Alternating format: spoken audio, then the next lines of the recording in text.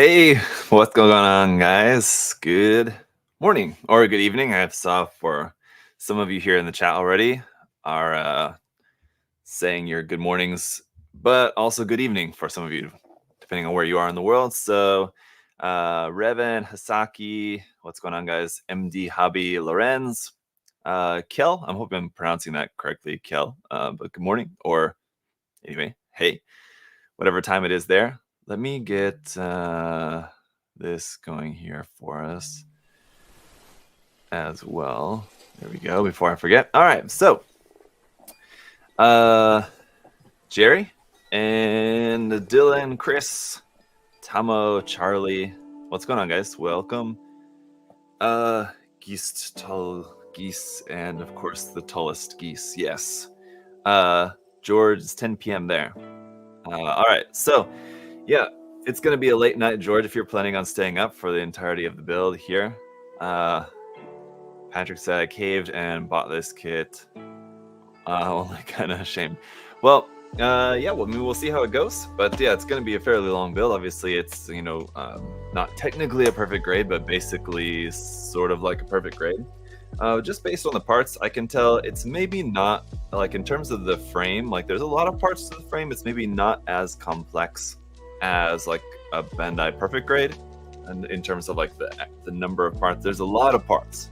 So just to show you guys here, we have this box, which is full, and then a second box, which is almost full of parts. So there is quite a lot of stuff. And while the inner frame may be like slightly less complex than a Bandai perfect grade, I think it has a lot of great detail on there. So I mean, I'd put it maybe similar.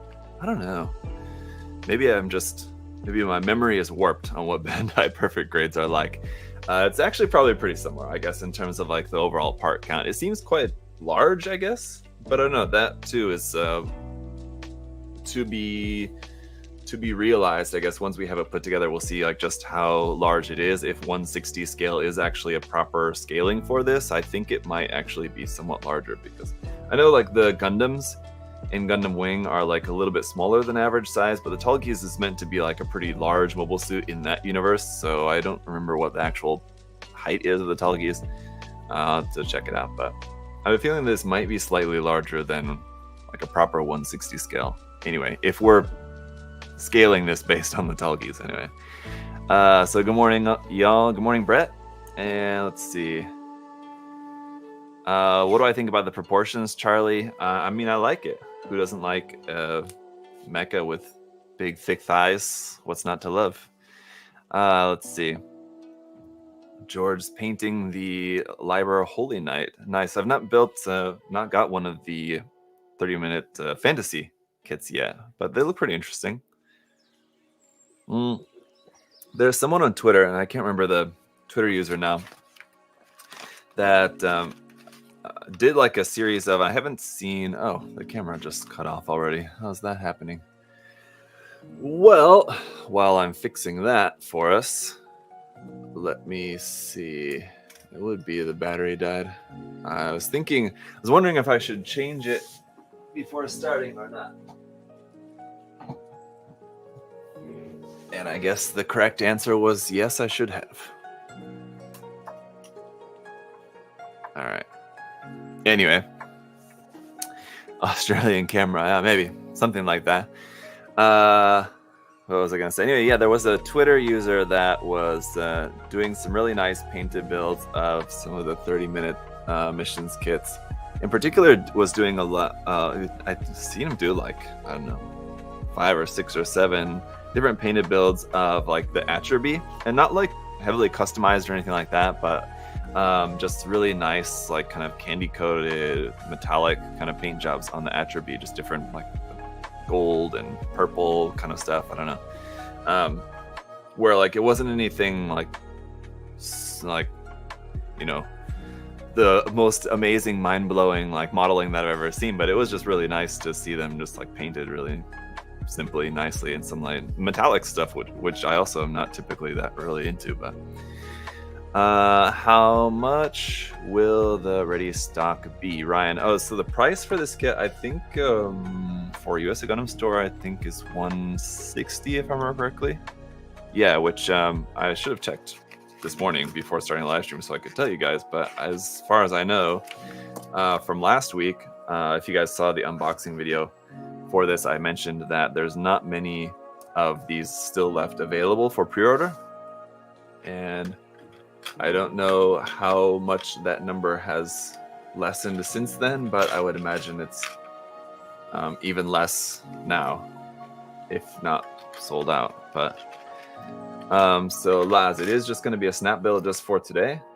I don't know if I'm going to be wanting to paint this kit at some point, possibly, maybe, but it's not going to be, at least at the moment, I don't think it's going to be anything that I'm like planning on painting soon. A lot of other stuff kind of in the works, as always. Now let's see. Okay. We're gonna start, I think we're just gonna go in order, so we might as well.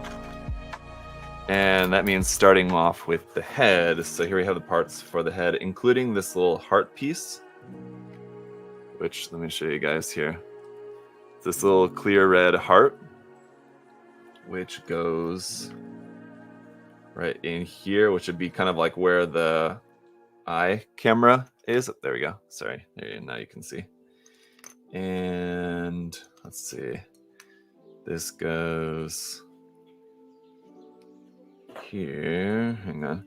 So yeah, that's the other question. I mean, like, whatever you think about the design, proportions, and everything else about this kit, the question is going to be just kind of how's the kit quality, which I feel like this is for the inside of the head there. You can see.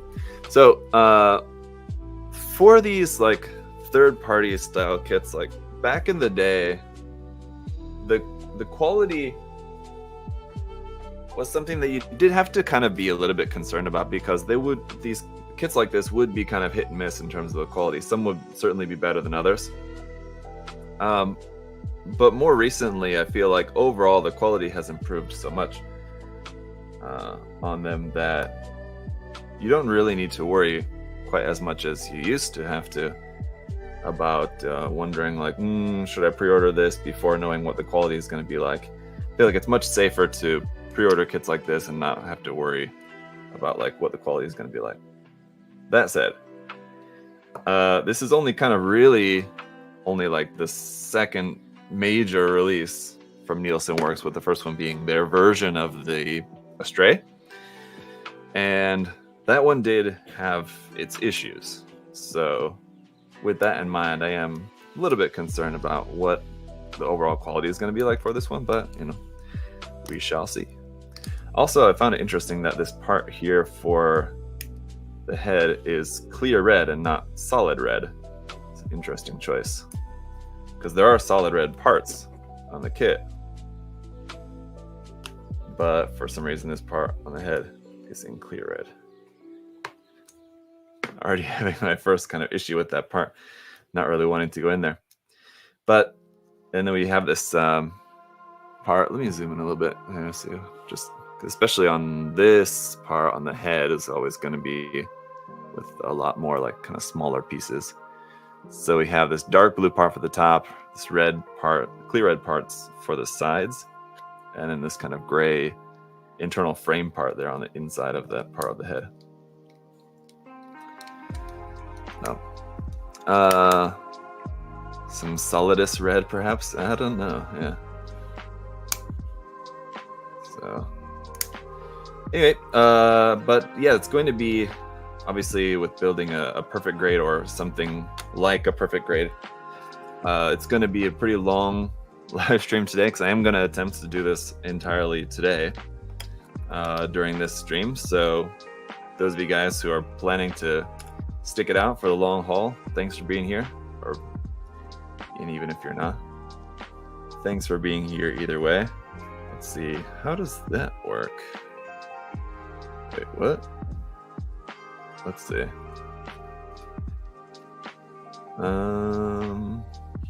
Okay. This part for the visor like doesn't want to fit in there. But so also, that's why if you guys saw my video, or not my video, but my post yesterday ahead of time about today's live build, I posted that I wanted to also just kind of make it like an AMA, just just to kind of help to pass the time, because it's going to be a lengthy build. So if you guys do have questions, unfortunately not that many people, I think, maybe just saw that it was an announcement about the live stream and didn't really pay attention to the part that it was also supposed to be an opportunity for you guys to post some questions for the AMA. Not many people posted questions, so if you guys do have questions, as always, feel free to leave questions there in the chat. If you can put your questions in all caps, that's fine, as long as you're not spamming the all caps, then I don't mind, and other people, I would assume, shouldn't mind. But yeah, if you have questions, it just makes it easier for me to pick it out in the chat if you put it in all caps, so feel free to do that. New hobby room is looking nice. Congrats on the move with the store. Thank you, Hazaki. Yes, it's looking nice so far. It's nice to have a much roomier space here so far. Hopefully I'll be able to keep it, fairly clean. So there's that heart part inside, and then it's just kind of covered up by the face mask here. So that's fun. I like when you don't see it too often, but you'll see sometimes, and especially like even in Bandai kits too, where they'll like hide a little things here and there. Like what was that Kirby kit had like some little hidden Easter eggs kind of like within the build, stuff that ends up just like getting completely covered up, but it's just kind of fun to see like while you're building the kit. So I like when they hide stuff like that. Just makes it a more interesting build process. These Vulcans. It's nice that the Vulcans are separate pieces. Always makes it easier to paint. But they're kind of tricky to get in there. There we go. Alright, so we got separate pieces for that. How's the fitting issue so far? So far it's pretty much fine. Nothing really too much that I can say on that front. But we're kind of just getting started. Should change my profile picture on Twitch. Should I? What is it? I don't know. I don't even know. Okay, Josh. I will do that later. Question, what's your opinion on the Takumi Studio Shinanju conversion kit? I never got one. It looked kind of interesting. It wasn't really to like my taste, like the styling of it. I didn't really like it that much, which is why I didn't end up getting one. But I mean, it's interesting. It's cool that it was a conversion kit that's all plastic, because normally conversion kits like that are resin. And so if you're maybe not as experienced, not as comfortable working with resin, it's nice that it's just a plastic conversion kit, which I would think would probably be something that would be maybe becoming more common, but I don't know. I thought that after the release of that kit, I thought, oh, this is going to be something I think we're probably going to be seeing more of in the future. But so far, that's kind of really been kind of the only thing. We do on the occasion, where is it? We do on the occasion see like not so extensive plastic conversion kits, but more like plastic, how would I even describe it? Sort of like conversion kit, I guess, but more like a plastic. What do you say? Anyway, where it's only like a few parts, or maybe a few parts of the frame or something, for example, that are changed. So you do kind of see that a little bit, but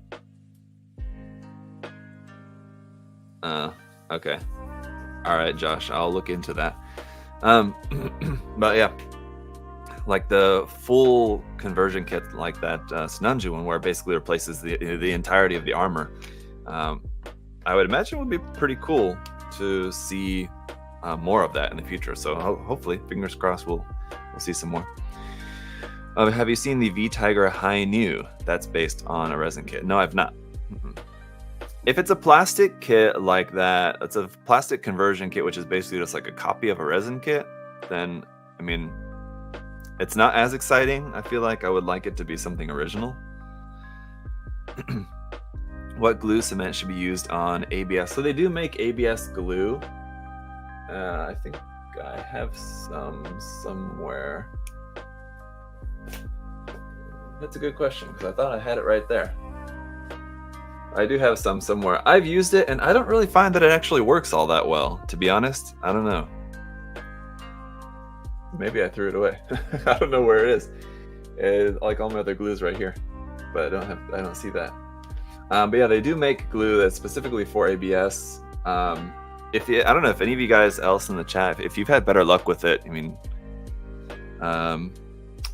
who was asking about that? Let's see. Plastic Magic. Oh yeah, I've not used Plastic Magic, but I have heard that's pretty good. So yeah, anyway. Oh, John was asking, so you guys can chime in if you have any other ideas for John. Super glue does work. It depends. It depends on what it is. Like if it's a pretty large part, or like load-bearing part, or something that's gonna be like a moving part or something. I mean, I don't know if super glue would be the best bet, but for just like small little parts and things, yeah, super glue works fine. Yeah, you can do that. All right, so moving on to the torso next. The head is done. Just to give you guys, I'll zoom in, give you guys a nice close-up look here at the head. So you can kind of see the inner frame part inside the clear part in the head a little bit. You may want to like paint that in like a metallic or silver or something like that, if you really want to be able to see that more. Alternatively, if you just want the head crest to be just solid red, just paint this clear red part to solid red. But the color separation, everything here on the head, and the fit so far is fine. I mean, this is just the head, but so far, yeah, didn't notice any issues. Nothing seems loose. Nothing was too tight. Other than like these clear red parts, pressing it together, you can see it's not totally pressed together right here. It's like a little bit tight right there, but that's the only thing so far. Everything else fitting together. You can see like these little bits of that gray inner frame poke out through the clear red part there on the head. So, I don't know, looking pretty nice thus far. Let's continue on. All right.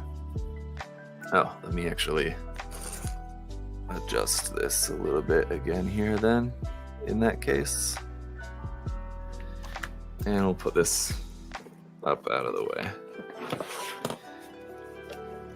A small LED would look cool, yeah. I agree. Kind of surprised actually, because a lot of these third-party kits, they do. I mean, I guess I don't know. Especially for something like this, you would think that they might like throw in like some kind of LED or something. It seems like a lot of them do like to include LEDs, but yeah, for whatever reason, not the case with this one.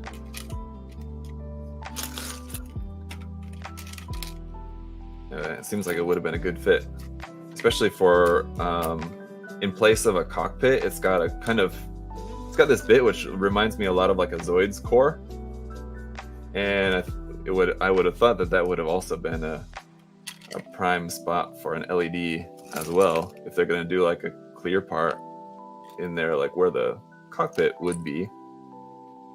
But strangely, no. Okay. Big geese, yes.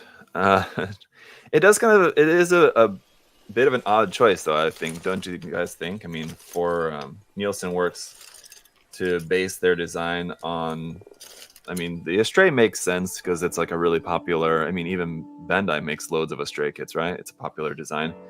Talgeese, though, is a little bit more obscure, I feel like. And I'm sure there's lots of fans of it, particularly among the Western audience.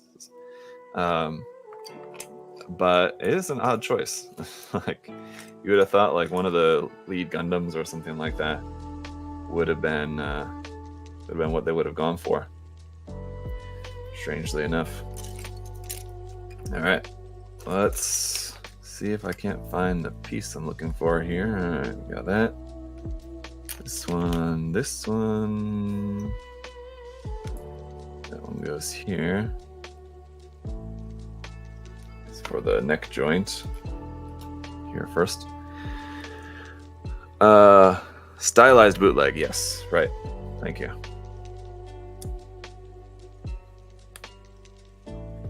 And oh, we forgot a piece there. That's not helpful. Try to stay focused here.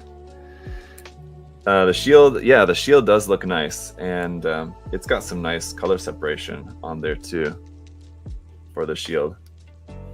One thing too is something that doesn't really matter to me, but I know it's something that a lot of people like to have pointed out when it's the case, but this kit does have quite a lot of undergating. Like almost everything was almost all of the gates were undergated, except if it was on like a spot where like it couldn't be undergated or something. Now this one is also kind of hard to press on, but I think it's just a matter of like, because you have like a few parts going together at once, and I think it's easier, instead of like trying to press everything together, it's easier to make sure that the first part is like pressed all the way on first, and then the second part's pressed all the way on second, and then the last part, like normally on it was a Bandai kit or whatever, I would just like put all the pieces on there and just press it, and they would all just like do like, what is it, like staircase or whatever. They would all press into place, but with this one, I think it's easier to do them one at a time, sort of. All right, and then we got armor, which kind of goes around again, kind of our neck joint here. And what's going on with you guys? Let's see. Mill said, I love the undergating.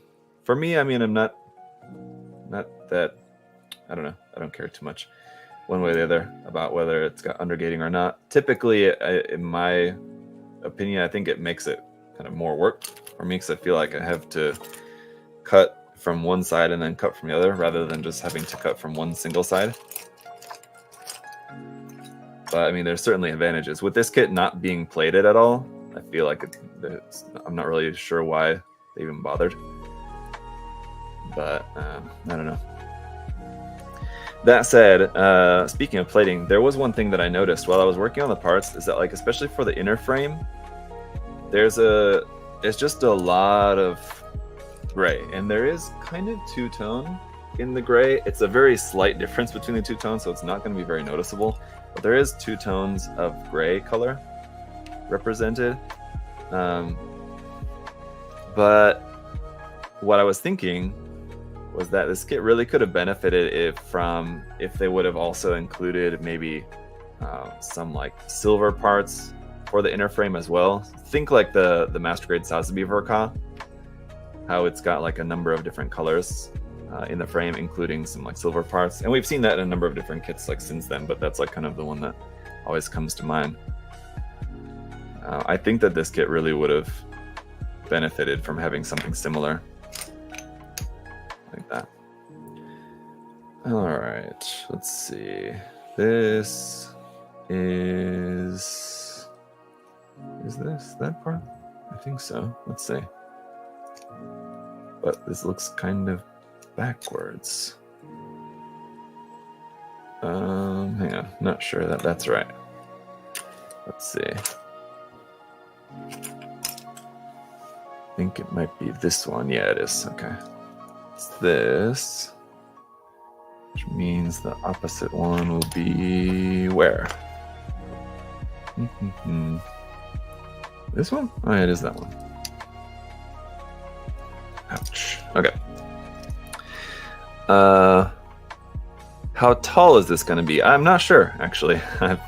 I'm sure you could probably find that information if you search online. I'll be able to tell you once I'm done, but at the moment I don't know what the height is meant to be. Sometimes will say like in the manual, or like in the manual or on the box or something. I don't think that information is on the box as far as I can remember. Woven said that it's taller than the PG ARC-782 Gundam. So there you go. Which, yeah, again, I'm not sure what the scale of, like, if this is really properly 160 scale, if like based off the Tallgeese or not. Oh, wait a minute. Where's that supposed to go?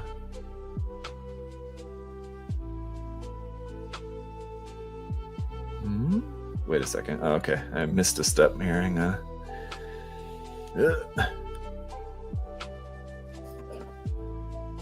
Gonna try not to do that, but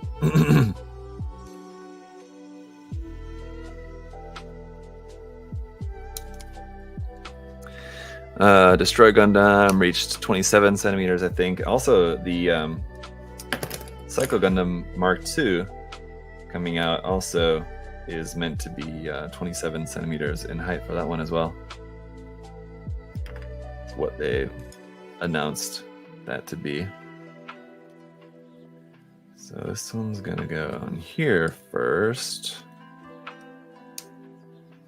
This is all for like the core of the mobile suit here.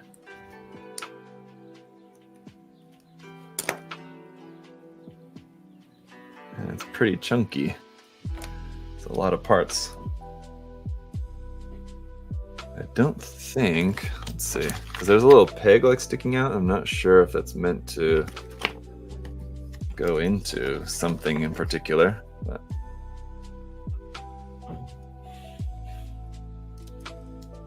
I guess not. I don't know.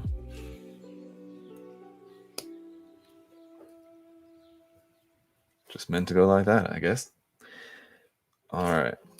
And then this one goes here. Finally managed to not get in one of these at the tail end. Oh, are you normally catching the live streams at the very end? Well, yeah, you're getting in at the very beginning for this one. Managed to kind of mess this part up a little bit there with the part separator, so be careful. I have noticed the plastic is a bit soft. It's not necessarily like a good or a bad thing, but just like something to be aware of.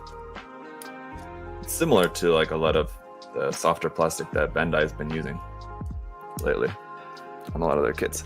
John Taro said, "Can I please get your opinion? Basically, I sold my Megami device Devil Strap and don't know what to replace it with. Should I get the Strap White version or get Shitara Kanashia?" Ooh, A21. A21, is that the version Ganesha or like the version Tenki? I'm not sure which one that is, but I do love the Shitara Kanashia kit. So, but the Straf is also really good. So it's a tough question. If you've already built, I don't know if you built it or not, but if you already built and sold your Straf, I mean, I'm not sure if you want to get another one. I really like both of those kits a lot. They're probably both two of my favorites in the Megami Device line.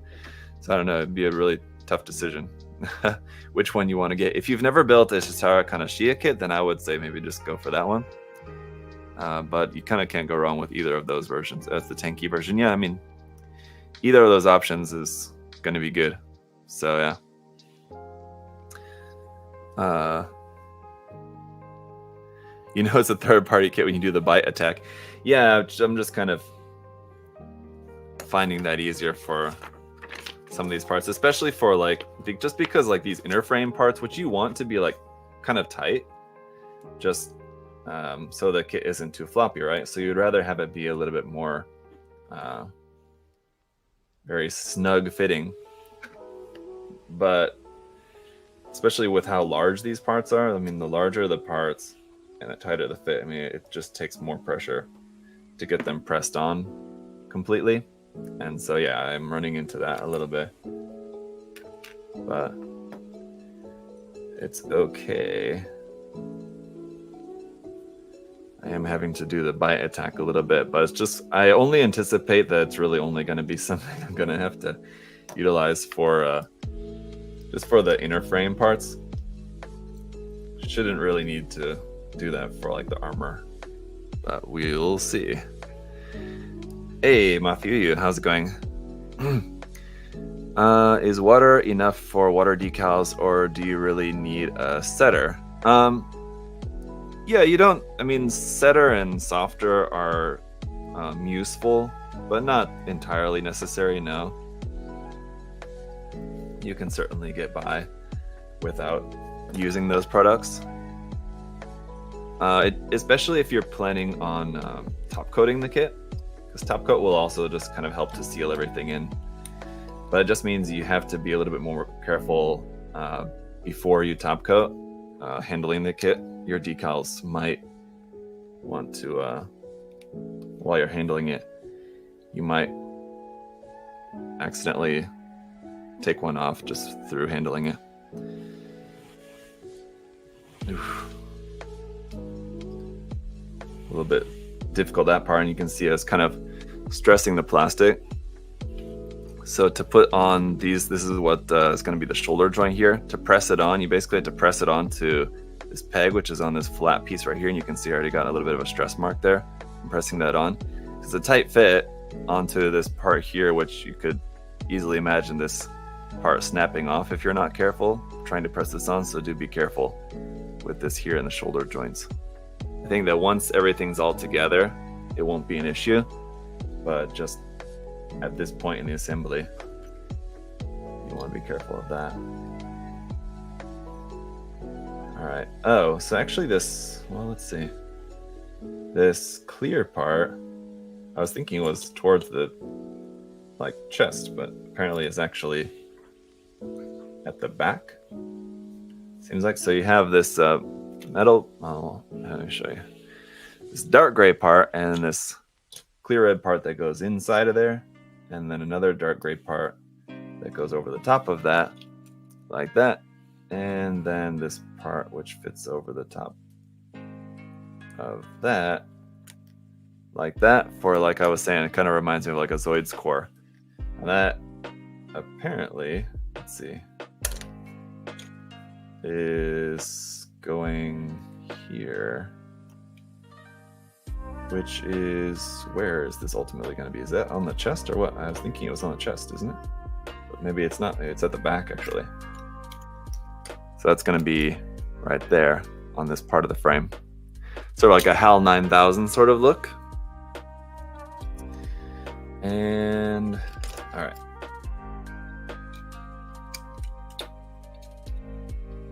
And then how's this one go on here? Yeah, so then we have these like these next parts should help to that part that I was talking about as a part you may want to look out for possibly breaking are definitely reinforced by these parts that we're kind of adding on the side. So as I expected, it's an area that is going to be reinforced plenty once everything is all built, but just as it is, just for the assembly of putting those shoulder pieces on, you are going to want to be careful. Or the arm connection parts, anyway, I guess I should say. Got these here too. Oops, that's not right.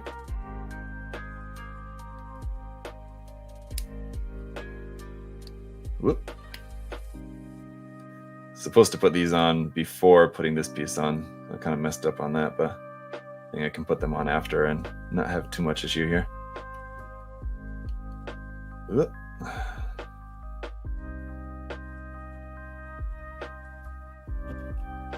All right. It took me a long time to remember this kit. Reminds me of those mechs from Power Dolls. Yeah.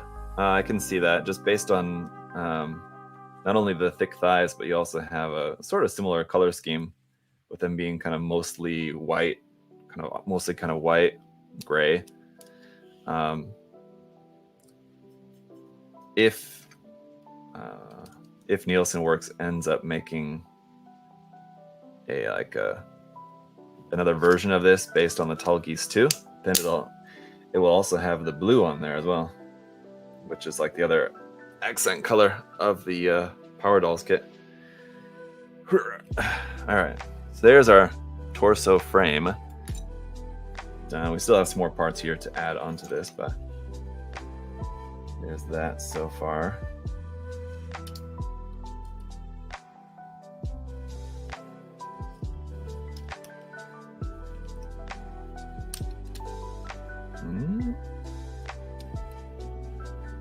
I think this needs to be like that. This is interesting. In order to get this piece on properly, I feel like you kind of have to move the parts of the torso kind of side to side to move different parts of the frame kind of out of the way to get these parts pressed in there on the side. But some really nice detail on there. Okay, next is this part of the chest.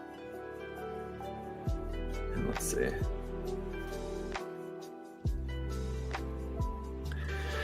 Let's see. Did you know?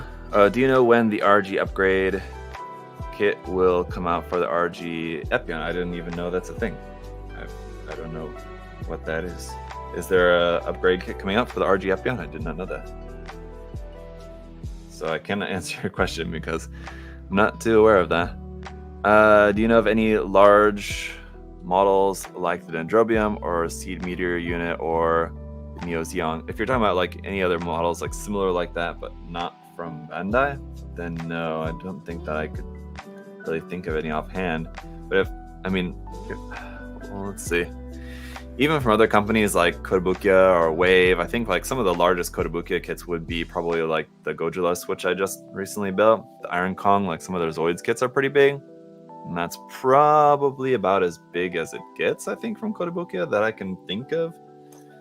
And even like Max Factory, I'm just trying to think if there's anything that I can think of offhand that they have that's like that big, or Wave or Hasegawa. Yeah, I don't know. Nothing that I can think of, but if you guys can think of anything, shout it out. Hendra, hello. Consider yourself noticed. Check up the news. Yeah, sure. So let's see. Got our little yellow vents here for the chest. Starting to come together here. Let's see. Adding on some of the armor here finally on these parts. And then we've got a really interesting kind of armor section, which is kind of like between the torso and the arms, which we're going to build here in just a second. I'll show you. Sort of, what's it similar to? Something, I don't know, sort of similar to like the Zeta Gundam. How it has like those armor pieces that are kind of like between. Oh, this is something that's also going to be, I think, not fitting on there quite right. I might have to pop this off and then try putting it back on again.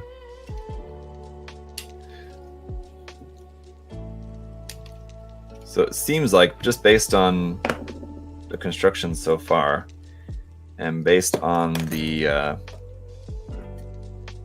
just the construction of the head and the torso so far, that where we might be running into fitting issues is areas where the armor has little hole cutouts. If you look here, these little hole cutouts are like here and here for bits of the frame to be sticking out.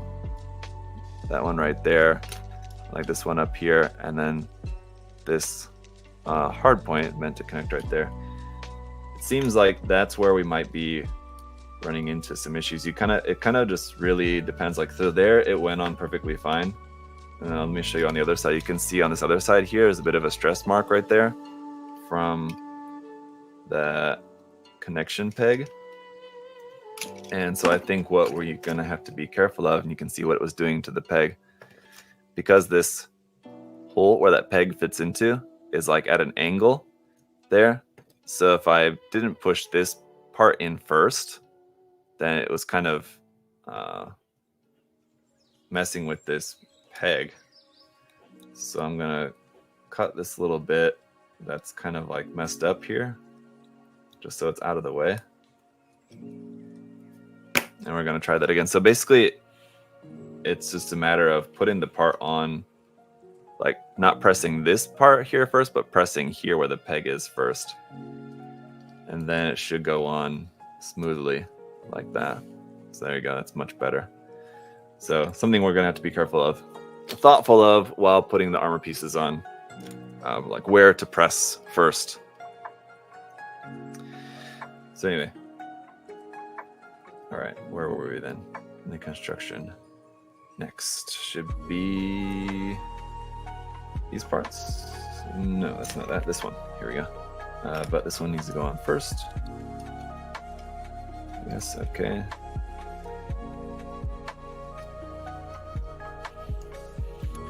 So that's there.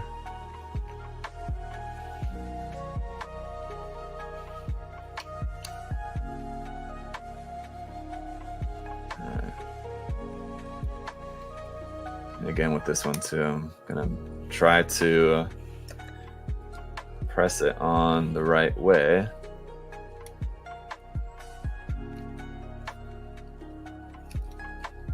Just so that it can go on properly. I think that's good. There we go.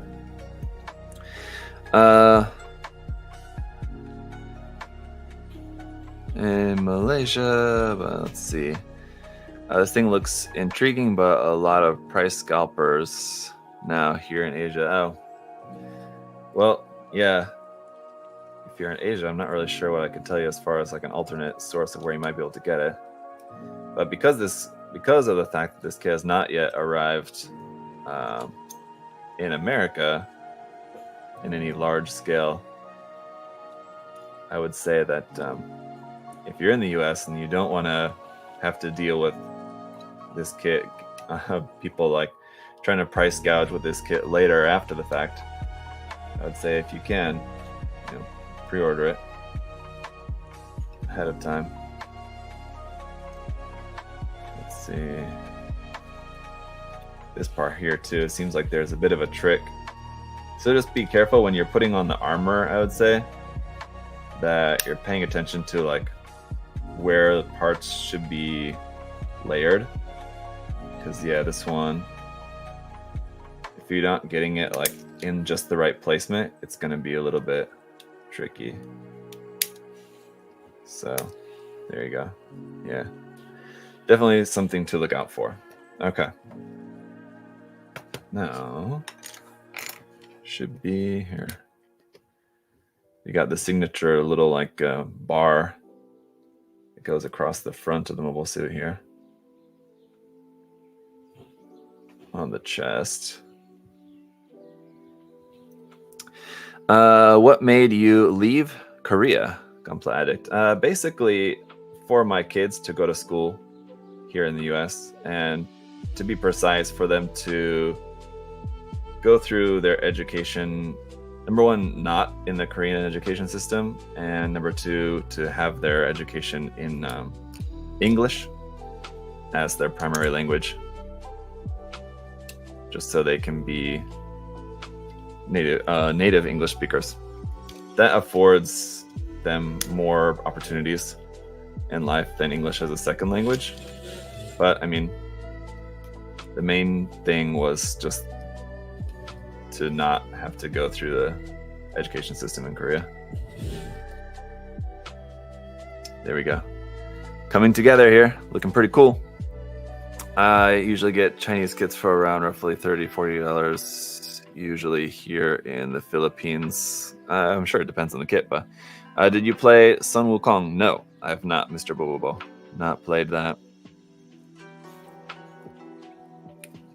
I have played a little bit more, slightly more games as of late, in that I've been playing a little bit more of my Nintendo 64 at home with my kids. But otherwise, mostly it's pretty much just still just Genshin on my phone. I have been playing Nikke, but really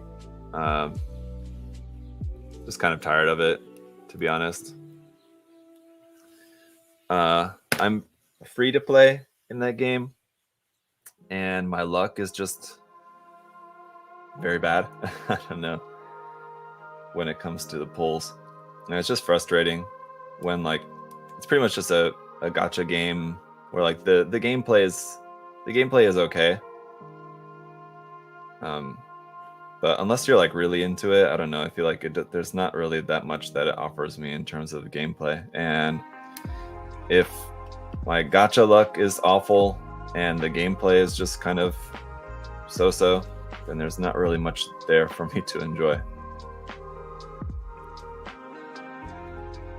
unfortunately. So yeah, if anybody's in the market for a Nikkei account that does have, I mean, I do have a lot of stuff. If anybody wants to buy my account, give me a shout, because I've been looking into just basically selling my account. I don't know if that's like feasible or not, but I don't know. What a HG Strike Freedom. $25. Is it worth it? $25 seems probably about average, if not slightly high for an HG Strike Freedom, I would say. So I don't think it was necessarily a very good deal. Maybe it depends on where you live. If it's US dollars in the US, yeah, $25 seems high. I don't know what that kit typically goes for, but that does seem on a little bit higher end. Let me see. Especially, I mean, it's going to be a little bit higher if it's the Revive version. You said Strike Freedom, right? Let me see. So the Revive version, yeah, I mean, like here at USA Gundam Store, it's $19.99. It is on sale. I guess I'm not sure what the usual price is. $25.99, so around $25. I guess it's pretty average. But I think you can probably, like, if you can find it on sale or something, you could get it for cheaper. What's the size of your cutting mat? So I have a few cutting mats here, like in this one, but it's like the largest size. I don't know. So 60 centimeters by whatever the other dimension is. I think it's 45, 44 in terms of like the centimeters that are on here. Let's see. I was just building an HG Zord. It's a nice build. Yeah, the Zord is a nice one. Definitely. All right, let's finish up. I have this piece here, which is not a part of the torso, but I actually don't know where it goes. So when I was cutting off all the parts in the runner, I couldn't find where this part goes. The fact that it's a single piece and not a doubled piece means that it's not for like in the arms or legs, because then we would have to have two of them. So it's either like in the head, which obviously we just built the head and it's not there, the torso, or like the waist section, or possibly like the center of the backpack, but I don't think it's there either, because I don't know. So we've got that piece, this one, which I'm gonna hang on to until we find where that goes. Let's see. So these are the parts like on the side of the torso that I was mentioning about, sort of similar to like the Zeta Gundams, that are kind of like floating pieces between the torso and the arms. And I think that's it. What about this piece? Did I miss putting this on? I did miss putting this on somewhere. Where? Way back there. Hopefully I can get this on without having to remove a bunch of stuff. I think I'm in luck. Fortunately. Oops, almost. Hang on. Not quite. I'm gonna take another stab at that. If we can bend this a little bit easier. There we go. All right, let's see. There we go. That's good. We do have an extra piece here as well for the cockpit hatch, which unfortunately is not like an actual working cockpit hatch. This is a bit of a shame. You have the option of whether you want to have that in red or in dark navy here. I went with red since that's what's on the box art. But you have a choice there. So let's finish up this torso and put on the head. So,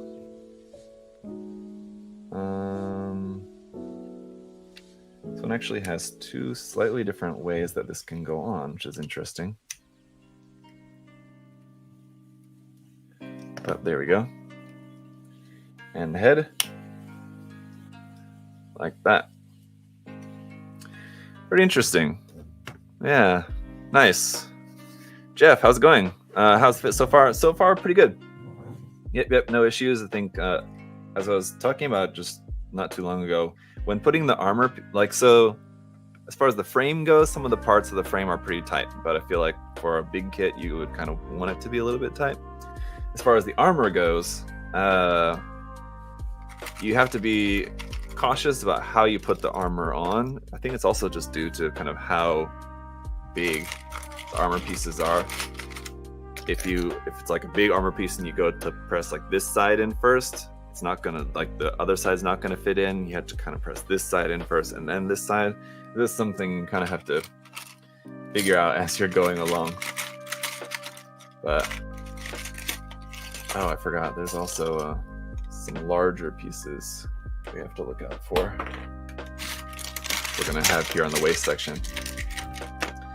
But keeping that in mind,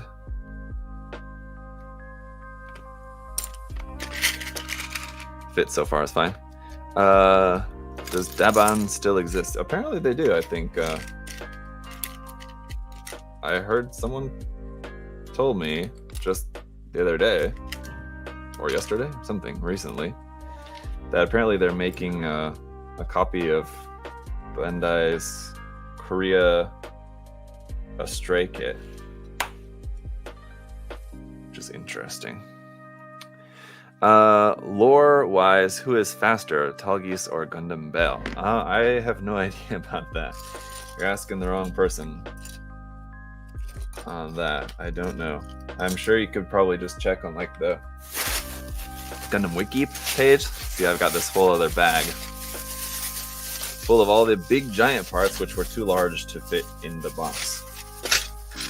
Kind of like I had to do with the Zoids kits.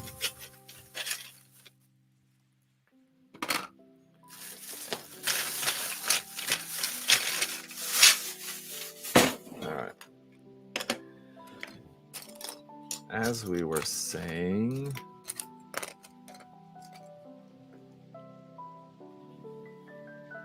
the RG upgrade kit for the Epion is being released by Effect Wings. Okay. Yeah, I don't know about it. I'll have to check it out.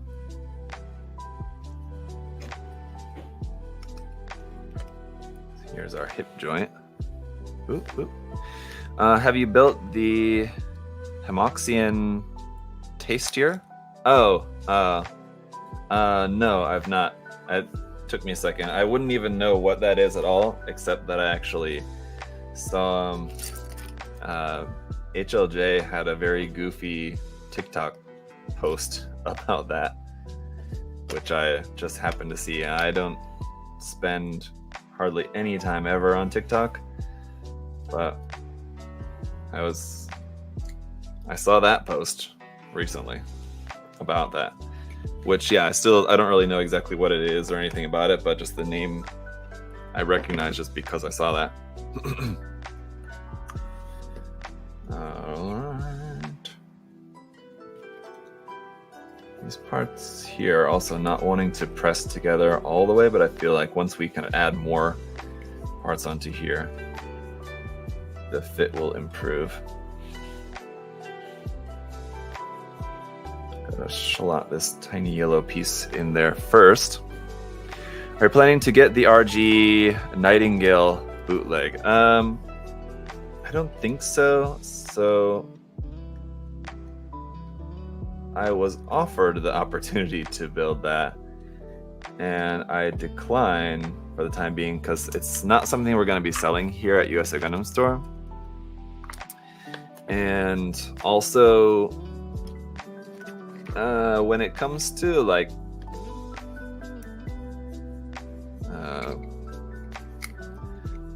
possibly copyright infringing kits. I want to like play it sort of safe here on my YouTube channel generally, I guess, is what I would say. This one's kind of somewhat of a gray area. I feel like it's pretty close to not being gray, but it's like sort of close. But yeah, the Nightingale is a little too on the nose, I feel like. And you're probably thinking like, is it really that different from this? And you're right in that it's not that different. But yeah.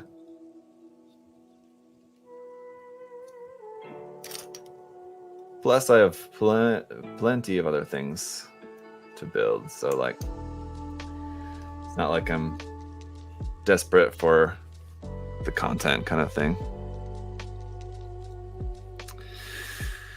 I want to 3D print this Zaku upgrade concept. Is that like big, like 1/35 scale Zaku 3D print thing that I've seen people working on? Can't say I'm a fan of the design, but it's a cool concept. This little yellow piece that fits in the front keeps falling off. I'm just going to leave that out for the time being until I can actually secure that in with some other piece or something. Let's see.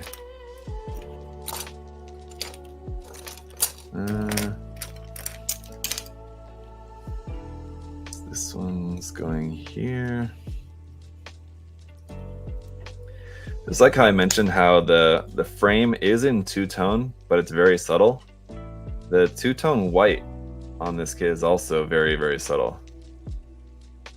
There is two separate tones. One's like off-white and one's a slightly more off-white. And it's not too apparent.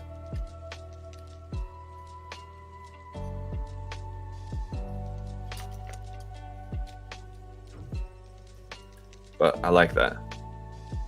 Definitely more subtle is better when it comes to two-tone coloring. Oh yeah, okay. So this piece will hopefully then help keep that little yellow piece in place. If not, I might actually whip out the glue and put a little dot of glue on that little yellow piece if it's going to insist on coming out, but hopefully it will not now that we have the rest of these pieces in place here.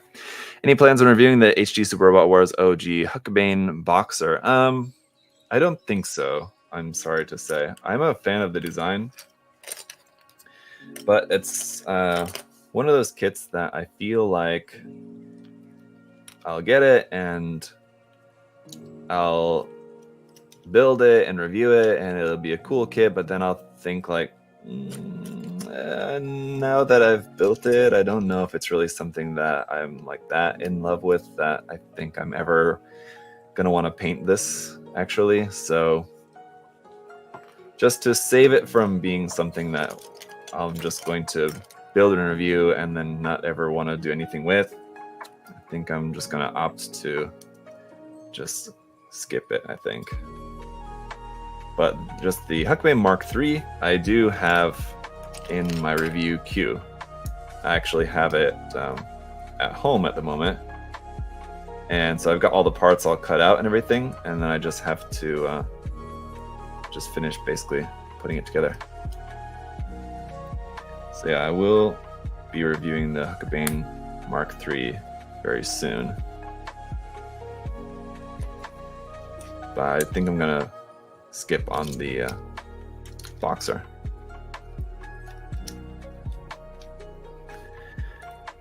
Ooh. Wish the Tuggies got an official PG. Yeah, seems very unlikely. Like I was saying earlier, I think it's interesting that this was even made at all. But okay, we got these front skirt sections here, which we got to put together. Let me see if I can decipher this. because it has us putting together the left side and right side front skirts are obviously going to be mirrored. The instructions only show you the one side, so you kind of have to figure out the other side on your own. I feel like it's not going to be too bad, but at least just for the first couple of pieces, I had to kind of figure that out.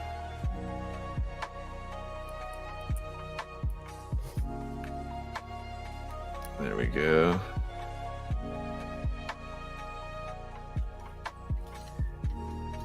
That's on here like this, I think, right? It's this side? Yeah. Here in on the torso, we didn't really have a whole lot of white sections of armor. Hang on. I think this peg is actually supposed to be in farther. Is it or not? Yeah, it is. Oh, there it is. Oh, ooh, that's snug. The peg is supposed to be in farther for this front skirt, but it's a little tight.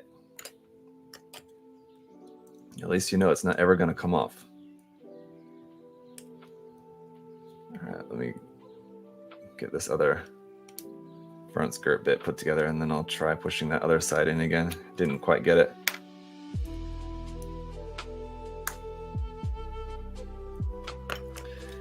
Might have to resort to some technology.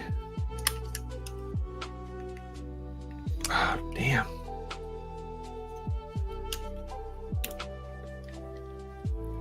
There it is. Really had to push that one. And this one too, another case of the order of how you push the armor on this front skirt bit. It's going to determine how well it fits. So I'm going to pop this off and try it again. Do you RC bearing oil for tight pegs? I guess it's, do you recommend using bearing oil for tight pegs? I've not ever used that, and I wouldn't say it's probably not necessary. I mean, I can't imagine that. Well, speaking of tight pegs, this peg just broke off in there. Let's see. Which should be fine. If this will either go one way or the other. But what I might have to do is a little bit of surgery here just to get this out.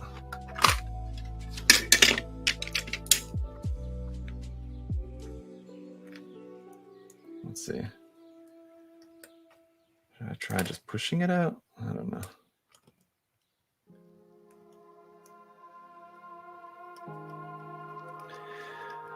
Uh-oh. Oof. Yeah. It's okay. It only broke because I was trying to remove the piece that I already like pressed on there really tightly.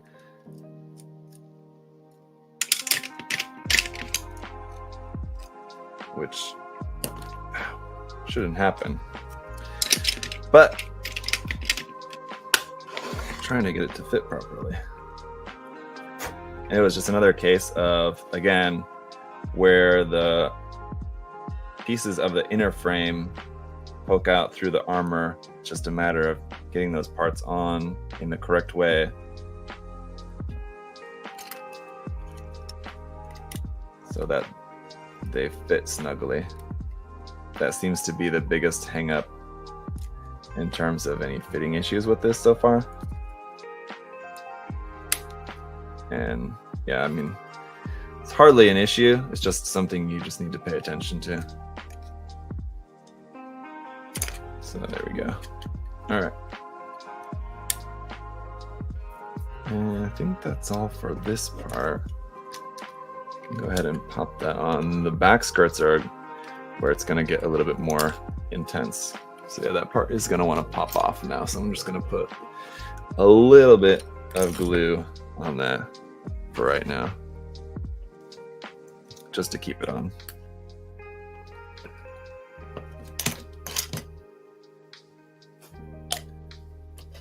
little bit so that I can still get it off later without too much of an issue. But at least it's not gonna be like falling off right now anyway. All right, now glue time. Yeah.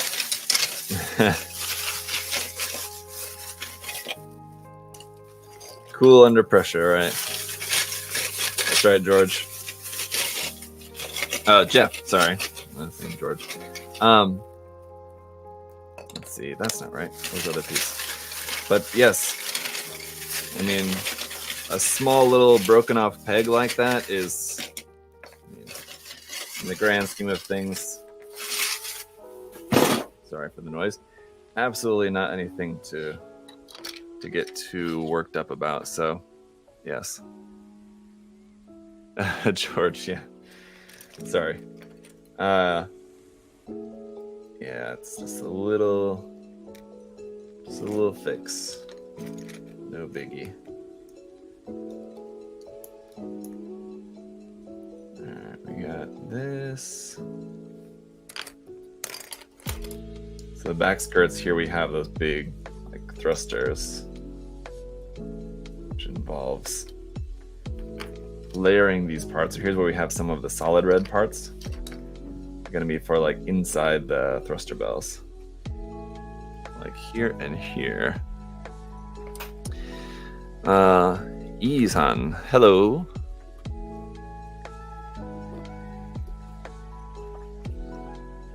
What's up, Alfredo? What's going on?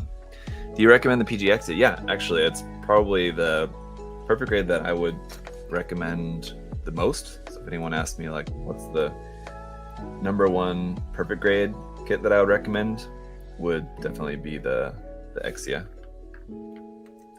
I think, especially with the lighting kit, I should say, like, you're definitely not going to be getting the full experience without the lighting kit.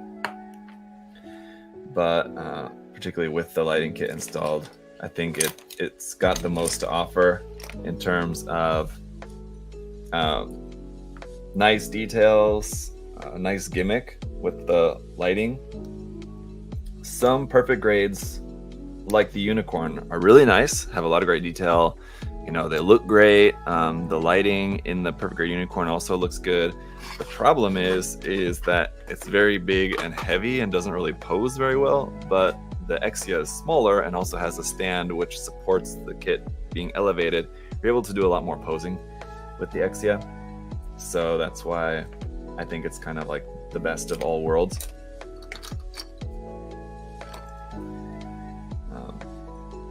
There's a lot of great options in the perfect grade line. Well, I guess the RX-782 is also, of course, like the Unleashed is a great option. The only thing is that it doesn't have a stand. So that's kind of the only downfall of that one, where I would put the Exia. I mean, but there's a lot of great things about the perfect grade RX-782 Unleashed. So I mean, I guess there's pros and cons depending on what you want to do with it.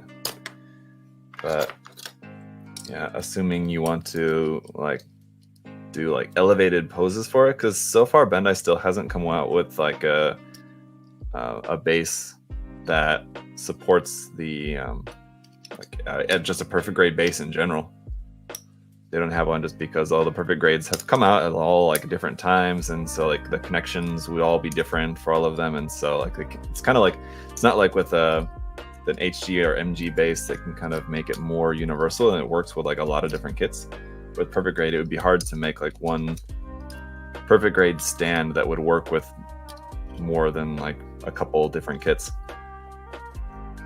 essentially. So but it's still kind of a shame they haven't come out with the stand specifically for the RX-782 Unleashed. Like, honestly, it really should have came with one in the box, but it already had so much different stuff in the box, like between like the photo etch parts and all the different armor and frame layering and everything like that. I mean, it's already a lot of stuff in there. So I mean, I guess it kind of makes sense why they didn't want to then also, on top of everything else, also include a stand in the box, but it really would have been nice. All right. as you can see here, as you're maybe seeing so far, this is just this is all the parts for the back skirt thruster parts there.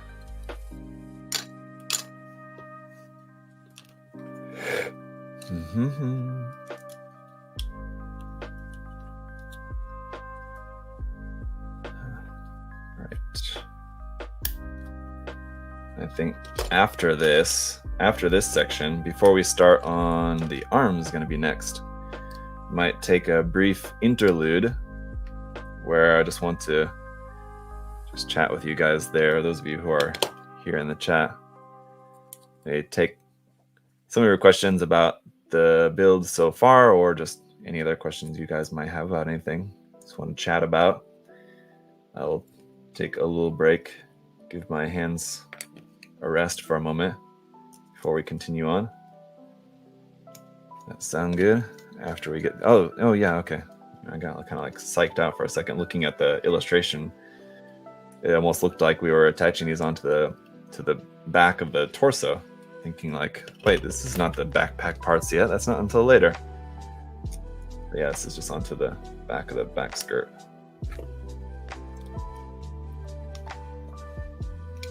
Oh, yeah, I think that these are part separated. So we have like this main armor piece, and then these little bits here on the side are part separated. And I was thinking, like, what's kind of the purpose of making that a separate part? I guess maybe it is a pretty large part, and just like the complexity of the shape, maybe it's just kind of typically why they would separate that into a separate piece. But I think it might also be for the inevitable variation or variations of this kit in the future, and I think probably those parts will be separate colors, like blue for the main piece and then white for the side pieces, something kind of like that. So there's our back skirts, and he's got a lot of junk in the trunk already, as you can see there from these big massive back skirts, and these do open up. Let's see, I think like this. We should, well, we don't want that to completely come off like that. How do we open this up? I guess I should check the manual, probably how to actually do it. Not like that. Hang on.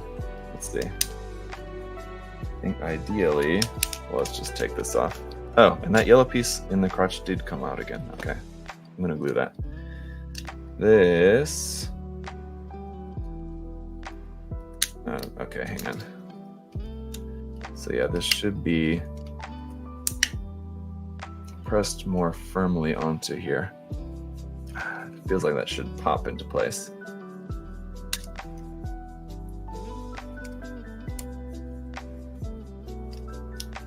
Let me see if I can't get this to pop on here properly.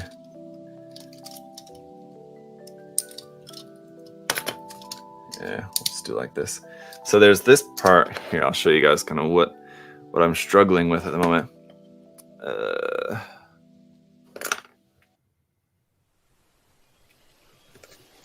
Right here. There you go. This part fits on top, and basically this C-clip needs to fit on that bar right there, which is what it's not pressing onto.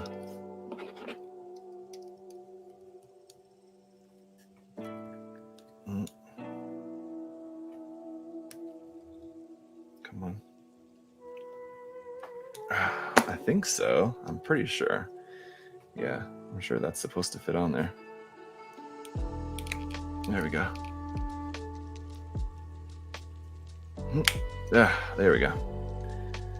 So I think I would recommend you guys to do like I did, to push that part on there first, because then when you go to attach it onto here, let's see, it should be easier to actually work this mechanism here.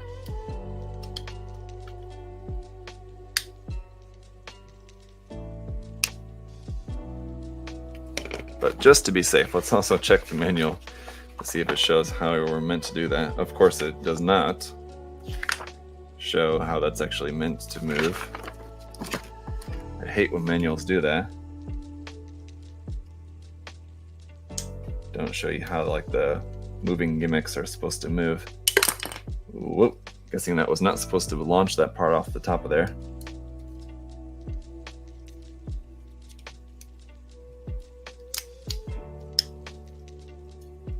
That's there. Let's see. Try like, okay. So there we go. Basically, yeah, it can like push up from the bottom. That part pushes up and opens up like that. Let me zoom in again. I'll show you guys here. So this part here on the top that I put on needs to be like tucked in underneath this part here on the top, and then you can basically just push this from the bottom and pushes that thruster open there like that. So a little bit tricky, and wish that was explained more clearly in the manual. So, but that's what we're here for. Give you guys the heads up on some of this stuff, because if we do try on this one, I guess it worked, but then it's kind of coming loose here because it's not attached together properly. So I'm going to do the same with this one here. Try to get this piece on in the right proper way.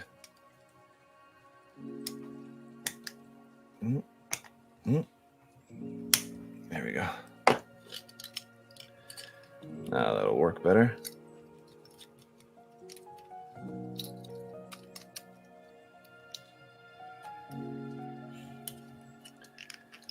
So it just takes, there we go, a little bit more figuring it out than it does normally. Okay. That's fine. And yeah, for this part here on the front, this little yellow bit that keeps wanting to slip out of there, I don't want to lose that, so I'm gonna put a little tiny bit of glue on this one as well.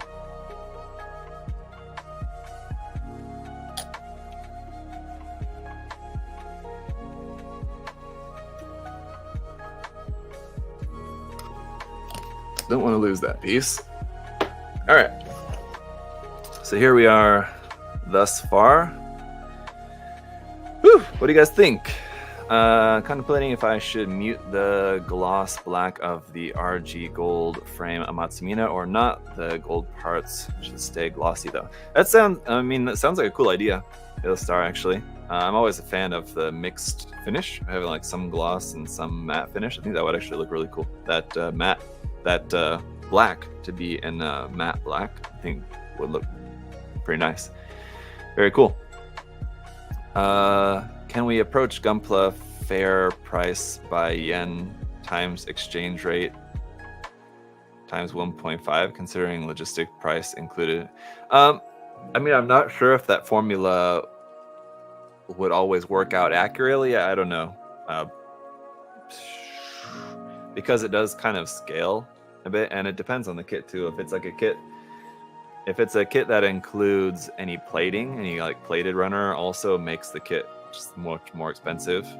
Where like the cost of shipping a kit, if you have two boxes that are like, let's say, let's just like say the HG new Gundam, there's like a titanium finished version of that, right?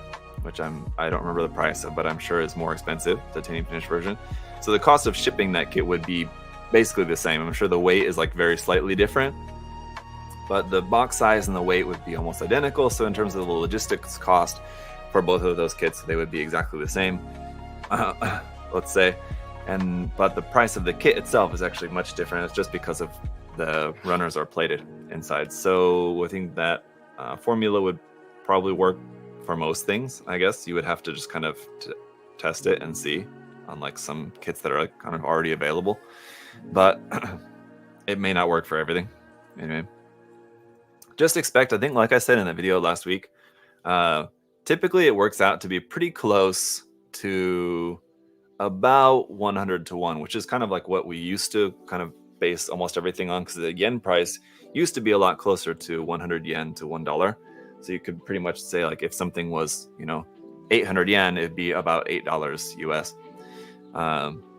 That's much different now, but that's still probably a pretty close way to go about figuring the prices for Gunpla, because yeah, an exact exchange rate if it's like 6,000 yen for like the new Vidar, for example, it's like 6,000 yen converted.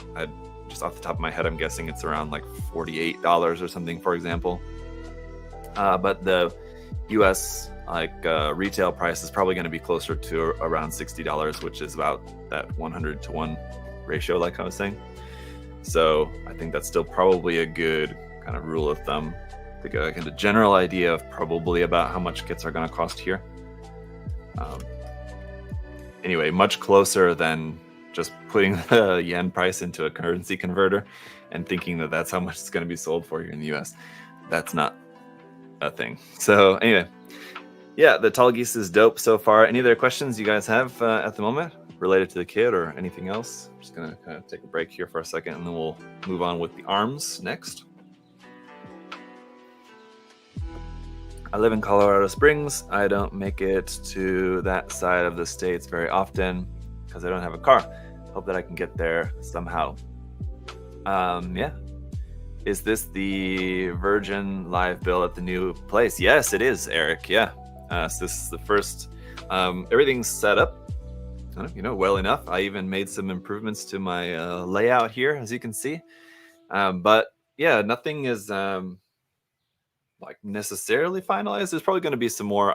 There's definitely going to be some more improvements that I just want to make to kind of like the live streaming setup and everything. But we will see. Anyway, yeah, we're all kind of set up so that we the main thing is that everything's working. So like the recording space is working. Obviously, as you guys saw last week, I was able to record and put out a couple videos. So that's set up and working. This live streaming space is set up and working. Everything's functional in the room right now. There's still basically just some aesthetic stuff that I'm going to work on here in the room, hanging some of my art and stuff that I have. So I've got art to hang up on the walls and things. I have my wood stack, you can see right over there, that I want to put on the wall here just to add some more nice decoration to the room. But it's all functional now. How am I doing, Rick? I'm pretty good. Some of you guys may have noticed this. Some of you noticed last week I got this thing going on, which looks a lot better today. But yeah, I have like a bloodshot eye here. Like a burst of blood vessel in my eye. Some of you guys noticed in the video. But I'm actually going to the doctor tomorrow to get it checked out. I don't think it's anything, but it's just I think just from the overexertion of moving, and it was really hot and dusty and everything. So I think it's just the overexertion. I burst a blood vessel in my eye. Not a big deal. Otherwise, I'm okay. Tired, but doing okay. Someone asked, I think, have you taken your kids to Disney yet? Actually, no, not yet.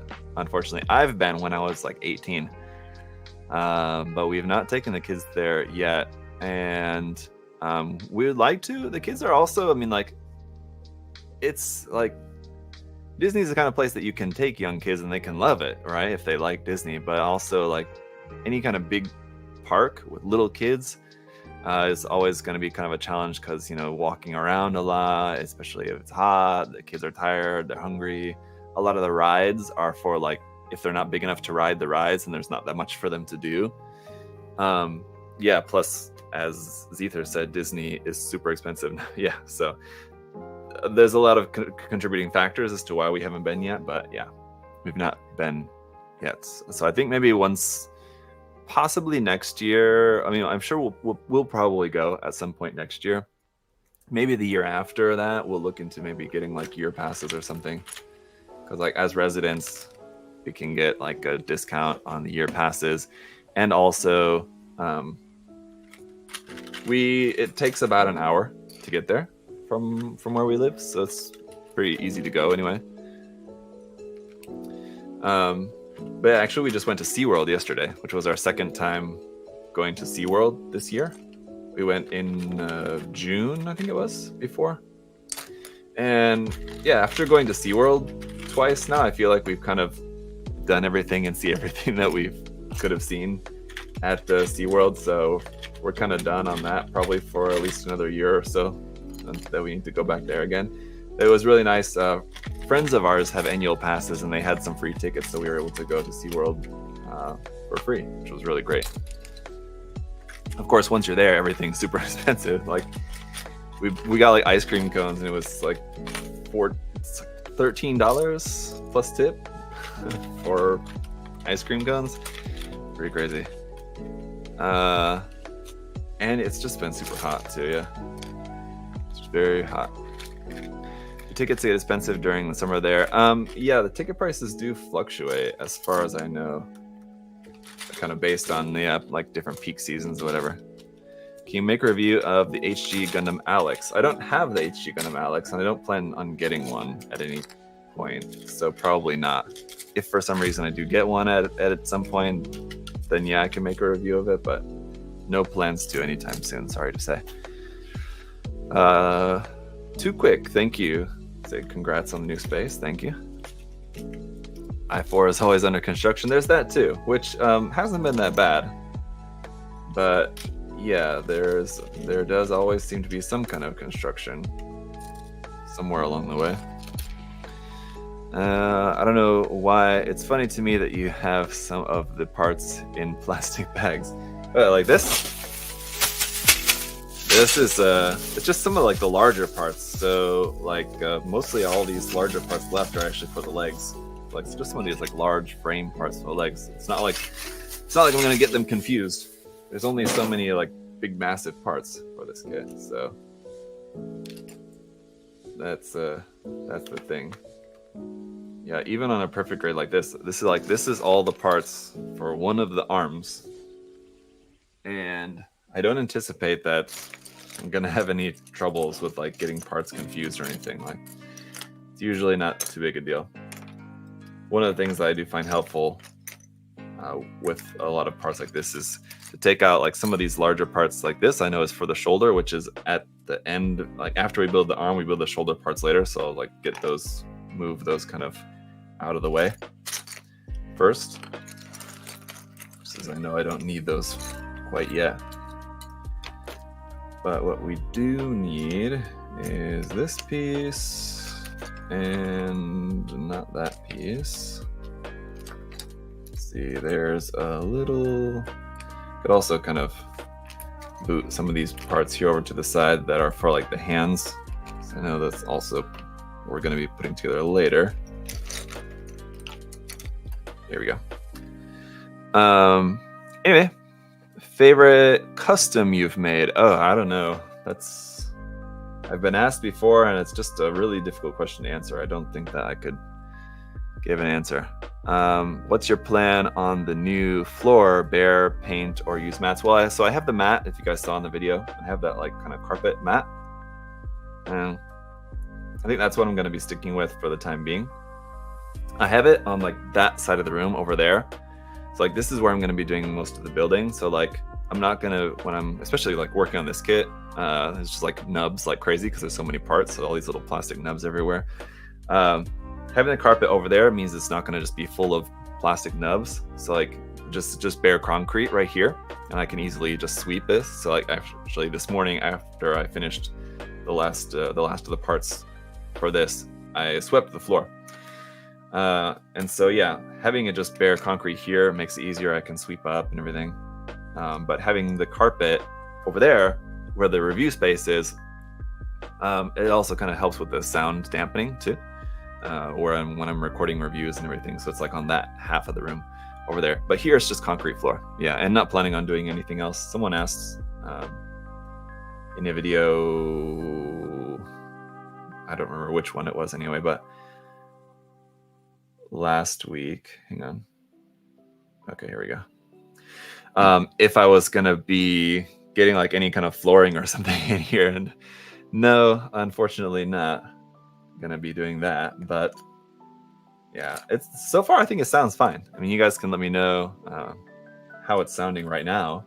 But even on like the recorded reviews that I recorded over there last week, I think that the sound is okay. That was one of the things I was definitely concerned about, but I think it's sounding fine so far.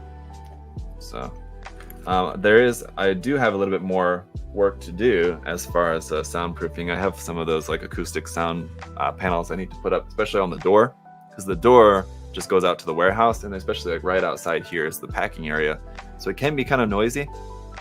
And putting the acoustic sound panels there on the door should hopefully kind of cut down on some of the sound coming in. But in terms of the sound here in this room, I mean, considering it's just like bare walls and concrete floor, you would think it's not very good. And as you guys may have seen in the video earlier, kind of when I first showed the space, I mean, the echo was awful.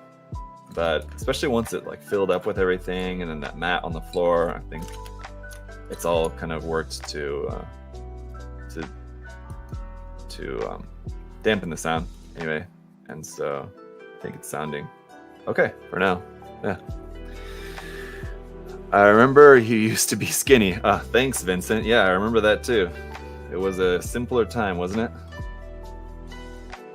Yep, that tends to happen, you know, as you get older, you have a couple of kids, you know, you move to America. America's not exactly the country known for people staying skinny.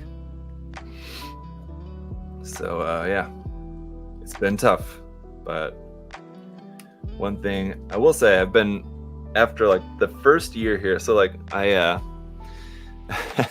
it's fine. So even in Korea, I didn't drink that much soda, like Coca-Cola or whatever. I didn't ever drink that much. Maybe I would have it maybe like once a month or something, I guess. And let's see, hang on, let me see this part and make sure I get this on here correctly. But then moving to the US, they just like sell, you just like kind of have Coke or soda like with everything. And so for like the first year here, I definitely drank a lot more soda than I did previously before living in Korea. And I was like, it's not good. And I didn't like it. I mean, I like it. That's the problem. But like, I didn't like the fact that, you know, it's just unhealthy. So it's not good for like your weight. It's not good for like your sugar. It's just too much sugar. It's also not good for your teeth. So anyway, I quit drinking soda, and now it's been like a year and a half more that I've not been drinking soda. So I'm glad about that. And then also basically quit, I won't say entirely, but basically for the most part, quit eating like other sweet stuff too, like chocolate, candy, cookies, donuts, and that too. It's not like something that I used to eat like all the time, nonstop, but you know, now and then, and especially again, like living here in America, it's just something that's just around all the time, and people eat them like crazy, that kind of sweet stuff. But just basically kind of my goal is to just not be addicted to sugar is the thing. And again, it's not like I was, but I could feel like I was getting like a kind of like sugar addiction. People talk about it like innocently, like having a sweet tooth. I think like especially here in Korea, and it might be, or especially here in America, it might be similar in other countries too. I mean, just because the amount of sweets that people consume all the time. Oh, damn it. I forgot this piece. Unfortunately, I think I can get it back easily. Yeah.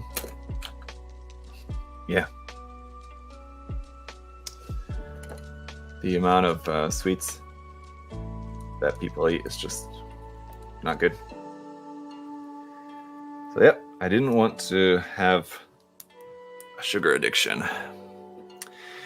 Wait, I'm a Korean living in the US now. How was Korea for you? It was great. I mean, I lived there for 10 years, and had it not been for wanting to move back for the sake of my kids, I would probably still be there.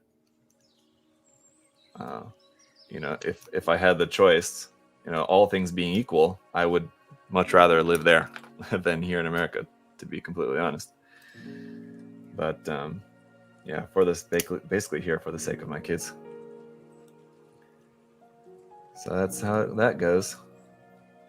But you know, we're making the best of it, and so I'm very fortunate that I have a pretty cool job. It's not a bad gig being able to do this with you guys for a living. Ever thought of moving to Japan? Yeah, I've certainly thought about it. I mean, of course, I did live in Japan for a year as well. So actually, when I moved to Korea, I was in Korea for 2 years, and then I went to Japan for a year, and then back to Korea.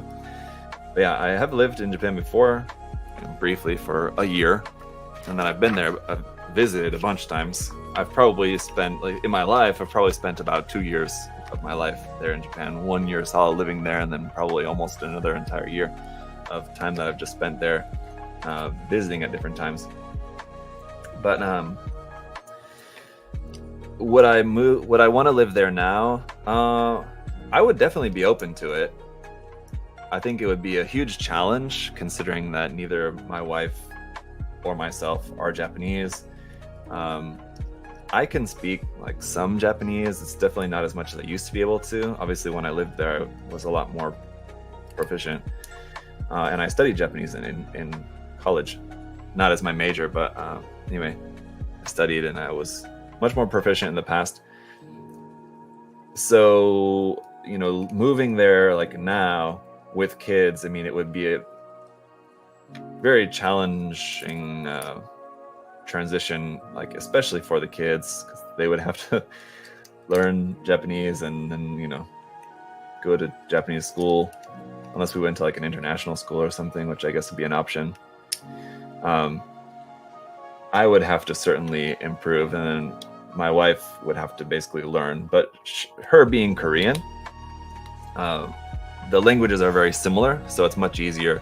Between the two of us, it would actually be a lot easier for her to learn Japanese than it would be for me.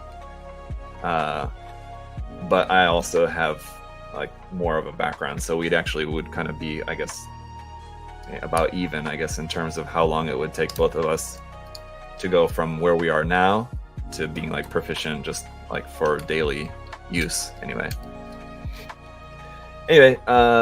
Ultimately, it's something that my wife, I know, is just absolutely not interested in, so that's kind of the main thing why I know it's definitely not something that's ever going to happen. I mean, I don't know, unless we had some kind of ridiculously amazing opportunity come upon us that was too good to pass up. Barring that, I don't see that being an option. I don't see that being something that's going to happen anytime in the future. So hard to cut out all the sugar and soda. I know, man, especially here in the US. That's what I'm saying. It's just sugar and desserts and soda and cookies and donuts and everything all over the place all the time. Here in the US, it's just a part of life living in America. And yeah, it certainly is a challenge. Now, this part, I'm pretty sure I put on the wrong one. So everything was going very smoothly here on the arms for a moment, but I think I've got the wrong part on here. Let me just see. There's this little yellow piece, and I think it is slightly different for the left and the right side. I think I got the right one on there, actually, just by happenstance. But I'm not entirely sure. Gonna try switching them around and seeing if it is a better fit. Once again, we're coming to the point where I'm noticing, I wouldn't say it's fitting issues, but we're the only point where I'm really having to kind of take a minute to struggle a bit with the fit of the parts is only on the armor pieces. And yeah, I definitely had these yellow pieces correct the first time around. With the armor pieces, just because of the way of how the parts of the inner frame fit through the armor. It's just a matter of getting everything all lined up and all that. It is a little bit annoying. I wish that they would have given you that information in the manual. Like sometimes Bandai does that. They'll say like to press this part of this part first when you're putting it together. Sometimes Bandai will put that information in there, which is very helpful, just to ensure that the fit is correct and also that you're not going to like break something. Sometimes on like delicate parts they'll put that information there just to give you a heads up. But yeah, kind of wish that they would have done something like that with this. Wasn't exactly expecting that they would. Did you custom paint the Gojula? So no, not entirely, but I just repainted all the blue parts to orange. And so it's like a half custom painted. It's not even half of all the parts, but it definitely gives it the look of being a custom painted Gojulas, yes, but it's not actually fully custom painted. Alright. Here. That's it for the arm. Then we just have like the connection piece here. What I'm going to be interested to see is how the connection piece works for this, because definitely one of the issues that different versions of the Tallgeese always suffer from is how it actually wields the Dober gun. Because of the way that it's like connected to the shoulder, it's always a bit awkward. The way that it actually like holds onto it. Is that not the right part? It definitely is the right part, I feel like. All right, yeah, okay. So I'm anxious to see how this is going to actually work. Actually holding on to the Dober gun. Dober gun? I don't know. What's the correct pronunciation for that?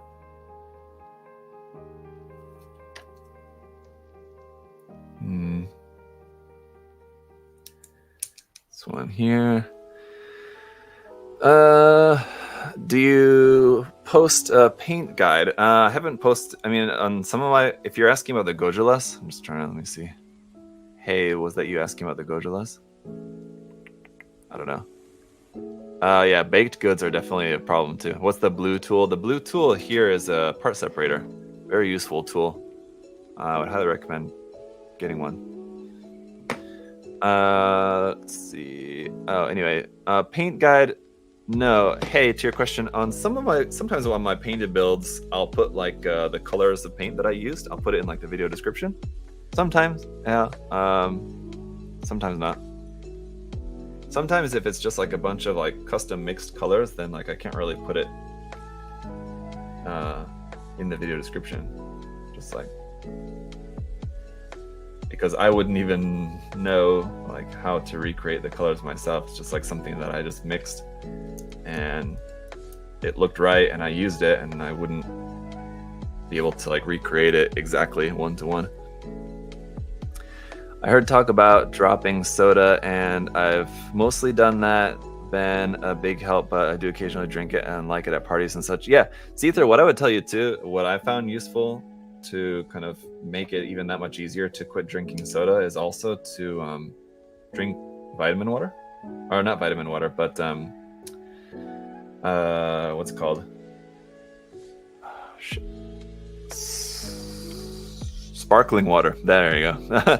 Sparkling water, because then if you're like having like a craving for like that kind of like a sort of sweet, the thing with like sparkling water is it's not very sweet, which is good, but it has like a little bit of flavor to it at least, and it gives you like that bubbly sensation. So that's good like in a pinch when you're having that craving, and it's definitely a lot better for you than soda. So try that. Try just having some like, get like a box of sparkling water and just keep it around. Is there a trick to pushing on this shoulder? I don't think so, right? No, it's just a tight fit on there. Almost a little too tight. I don't like that. want it to be pretty tight, but I'm wondering if I should sand this peg a little bit because I don't want it to be like too extremely tight. And let's see.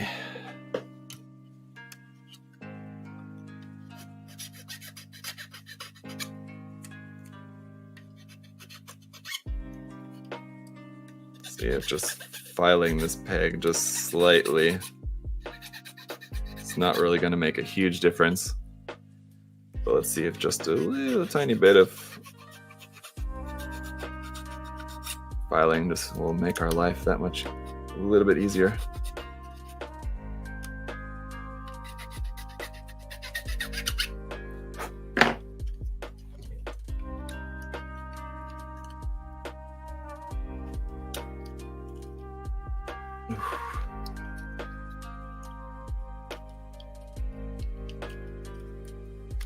It is snug, but yeah, all right, there we go.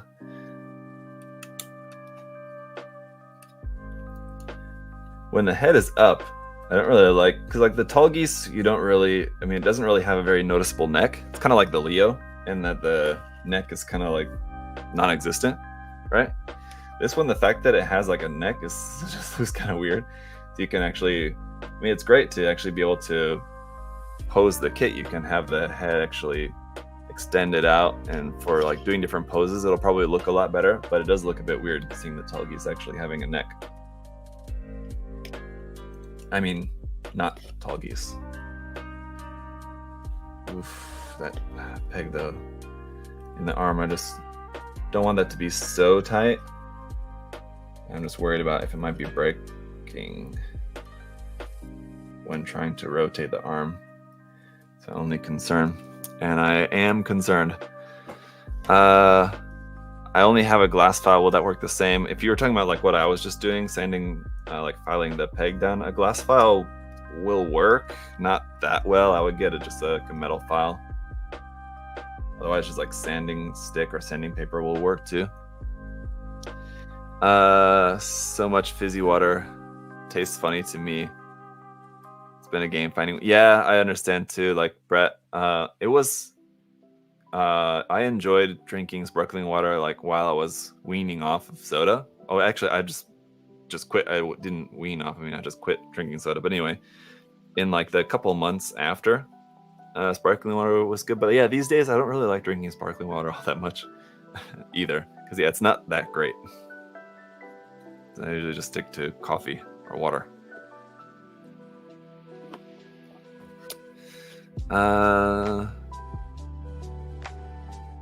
Yeah, you could add a little bit of oil, like I said before earlier. I have heard of people using oil. See, now I'm gonna try to take the arm back off. Now I'm like really worried.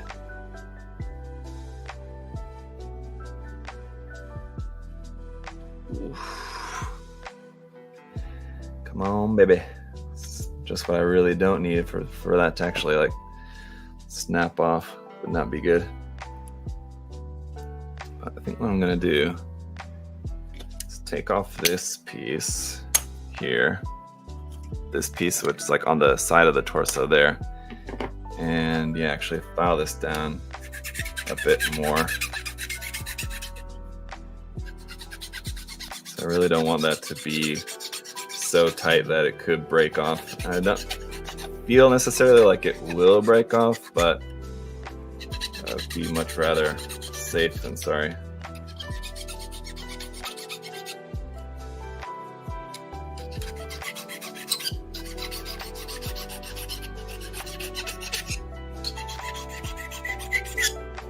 And it's still not like filing a substantial amount. Kind of lightly, but hopefully it's just enough that just makes it a little bit more comfortable. Let's see. Yeah, that's definitely a lot better. It's still tight, but I feel like it's not like twisting the plastic, because what could happen is it can like twist that plastic and just twist the peg right off. It's what I was worried about happening, but seems like it's going to be okay. So I would recommend that, but again, be careful. If you want to file too much that it ends up being too loose, then you have a different problem. But all right, let's put together the hands here so we can move on to the other arm, shall we? Hands, let's see. This is this one. We're going to have 3 different hand options for each hand, as in the left and the right side.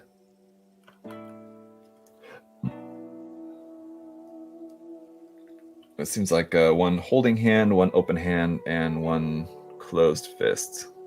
This is also going to be a little bit snug, huh?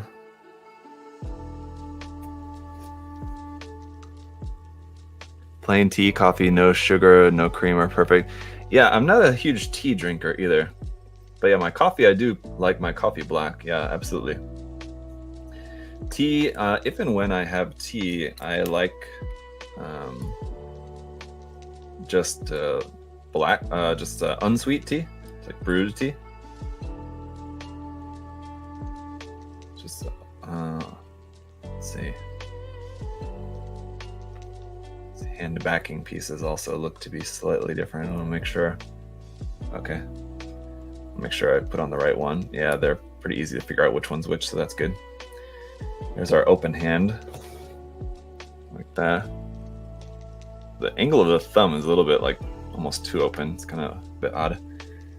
All right. Next one here is this one.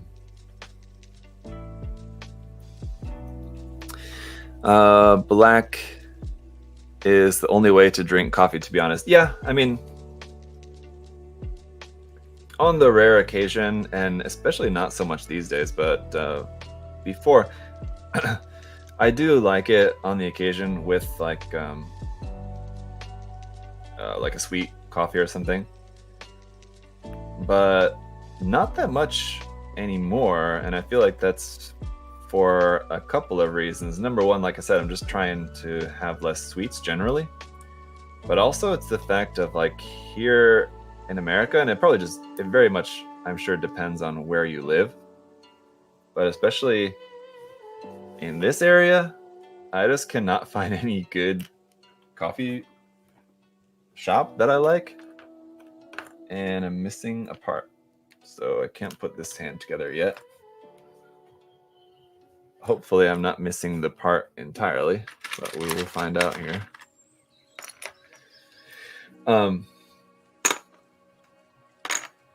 I think did it go somewhere? Well, it's around somewhere. We'll find it. It's a little part there for the hand.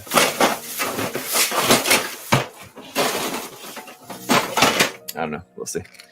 Yeah, there's not any good coffee shop around here that I like. That I want to get coffee from. Sweet coffee, anyway. It's like, that's why, even for just black coffee, I just get it from 7-Eleven, because at least there I can like make it myself. So I'll just get like they have 2 different like coffee machines there. One's like an espresso machine that just does like all the different milk coffee stuff, and then also you can just get like an espresso shot from it.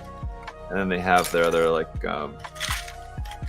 basically like drip coffee, or like Americano, kind of like iced coffee or hot coffee machine you can choose.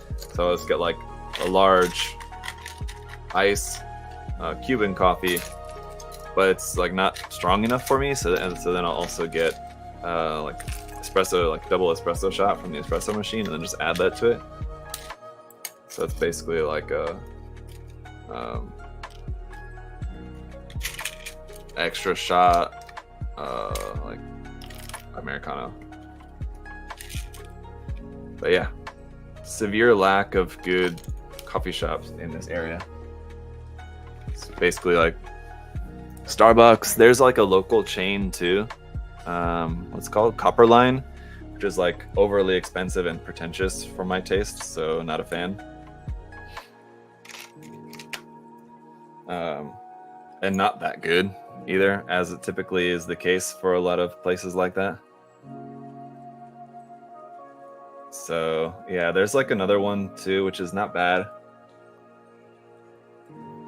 but it's like further away. It's like out of the way to go there, and like I said, I don't very often want to have like some kind of sweet milk coffee. So, yeah. Pretty much just stick to black coffee then. Here we go. I think that's the piece I was looking for. Either that or we're just going to be missing one. So it's like one of the connection pieces like for the wrist basically. And we're supposed to have 6 of them for our 6 different hand options. I may have lost one. Let's see. There's 2 more here. See, make sure. 3. I may have lost one. Nope, I got it right here. Okay, so yeah, I got all of them. One just went into the wrong spot there. So it's all good. What's the name of the kit right next to the Stargazer in the storefront? What? I have no idea. I would have to go look. Is this like a test? All right, so hang on. Let me change the battery here real quick. Is that Josh who's asking me that? Is that Josh in the storefront, Josh, or a different Josh? Because actually, the blue one? Oh, okay, yeah, okay. It is Josh in the storefront, Josh. Okay. You're asking me. I'm guessing maybe a customer's asking about it or something. The box.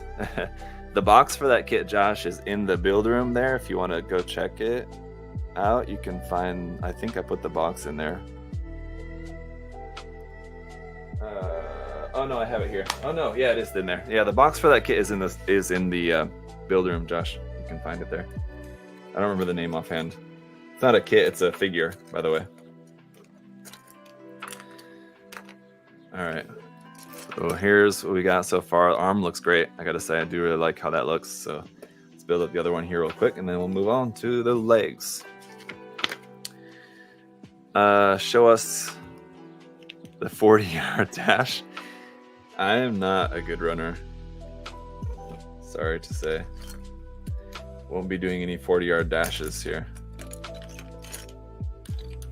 Let's see.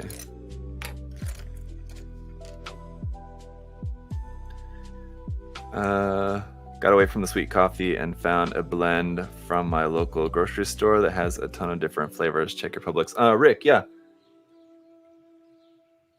I do like Death Wish coffee. Death Wish is available at Publix and or just online, a lot of different places.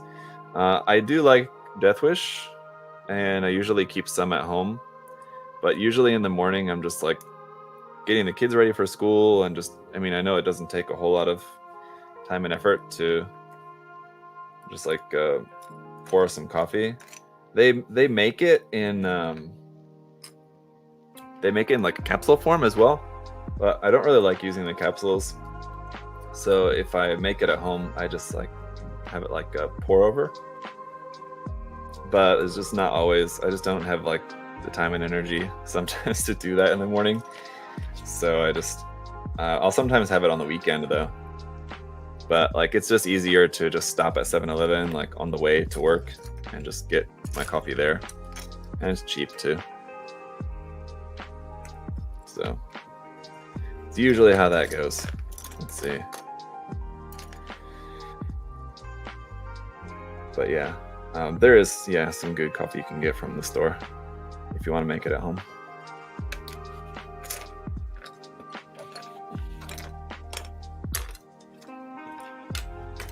What the hell? Here it is. What about Pete's? Pete's, I think I've tried, but I like my coffee very strong and very bitter, and Death Wish is good for that.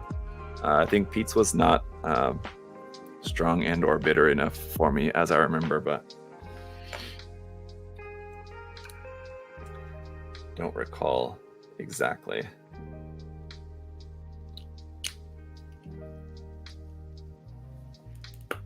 Wow.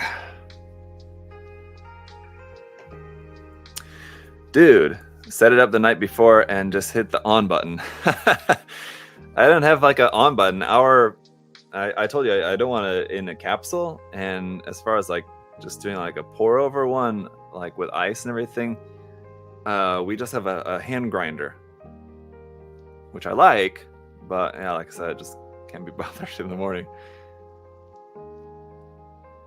I'm so sorry to say this, but you look so tired.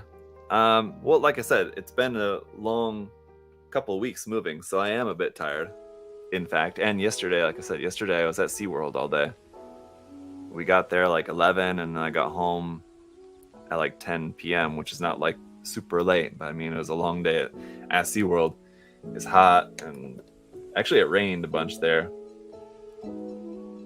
So it was hot and wet, and you know, yeah, so I am a little tired actually, but I'm fine.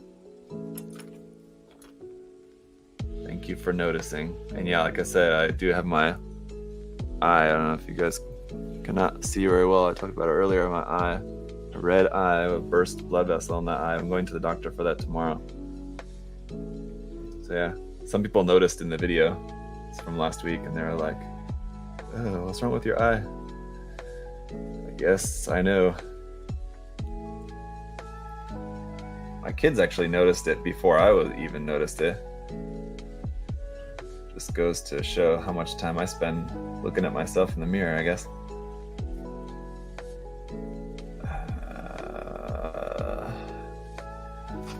Am I not putting this part on correctly? No, I'm not.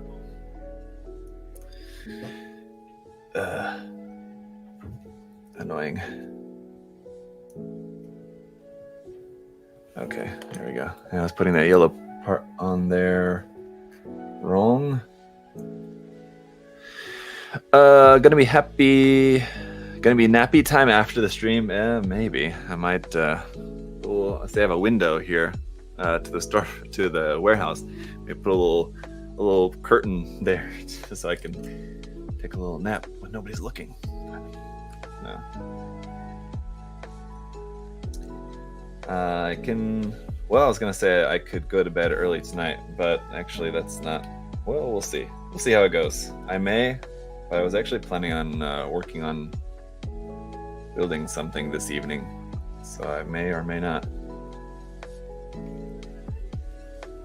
I feel like I'm forgetting something, putting this part together. I don't think so. All looks right to me. That fits there.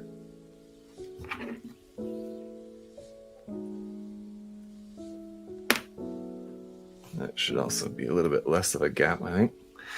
How's the quality of the plastic? So it's fine.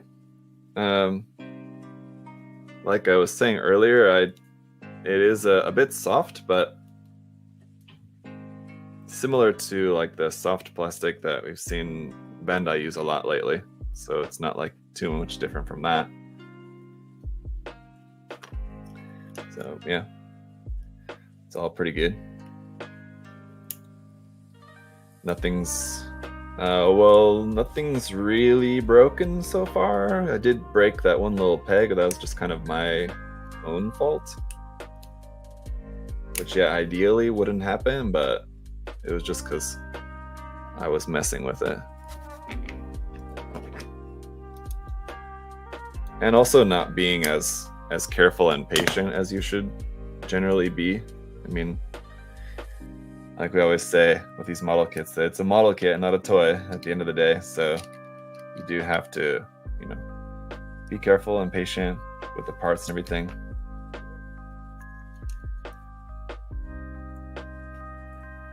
And of course, I was not doing that.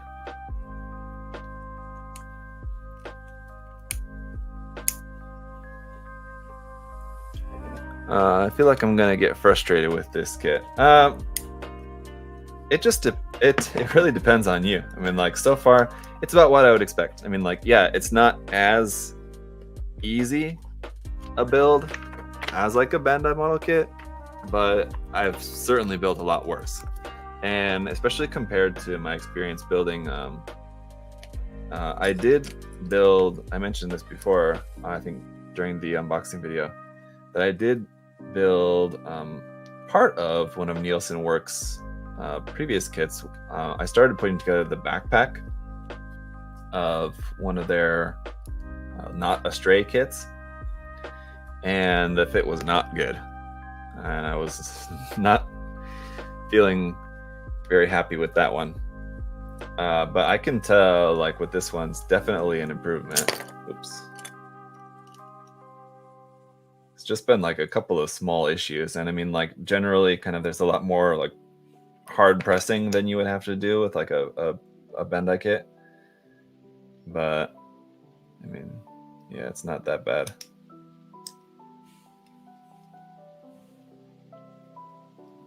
Then again, I mean, if you're building this for like your first ever mecha model kit, you might struggle with it a bit more.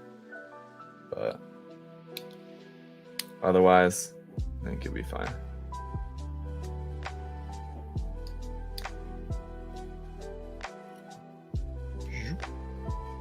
Oh.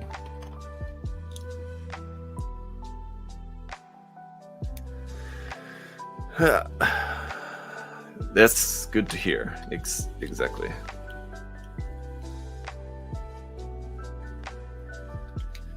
All right. How's the peg fitment and connections in general? Yeah, fine. Really, the only issues that I've had with the fit have been, as I was saying before, have only been related to putting on the armor onto the frame. Sometimes because of the way that the armor fits, or the frame fits through the armor pieces, there is some bits where it's kind of not working out as well as other parts, because basically you have like your frame and the armor piece fits on top of that, and it's not so much a matter of just like you have two connection pegs. We have two connection pegs that go one way, and then you have two bits of the frame that stick through the outer armor going the opposite way. So it's kind of like a meshing of like alligator teeth, sort of, imagine, sort of like, so that kind of comparison. And so if you have like them all aligned, but one's kind of like, if you're trying to put them together a little bit like at an angle, they're not gonna like fit properly. So it's kind of just a matter of pushing everything together at the right angle from the right point to get a solid connection, like on all fronts, on all the different pegs, basically going this way and that. Hopefully that's a analogy that makes sense. You guys can get what I'm saying. Now, oh, can't forget about this part here.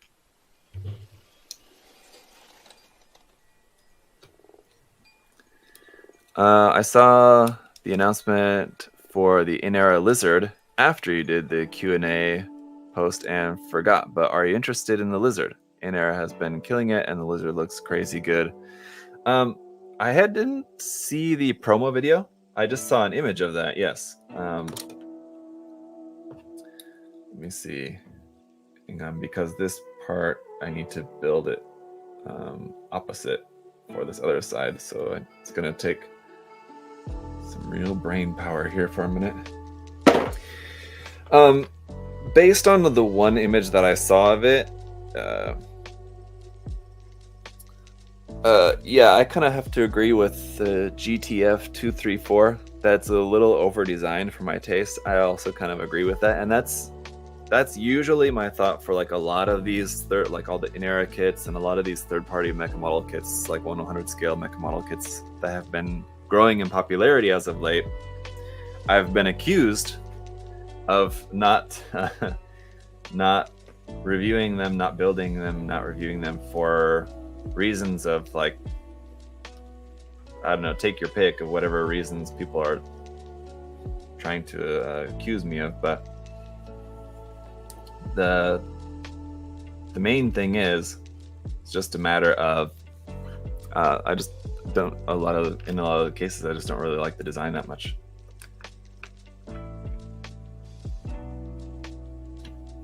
A little overly designed. Am I getting canceled? No, I don't think canceled, but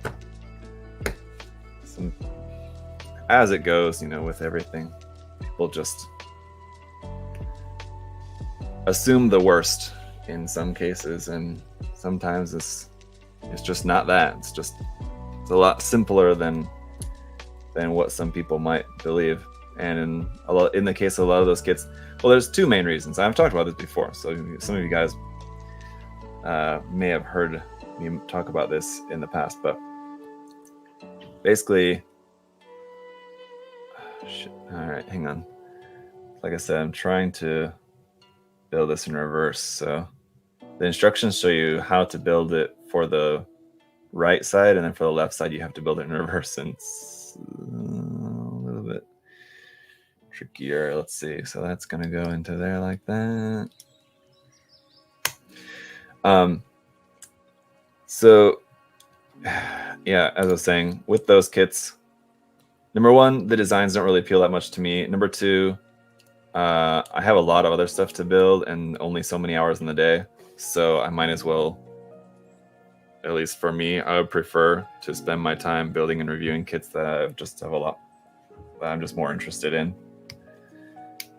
It's not as fun for me, which I feel like, and then would turn out to be also not as fun for you guys to watch me reviewing something that I'm just not that into. So I prefer to just stick to stuff that is of more interest to me.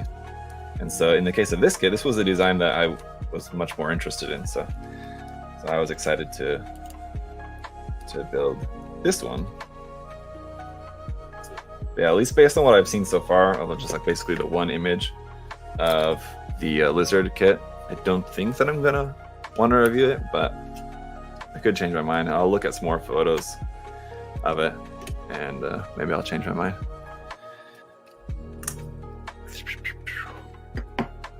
All right, I'm gonna sand or file this other peg, the other arm, without even test fitting it, which is not a very good idea. I mean, maybe the first arm was very tight and this one won't be as tight. It's possible. It's unlikely, but it's possible. And realistically, you should test fit it to be sure. I'm just going to assume that it's equally tight on this side as it was on the other side, and just going to file down this peg. Now, what I'm wondering is if we're going to have a similar issue when it comes to the legs, then I might have to file the peg for the legs a little as well, if that's going to be similarly tight, which I'm assuming is probably going to be the case.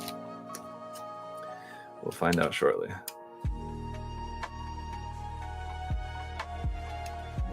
There you go.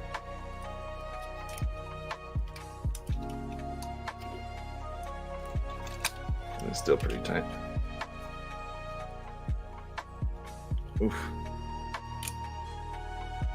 I might even file that a little bit more, actually.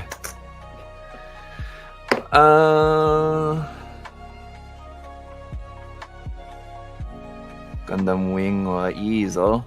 Yes. Some would agree.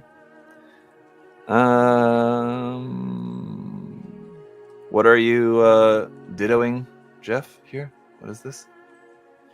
Sometimes I really want the wuxia motif.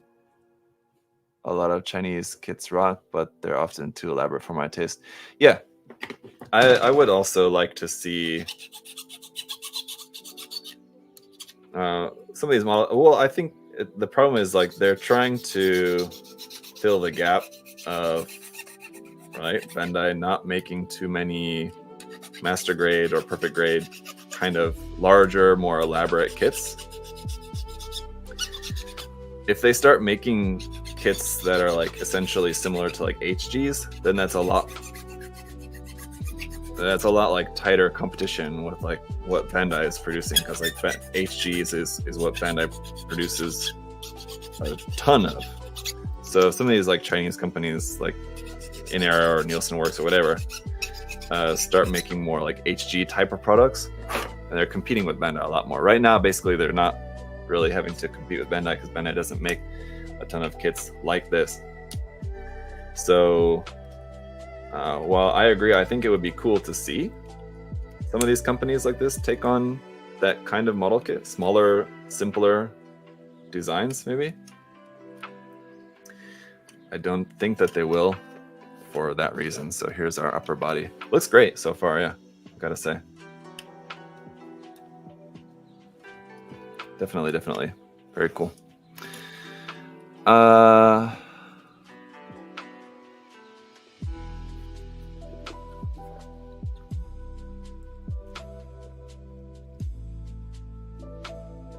Kakkoi design desu ne. Yeah, it's yes.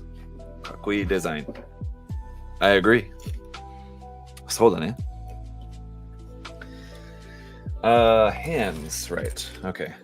The other hands. And just like with the shoulder connection part, the hands are also only shown they only show you the instructions for the right side, and for the left side you just have to basically do everything in reverse, which is fine in theory, but I don't know. Maybe I just have like a mental wall about building these kind of things in reverse. It's harder to do.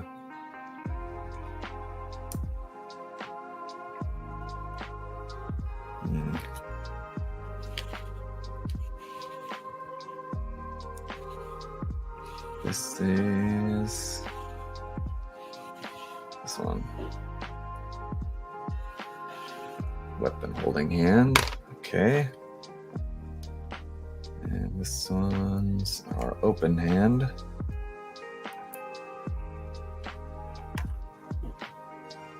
Let's see. This is gonna go like this. Oh. Zachary, you're going to review the SGD001 Tifa. I don't know. What is that? Is that, Revan, is that like a model kit of Tifa, like from Final Fantasy?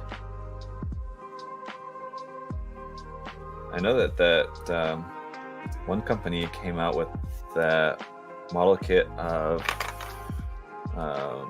Mai Shiro Nui, right? Was that from King of Fighters or whatever? I don't know. Street Fighter, King of Fighters, one of those fighting games. That kit honestly didn't look that good, so I skipped on it. But so if it's that same company making like a model kit of Tifa, probably will pass. I'm not. I will admit to you guys that I'm not a big Final Fantasy fan, and yeah. Probably not. Watching Zach assemble pieces is like watching a master baker knead dough. I don't. Hey, if you say so. There we go. There's our upper body. Now we can start on the legs. Okay. I'm almost tempted to skip the legs and move on to either the weapons or the backpack, just for a little more change of pace, not have to build something doubled again right away, but we'll sail on. So I've got half the parts. Oh shoot. Half the parts here.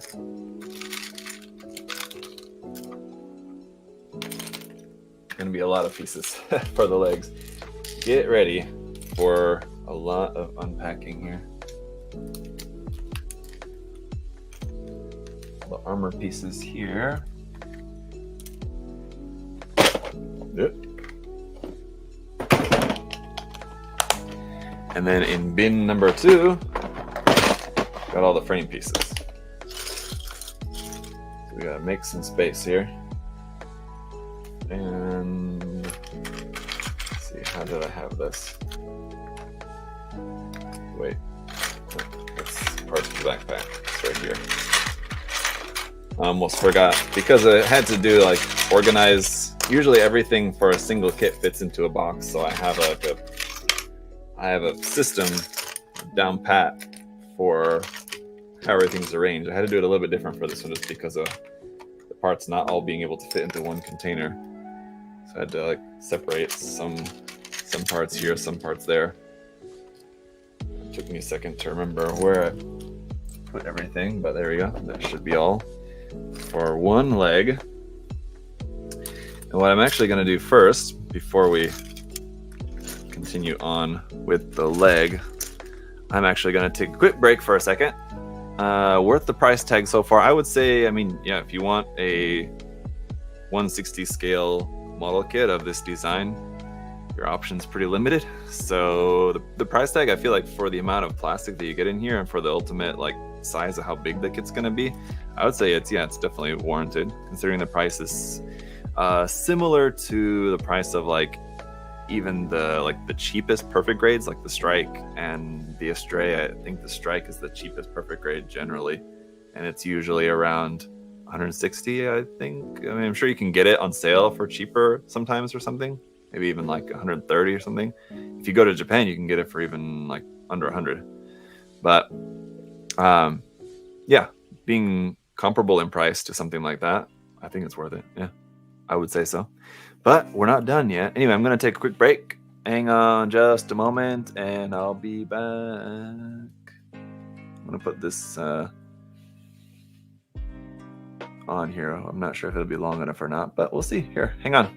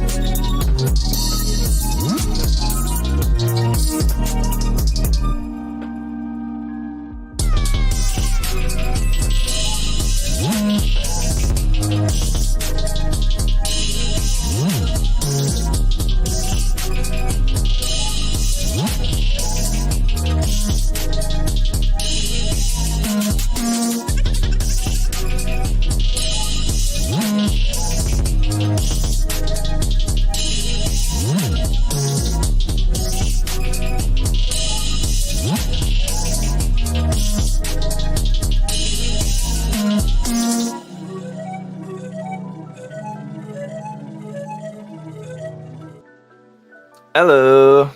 Oh, that video was long enough. That's good. Okay, I'm back with snack because I'm hungry.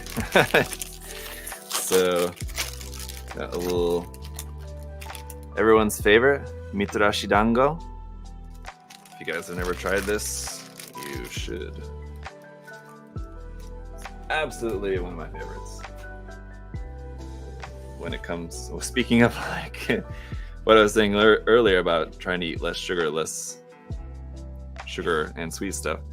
This is certainly an exception, but this is really good. Yesterday after SeaWorld, on the way home, stopped at an Asian market there in Orlando and had to get some of these. Anytime we go there, I have to get some. This brand is not my favorite, but they didn't have the other one, so no choice.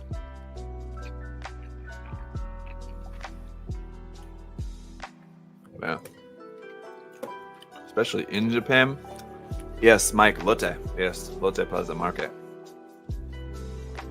Especially in Japan, I've eaten that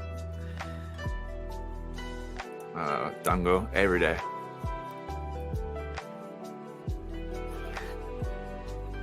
So good.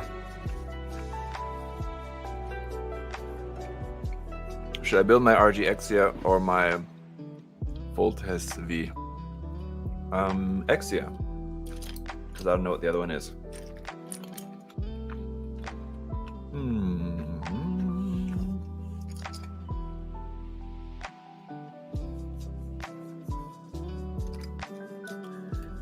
Okay.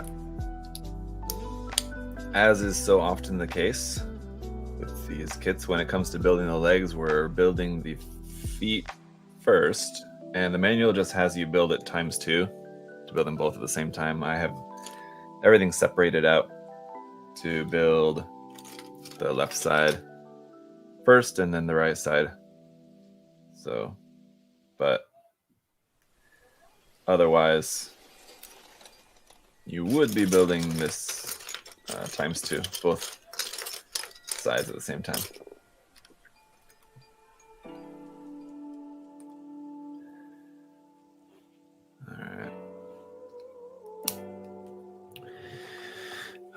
Don't tease us with delicious food like that. Sorry. How's your GBWC entry? Well, not so good so far, Lazy. Glad you asked, because it's actually something I've been thinking about. One thing which I was definitely aware of, but what my moving process has given me some more time to think about and consider, is the fact that I just have lots of kits that are in various stages of work in progress. And yeah, I'm kind of torn whether I really want to. And I knew that this would be an issue, to be clear, and I think I talked about this before too. The struggle of wanting to devote my time to, working on, either finishing works in progress or just working on other projects, or if I really am going to want to commit to spending a bunch of time focused on one kit, like for GBWC. It would be a couple of kits, right? But anyway, yeah. And so I don't know. There's still time to work on a GBWC entry before the actual deadline, so I mean, I still could, but I honestly think it would be more personally satisfying for me to, knock out some works in progress that I've just had around for a long time. Either works of progress or even kits that, or just like projects that are not even like started, but just projects that I've wanted to do for a long time, kind of thing. And there's a lot of those too. So I don't know. I'm a bit torn. It's not like I feel like, wait a minute. I don't feel like, I certainly don't feel that like entering GBWC, like working on a GBWC entry and entering it, I don't feel good about my chances. I don't feel like, if I just buckle down and work on it, I'm sure I can win. Like, that's not the case at all. So it's not a matter of like, of course I would, put my full effort into it, and I would love to at least win to represent the US would be awesome. That would be my goal. But I don't know. I like working on my other projects and stuff, and so yeah, I'm not sure. But I've also not ever really, in Korea I entered GBWC one time, and I gave a pretty good effort into that, but I've never really kind of put like really my full effort, I feel like, into like a GBWC entry that I felt like was like really, really good, and like made specifically for GBWC as well is kind of another part of it. So yeah, I don't know. I think it would be good to try, just to say, hey, I put all my effort into it, I gave it my all, and at least I've done it, I've tried it, right? That's worthwhile, but it's also very worthwhile for me to feel the satisfaction of like finishing other smaller projects that I just wanted to make just because I thought it'd be fun.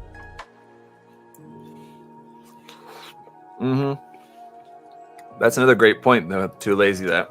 Yes, this year there's a lot going on for me just in my personal life, with my wife going through her cancer treatment, and the move here, moving warehouse and moving my studio space and everything too. So not really the best year, not really the best time to decide to do something like a full-on GBWC entry. So yeah, that is also a factor. That's true.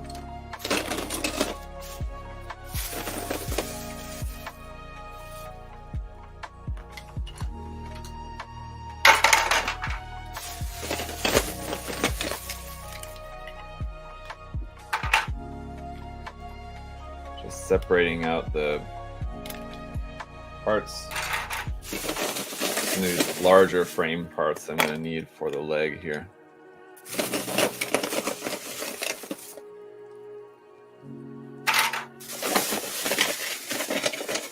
My parts in the plastic bag.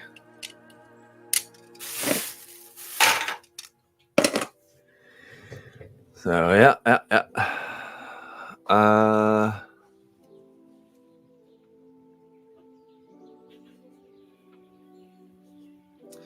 Mara say, hey, so cool to catch you live. Videos already helped me a bunch as a complete beginner. Many thanks. You're welcome.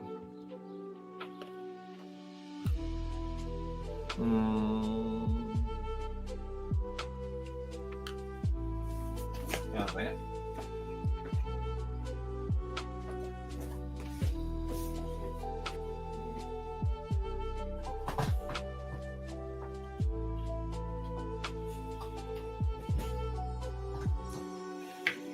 Realizing I probably need to make sure that the batteries are charged.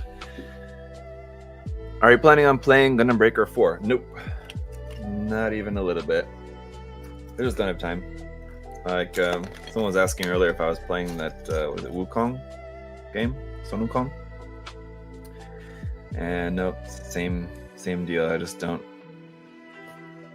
have the time. I mean, it's always anything like that. I mean, it's just a matter of making the time for it if you want to. I just don't have a desire to. That's basically all. So nope.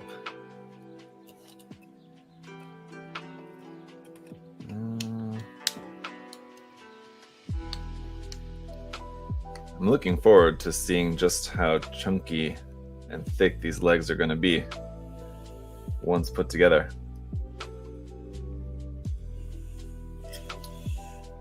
Oh, that's backwards. I'm wondering why that wasn't fitting on there properly. That helps. And this one should be here. All right. Get this on here first, like that.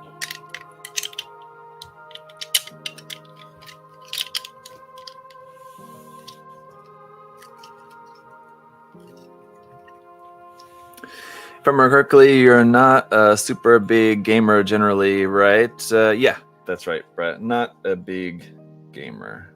No. I do like to play games, you know, from time to time, here and there.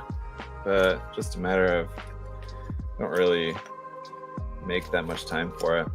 Like I said, as of late, have been playing on my N64 a little bit more with my kids. Oops. Also started my son's Pokemon adventure on a copy of Pokemon Red. So I wanted him to start from the very beginning playing Pokemon Red on the Game Boy. So I've got my old Game Boy Color and a copy of Red. And we started playing like 2 weeks ago. And then I went to go turn it on because I was talking about it to like another friend who was over, and I was showing him like, yeah, my son started playing Pokemon, but then when I turned it on to show him, I realized that the save file was gone. So I think that the battery in the game, because the games have like an internal battery for like saving the save file, right? I think the battery is dead. So the save file of my son's game, fortunately we hadn't even gotten to Brock yet, so we didn't make it very far, so it's not like a huge loss. But the save file of his first Pokemon adventure so far was not saved, apparently. Fortunately, I have 2 copies of Red and 2 copies of Blue, so I'm gonna test the other ones out and figure out which one has the internal battery that's still working. I know that you can replace that, and I might I'll have to figure out which ones are working, which ones aren't, and whichever ones are not working, I'll have to send off to get the battery replaced. I don't know how hard it is to do yourself. Maybe I can just do it myself, but I do know a guy who can do it for me. The batteries in the old Game Boy games can be easily replaced. Okay, so yeah, if you say so, Brett. If you know of any, I mean, I'm sure it'll just be a quick Google search. I was gonna say, if you know how to do it, you can let me know, or send a link or something. But I'm sure if I just Google that, I can find information on how to do it. So yeah, I'll look into that. But yeah, I kind of felt bad. It's like, it's his first experience, and his game is already gone. But that is also, I mean, not necessarily, I mean, that certainly wasn't an issue like back in the day when I was playing. I mean, like, that wasn't something that I ever had to deal with. But it is something like a part of the older analog gaming, right? That he can experience.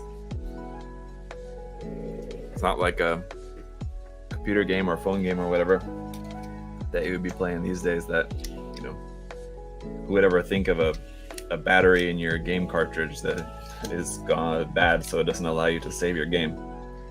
It's not really a thing anymore, is it? Suppose there's other things. My gold version's battery died, so I gotta look into that. Yeah, I have gold, silver. I have, like I said, 2 copies of red, 2 copies of blue. I think I have 2 copies of yellow. I have at least 1 copy of yellow, maybe 2. And then I have gold, silver, crystal, and then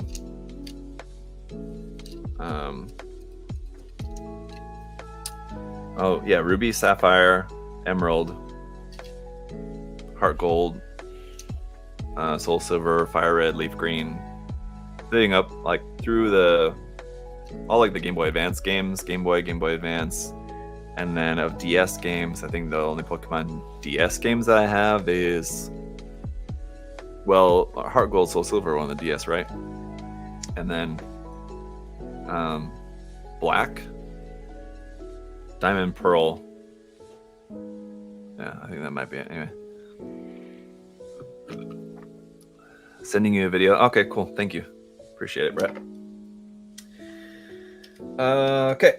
Back to the build. This part here on the back of the frame of the leg is, I guess, pushed on all the way. It kind of looks like it's maybe not, but I think it is. So, okay, let's move on. This part, as you can see, very hefty here in the frame alone.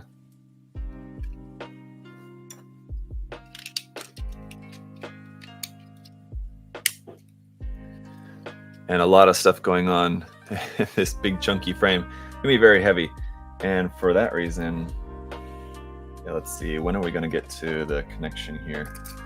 Connection to the hips. Let's see, I'm gonna like skip ahead for a second. Let's see just how much of a struggle.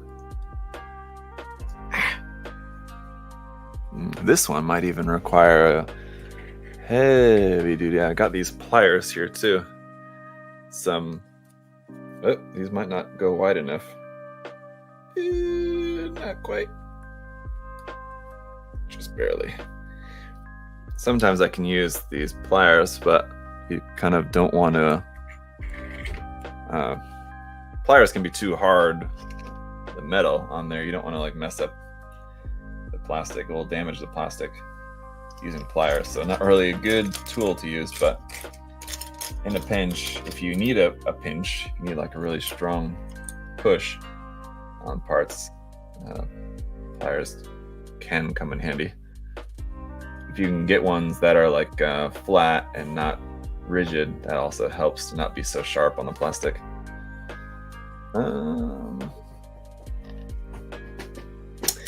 Speaking of games though, and speaking of gaming, I mean, of course you guys know I do, basically the only game that I play regularly is Genshin Impact. And those of you guys who also play will know that we recently got a whole new continent to explore. So I've been diving into Natlan, but not like super in depth. I mean, like it usually goes, anytime we get like a new continent to explore, there's all sorts of like new game mechanics that are involved in the new continent, and I've just been like running around unlocking all like the teleport waypoints so far. And on a side note on the build, the hip is definitely much easier to attach than the arms. Doesn't feel like so tight like it's going to break off, so that's good. It's definitely very tight, but not in the same way that the arms were, so good news on that front. Anyway, yeah, and Genshin basically just been running around unlocking all the teleport waypoints so far, and anytime it's like it comes up with like a gameplay, like a little pop-up for like a gameplay tutorial for something new, I'm just like skip. I don't have time for that right now. I'm not going to read the text about like how to do that. That's like the one thing that I don't really like about playing Genshin Impact, and this is just because I'm like so much of a casual player that fortunately the game is like very casual friendly. But like the explanations for stuff, especially like new gameplay mechanics and everything in that game, like the wording is so dense, and like if you're very casual like me, and like I'm always just like skipping through the story. I'm like, I don't have time for this. I don't have time for all this story text, and especially like some of the story parts, the cutscenes. So we're talking like it's like Metal Gear Solid 4 level, like 10-minute long cutscenes of conversations and things like that. So anyway, I don't follow the story, and like all the words are like so foreign words too. So it's like the words for everything in the game. It's so confusing for me as like someone who's like not really like playing it a lot. So anytime there's a new explanation for some new gameplay mechanic, it's like there's this blurg, you have to use your dinger dong to put this into the thing, and it's like, just please like give me a very simple explanation about this gameplay mechanic. But fortunately, like the game is so easy that I can just kind of just figure it out just without having to actually read the tutorials of like how things work. So that's one of the reasons why it's a very comfortable game for me to play, because it's a bit frustrating when it comes up with a gameplay tutorial and I see that, I'm like, feel like it'd be obviously easier if I could just read this tutorial, which is trying to teach me about how to do this thing in the game, but it's so unappealing to try to read. So yeah. You guys get what I'm saying? Skipping the tutorials usually is fine. Yeah, I agree. Yeah, usually it's fine. It just takes a little bit more time and effort to figure out what to do. If the instructions would just be a little bit more comprehensible, would be nice. How's the leg construction? Very nice leg construction. Obviously quite complex. A lot of thick layers here.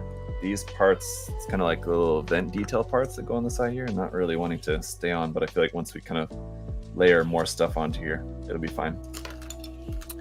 Dropped Genshin like more 1+ year ago. Zenless Zone Zero is the only Hoyo gacha I play now. I started playing Zenless Zone Zero, and it's a little bit too like kind of typical RPG style. I like some of the gameplay is really fun. I do like the gameplay, like the battling, the fighting gameplay of it, but it can be kind of repetitive. And one of the things that I love so much about Genshin is the exploration, and ZZZ doesn't have that exploration that I like. So while the gameplay is fun, there's not really much else to do in the game, and so I haven't played for a few weeks now. Just I've been kind of busy with other things. Just haven't had the time or the motivation to want to play, unfortunately. That's fun, interesting. I like it. I like Zenless a lot more than what was the other one that they came out with? I actually already deleted it off my phone. I've tried playing it for a while too. What was the other one they had? One of you will know. He'll tell me right off the bat. But yeah, I tried playing that other one, which I can't think of the name of. Someone will tell me in a second. Not Nikkei, no. I talked about that earlier. The other Hoyoverse game they came out with, which is much more like typical RPG style as well. Yeah, Star Rail. Thank you. Yeah, I tried playing that, and yeah, it does have a little bit more kind of exploration mechanics, sort of, but it's still too like traditional like RPG, like JRPG style. It's just kind of too boring for me. Like I said, I'm a very casual player. I need something that I can like pop into and play for like 15 minutes at a time. I'm probably playing like 20-30 minutes, maybe 40 minutes like a day. So I want something that's just kind of easy to pop in and out of, and like not be too complex. And so both Star Rail and Zenless I feel like are probably not the games for me. But yeah, I don't know. Are there any LEDs for this kit? So no, not that I'm aware of yet, although I would not be shocked. Wouldn't be too shocked if we did eventually get some kind of LED set for this.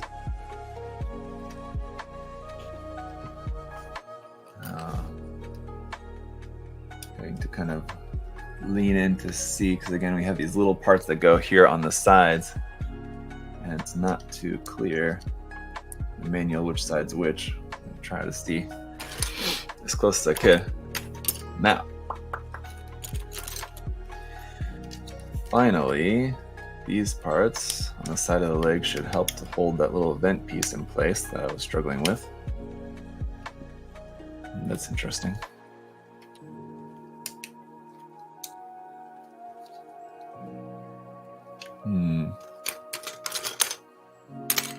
Where's the other one here?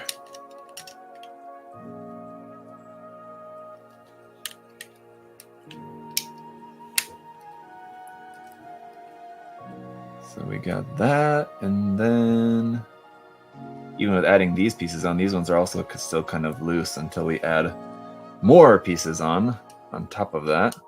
Oh, it's because I don't have that peg in there properly. There we go. That's why. There we go. That's better. Good. And then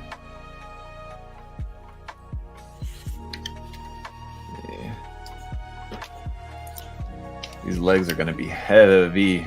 Be interested to weigh how much is one of these legs is going to weigh with all these armor pieces all stacked up like this.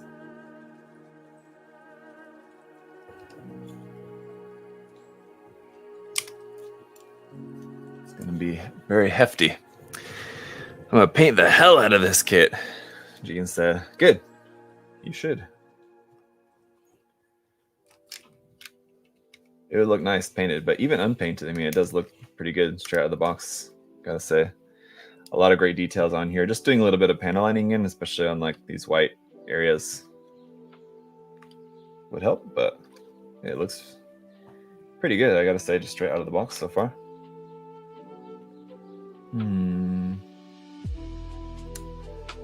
I think this is right. These kind of like tubing bits here on the back of the leg, also very reminiscent of the Power Doll kit. We were talking earlier about how the chunky white legs are very reminiscent of a Power Doll. You can definitely see that. Are these the right parts for here? Yeah, it's gotta be. Kind of weird. I feel like these parts should have gone on earlier because they kind of fit like underneath the other ones. There we go. Oh, very chunk. But actually, we got these parts that go on the side of the leg, but we're gonna actually, it says to put them in both sides, but you actually need to leave, it'd be better to leave it out, get off one of the sides.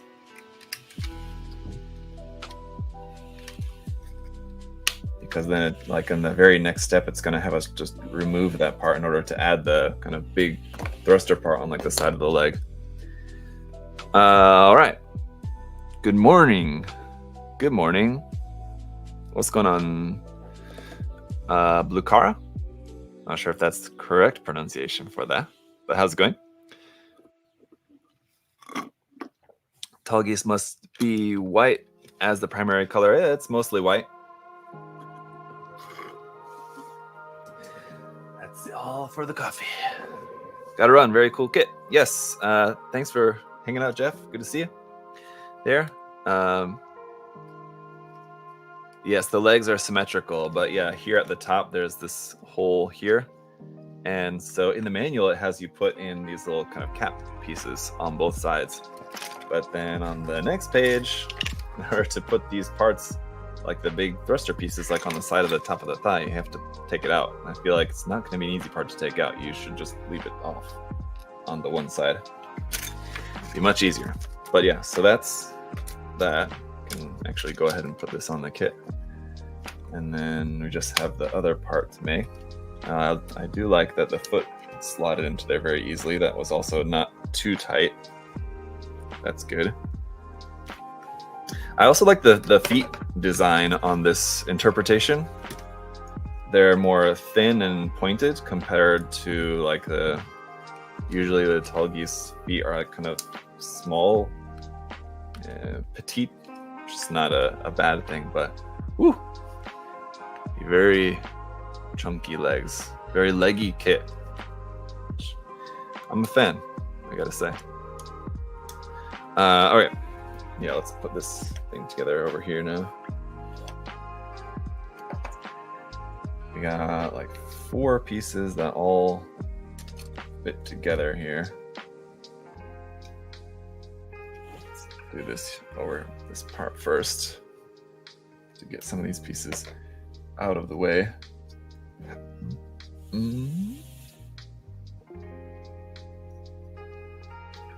That goes in there. actually. This one here. How does this compare to other third-party kits so far? Well, as you may be aware, I haven't built a ton of third-party kits as of late, so I'm not sure I could really give a good comparisons to how it compares to other recent releases.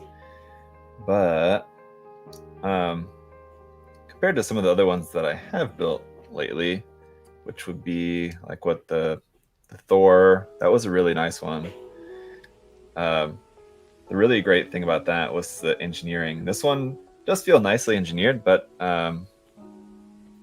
doesn't feel like anything necessarily like groundbreaking. And I don't know, I guess the Thor kit also didn't necessarily feel like anything particularly groundbreaking, but building the Thor kit, it did like stop me a couple of times and think like, oh, that's really interesting, that's really cool. Haven't had that quite so much with this one, but I mean, the construction has been pretty much what you would expect for this kit. I mean, just looking at like the photos of the kit, if you have, you know, some familiarity with kind of generally how these kits go together, I feel like it's probably about what you would expect. Nice construction on some of these parts. It does take a little bit of finagling to figure out kind of like how, like earlier we were, I think it's going to be very similar to what I'm doing right now at the moment, but like figuring out how the back skirts work, because it's not really explained in the manual, so I kind of had to like mess with that a little bit to get it to work properly, because I didn't know how it was supposed to work properly. So there's a little bit more kind of like slightly more of like a learning curve involved, but I think it's nothing too bad at all. Pretty good overall, I would say. Okay. As for this one, like this, it's like we're building this large section, and then there's like a part where you have to put like a few of these little parts together. And so it would have been nice if the manual would have like zoomed in, but it didn't. So we're having to like, I'm having to look at the manual how to put together this section, this little bit, with it being very small. A little bit of a zoom in on that part would have made that construction a little bit easier. But again, as you saw there, like, although I had to squint my eyes a little bit at the manual, I mean, like, I figured it out. It wasn't that bad. So overall, yeah, it's good. Let's see. What about adding gold trims like the ones on the Shinanju Garazulu, like on this kit? I mean, you could. But yeah, you know, it's definitely like, once the parts are together, it's a really great looking kit, I will say.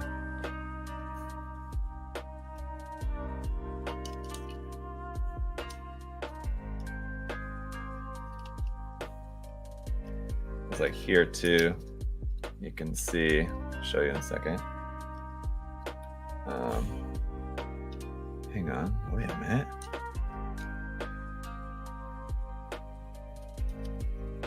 Isn't that supposed to be like this? Yeah. Like the color separation, this is a really good, this one single piece is a great example of the nice color separation that we have with this kit. How come I have leftover parts? Okay, well, that's that part. Oh, this part. Hang on a second. Wait, that's supposed to be like that. But where's this part go? I'm assuming it's somewhere on the leg. Okay, it's on the back of the leg that I missed. Oh, there we go. I missed it. It's like on the very last step.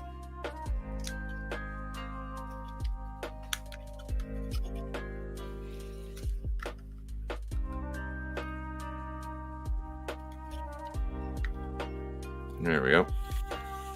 But yeah, all right. So let me zoom in a little bit. I'll show you what I'm talking about. So with the color separation of the little like blue, gray, and yellow bits here, kind of like poking out. I'm wondering if I have that yellow bit on there correctly. It looks like it's almost poking out like too much. Is that right? Then the white and the off-white, the two-tone white is very subtle. As you guys can see, it's probably even going to be almost hard to tell. It almost just looks like it's like there's the shadow makes it look like a different color, but it is actually, this main piece is a more pure white, and it's very, very light gray off-white color here for like the accent colors on there. So the color separation and everything does look good. And here too, like this is black, this is dark navy. So, and then all of the gray frame bits kind of poking out in between here and there. And then this should, all right, so now the test is figuring out how this is supposed to work, because this is supposed to open up, but that's the one thing, unfortunately, the manual doesn't show like how the armor moving gimmicks are supposed to actually work. So, okay, so this just pulls down like that. Okay, so that's cool. So this pulls down, and when you do that, I'm gonna zoom in again. When you do that, that thruster underneath folds out like that, which is pretty cool. So that goes bloop, out like that, and then the one here at the top is just kind of fixed in place there. But that's a cool gimmick. It's very smooth too, so it doesn't feel like janky at all. That's nice. Cool. I like it. And we can attach this onto here. Oh, okay. So it's actually going to attach via a peg and a ball joint simultaneously. So this is going to be a little bit of a trick to try to get both in at the same time. I think it'd be easier to, the ball joint's wanting to like move around all over the place. So try to get that one first and then put the peg in. So I can see. There we go. If I remember correctly, the master grade has a kind of similar connection of the part for the side of the leg. There's like two connection points that kind of go together. There we go. Very beefy indeed. It's gonna be hard to show you guys on screen here. I can show you over here like that. There you go. Let's get that other leg built, shall we? Can't wait for the shield. Should I skip ahead to the shield here real quick? And then we'll come back to the leg? I can do that. That would give me a little bit of a nice change of pace here too. After a little dango snack there.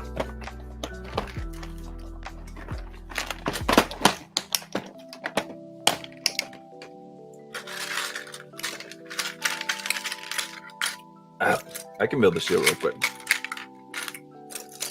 I say real quick, but it's not going to be maybe as quick as you might be thinking. You might be thinking, like, oh, it's just a shield. How complicated could it be? There is quite a few parts here for the shield.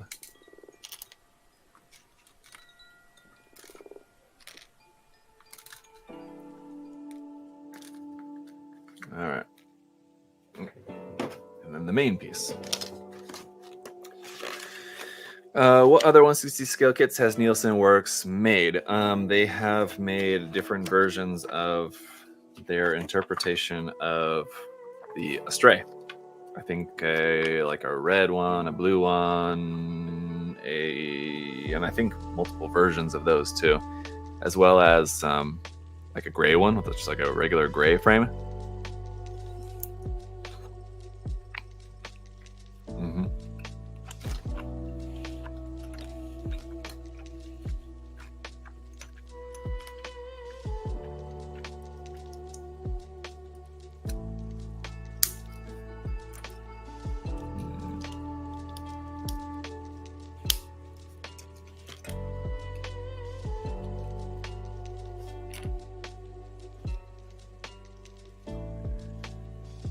Here's the handle. That will fold up like that. They have these connection pieces for the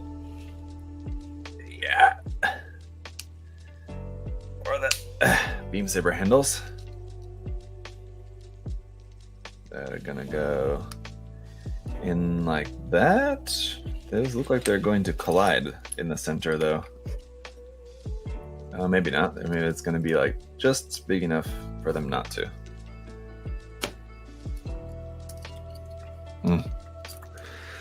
A stray Nora without the black phase shifting. I don't know. Yeah, I mean, I don't know exactly what to call it, but they made a gray version of the stray. I don't know. That's it. Okay, this part. Got this here, and this red piece goes in there. Like that, right? Yeah. For the little missiles here in the shield, sort of Gan style. But these also are like a folding out gimmick. On the Verka Atlas Gundam, that would be cool. But what would you guys rather have? A Verka Atlas Gundam or a Verka GP01? There's a question for you. Let's see. That's on there. And a couple of clear parts here as well. Personally, I would rather have a Verka GP01. I think the Atlas Gundam would be cool to have in MG, just because in HG there's so many stickers, just because of the nature of the design. There's just not really a way for them to make a design like that intricate in HG without having just loads of stickers, unfortunately. But if they could make it in 1/100 scale, they could make it with a lot less stickers and a lot more part separation. So I think the Atlas Gundam, for those people who are fans of that Gundam design, it would be a design that's much more well suited as an MG than an HG. But for me personally, I definitely would prefer GP01 MG. Be something I would be much more interested in. Okay, I think these are the same. No, they're not the same, but let's see if I can't figure out which one's which.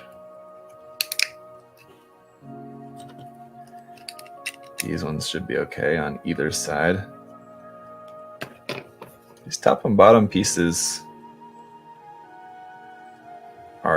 do have different numbers, but they look to be exactly the same. So I'm gonna assume that that's gonna be okay like that.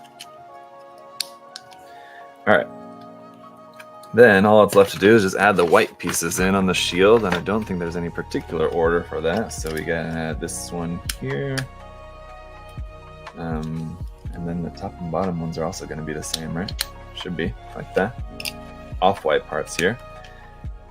And there's a little teeny tiny part that goes in the middle. I need to cut this.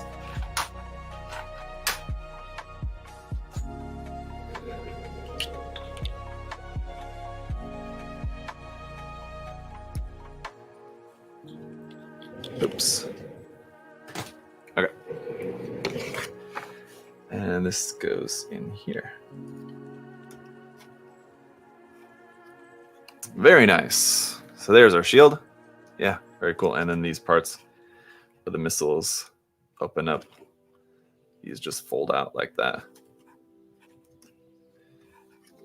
Pretty neat. And this will, in theory, I think just connects right on here. Like that. Easy. Now, back to business. Let's get back to that other leg.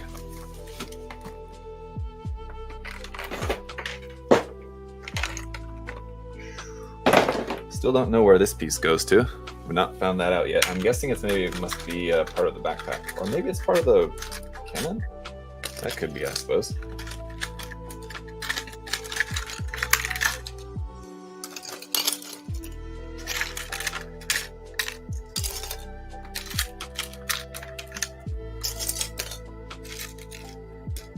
Oh, there is one more thing I meant to do here. I think I missed it. Where did the heart go? Oh, the heart. The heart was right at the very beginning, Rick. You did miss it. If you came in late at all, the heart is actually inside the head. It's behind the visor, actually. So yeah, it was right at the very beginning.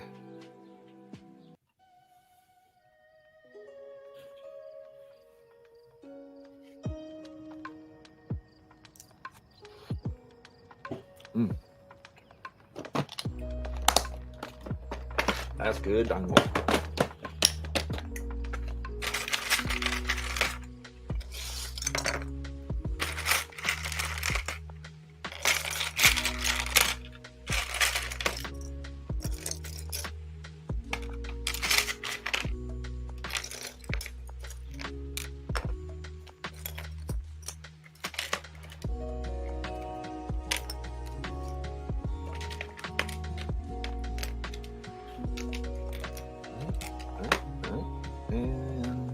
Okay. Good. Now, let's go ahead and skip to the hip joint. Now for the... Oh! Hey, that was rude. There we go. Skip to a couple of parts that I can just knock out quickly here of the build. This hip joint, hip connector little piece here. First of all, oh yeah, and I was also going to check the photos in the manual to see if that little yellow bit on the side is meant to poke out that much. It's kind of hard to see in the pictures. But yeah, it kind of does look like it's sticking out quite a bit, so I guess that's right. All right.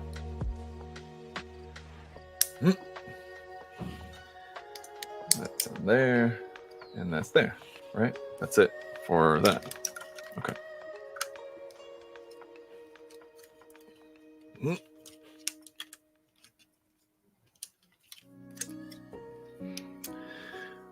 Oh, I missed a lot of it. What's up? Tom 10, what's going on? Yeah, you missed a lot of it, but we're not quite done yet, so no worries. We're almost done with the body, but there's still a fair bit left to go. So it's going to build the second leg here. So if you missed the first leg, you can see how the leg goes together anyway. By seeing the second leg, it's going to be a bit quicker. It's always easier the second time around. Have a general idea of how everything goes together. With the money I save not paying child support, I'm buying 2 of these. Oof. I mean, if you're supposed to be paying child support, I would recommend doing that. But not gonna tell anybody how to live their life. But if you don't have children, then it would make sense that you're not paying child support, and then in that case, yeah, buy 2. Why not buy 3?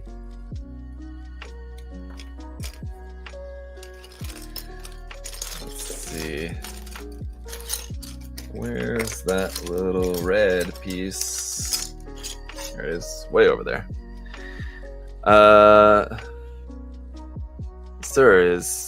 Sir, will this tower over the PG Unleashed? No, but someone did mention earlier that I guess it is. It does end up being taller than the Perfect Grade Unleashed, but I don't think that it's going to tower over it. But it does definitely seem to be larger. For sure.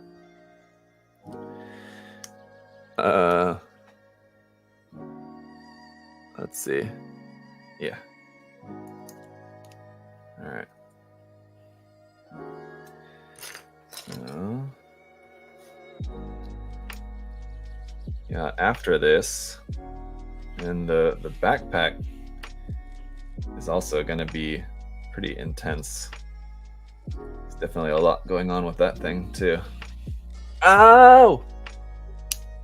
Got it. Jeez.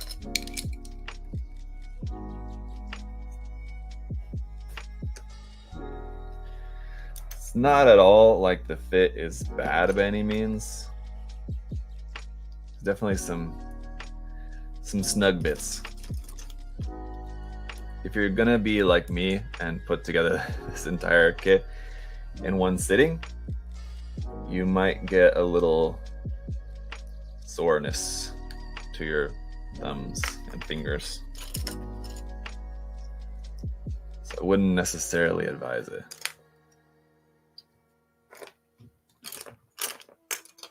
Where's the other piece for the back of the foot? There you go.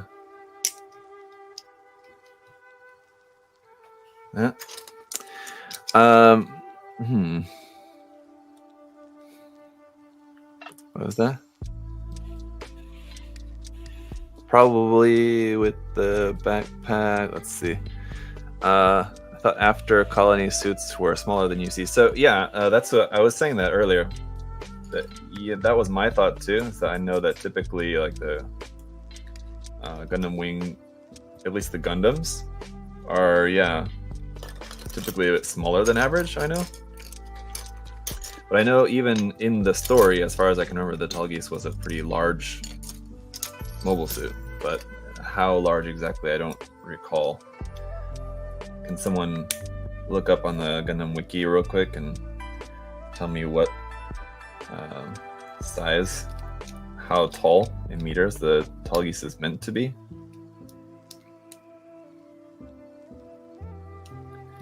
And I can give you a little comparison. And somebody can crunch the numbers and see if it tracks.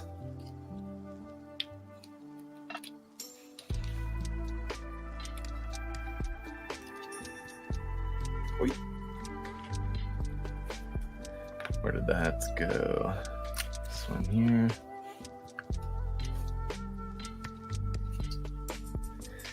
And lastly, 17.4 meters. Okay, so I will measure this real quick as soon as I can find this piece for the back of the ankle. There it is.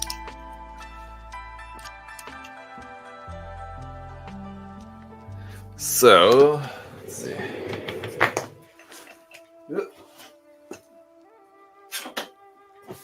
This is, let's see.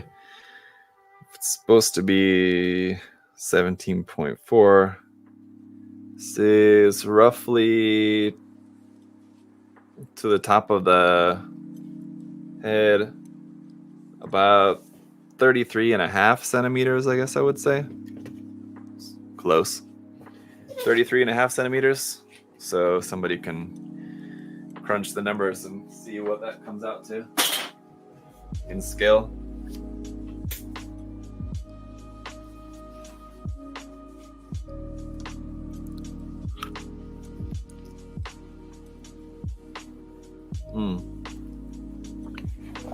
Yeah, the R782 is 18 meters, so it should, if in proper scale, it should be slightly shorter than the RX-78 Unleashed.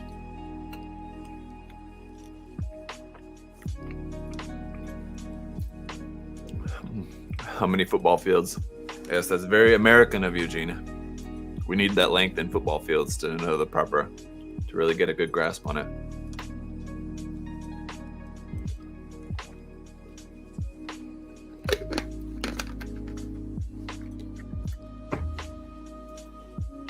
All right. While you guys are running that math, I'm gonna try to make some more progress here on this other leg real quick. Oh.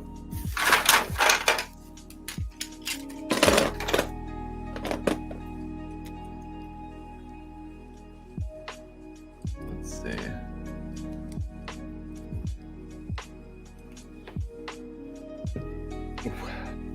All right. Is that?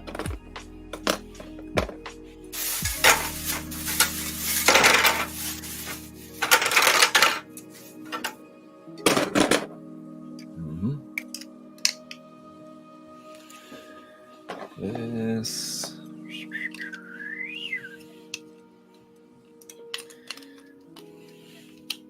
I think even though I am kind of tired, I was saying earlier when someone was mentioning that I looked tired. I was saying that I might actually stay up this evening to work on building a kit. Part of the reason why I want to do that actually is because one of the things that I like to do while working on just building a kit at night, I usually don't do any kind of like modification work or painting or anything too heavy modeling. Sometimes I do enjoy working on machining Krieger builds sometimes at night, which it does involve a little bit more seam line removal and stuff like that. But usually at night is kind of when I like to do just very chill building, which usually is just snap building. One of the reasons why I enjoy that time is also because it's usually a time when I'll watch a movie. But obviously I'm not half watching a movie because I'm building at the same time, so it's half watching, half listening to a movie.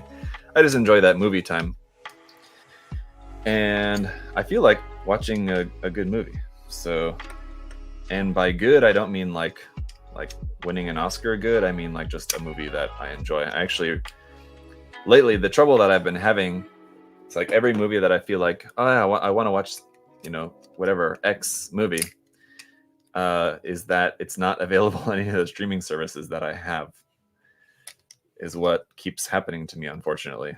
So the other day I wanted to watch Aliens, or one of the Alien movies, and there weren't any available on the streaming services that I have.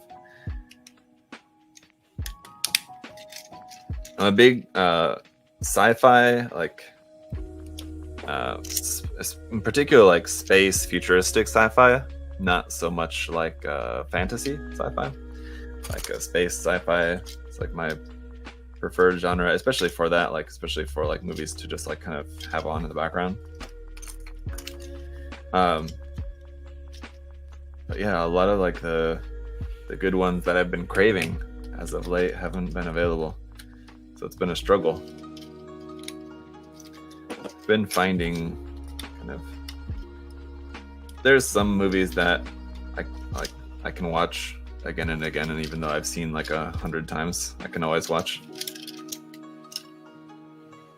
No, not Armageddon. Although I'm sure I've seen that many a times, but no, it's not. That's not exactly what I'm talking about now.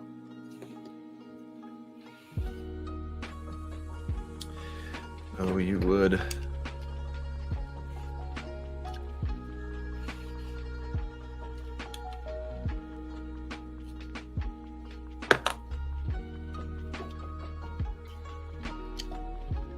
I'm gonna pop this off if I can carefully. Didn't have this lined up just right, so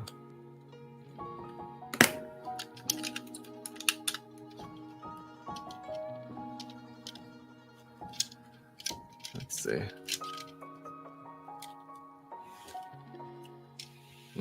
Better.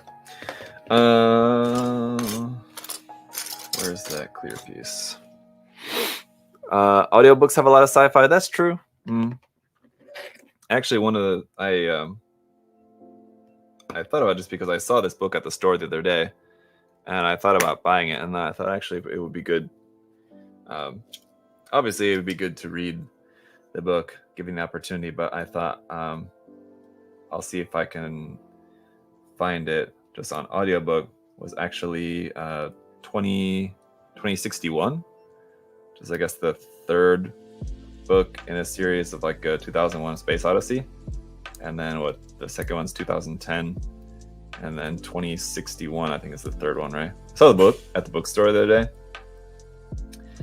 and thought about picking it up, but I've actually not read the book. I've seen the movies of 2001 and 2010, but not read the books. So I thought it'd be interesting to listen to the books. So I might do that. I got over 300 audiobooks. Reading is for nerds. Yeah. I've listened to a few audiobooks. I mean, I prefer reading if possible. Audiobooks are pretty good though. I listened to this is like I don't know, over a year ago now at this point. The last like full audiobook that I listened to till the end was 1984. And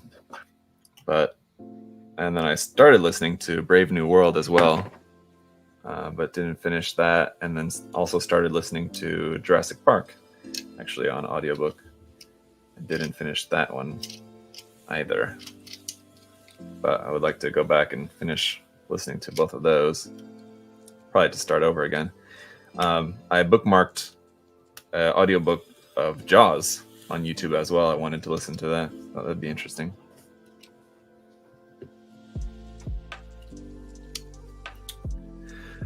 I listen to many audiobooks as I do stuff. Yeah.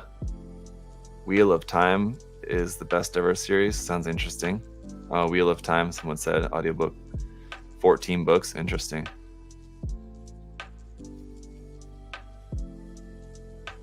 How about Aragon? Yeah, no.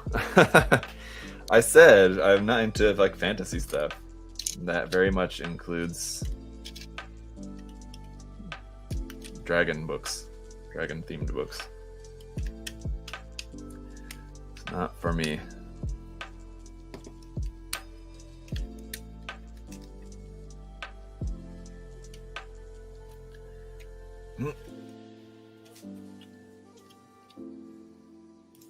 Oh no. Someone's giving me problems. There we go. Yeah, definitely the order of just like how you press certain parts together with this makes a big difference. So it's the one thing I can tell you guys that I would like to stress about this build that I've definitely noticed. Definitely make sure you pay attention to the order. If you're pressing a part and having a hard time, it's not going on like in a way that feels right, try it from a different angle or something, because that's what seems like has been the issue. Like anytime I've had any kind of issue with this, with the fit so far.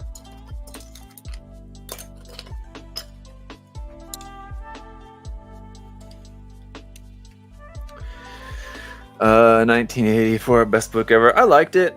It was a bit jarring. The transition from like, it's kind of like 3 parts, right? It's like the transition from the first part to the second part was a bit jarring. Like, wait, what? This is like now just like a love story, romance novel all of a sudden.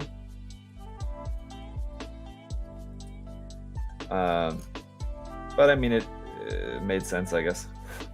And it worked out okay in the end, but at first I was a little bit taken aback by that transition.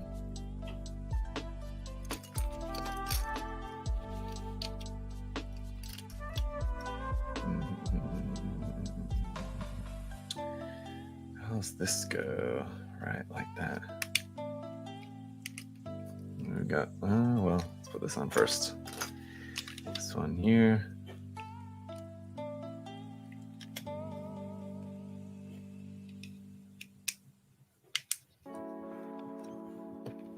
And the other one we'll save for later. What's next?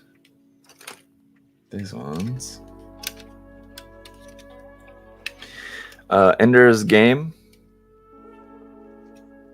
I've of course heard of that, and I just vaguely know that it's like science fiction. I don't really know too much about it. But anything that famous has got to be pretty good. Datamouth, thank you for the super chat there. Sending love from Miami, from me and my friend Armand. Oh, thank you. Hey, if you guys are in Miami, that means you're not too far to be able to come up for a build day, which we're working on the plans for a build day for, I was going to say next month, but this month, it's September now, isn't it? For September, we're going to have the first build day in our new warehouse here at USA Gundam Store is in the works for later in September. It'll be on a Saturday. So hopefully you guys might be able to attend, but we're planning to start having them once a month. So even if you can't this month, maybe the following month or whatever. But yep. Adam and I are going to talk some more about that on the live stream. So we haven't done a live stream obviously for about a month or so. And that's just because we've been doing the move. And so, yeah, we're going to have a live stream this Thursday. Typically it's on Friday, but just because of Adam's got something going on Friday. So on Thursday, we're going to be doing the live stream this week. And we'll be talking about the plans for build day. So, yeah, hopefully you can come. I think the plan tentatively is the 21st, Saturday the 21st. So mark it on the calendar. Hopefully you guys can come. Miami's not too far away to come up to Daytona Beach, right? Okay, so I've been putting all these different armor pieces on here, and let me see, where are we now? Here. Try not to miss anything.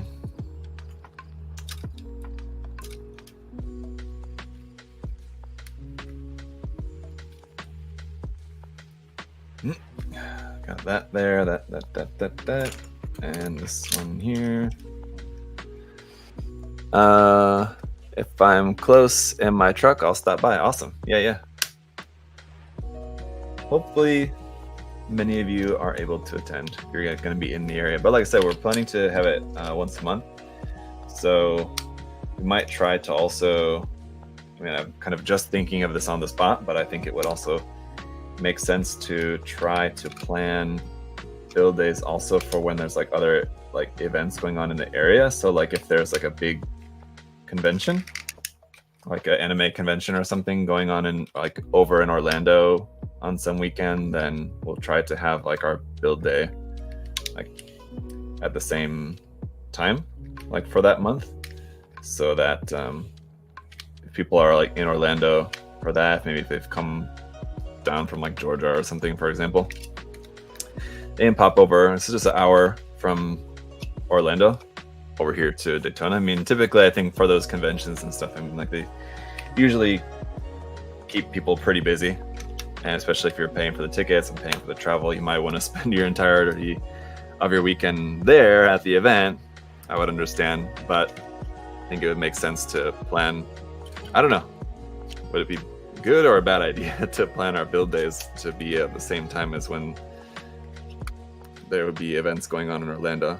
I feel like it would make sense. It's like if people do want to come over, they can, but maybe it wouldn't make sense because people would be obviously busy going to those events, and then in that case would not want to come over because they're already busy with that. I don't know. Anyway, it's a thought.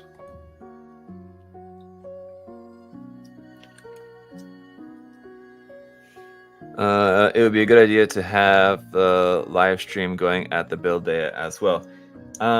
Yes, but the issue is like I'm not sure. I mean, depends on like how many people come, who's all there. Not everybody may, like some people may not want to be on camera, you know, so that's kind of the issue with that sometimes. But yeah, assuming that everyone in attendance wouldn't mind to be on camera, then it's certainly something that we could do, and yeah, it would be cool. For people who weren't able to attend or would are interested in attending but maybe not sure about it or whatever, yeah, it's a good idea. Hydroponics sounds illegal. What? Maybe some of the Orlando crackheads can put together an MGX. What?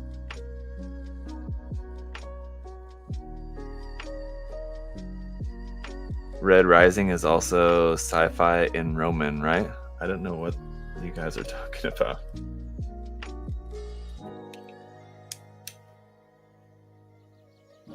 Urgh.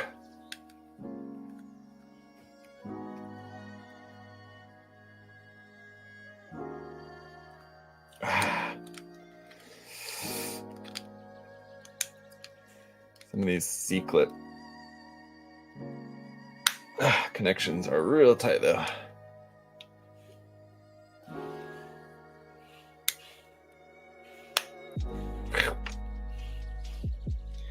Yeesh.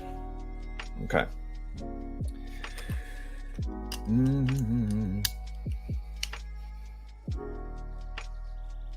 Water? Mountain Dew? What are you guys talking about? I don't even know. But yeah, anyway, build day. So that'll be fun. It'll be on a Saturday, and also, I don't know, in the past, the build days have also involved barbecuing.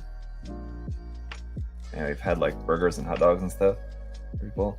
Don't know for sure if that's going to be a thing, at least for this one. Maybe for other future ones, kind of once we're a bit more established. Because now, I mean, like, we're moved in here, but like still kind of everything's still kind of adapting to the new space. So maybe once we're like a bit more settled in, there'll be more things involved with the build days. I know there's also plans to do like some classes and stuff in the future as well in there, because now we have like a nice proper space for doing that kind of stuff. So definitely be a lot of those kind of things to look forward to here. But like for now, it's kind of hard for me to say what all is going to be involved, at least for like the first one. What the hell?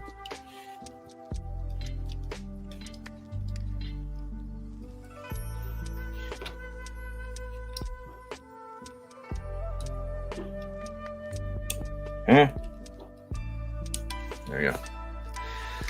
It's going together the wrong way. All right.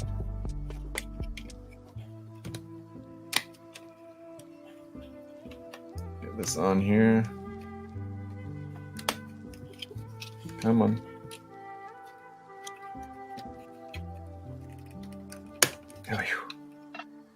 And then this.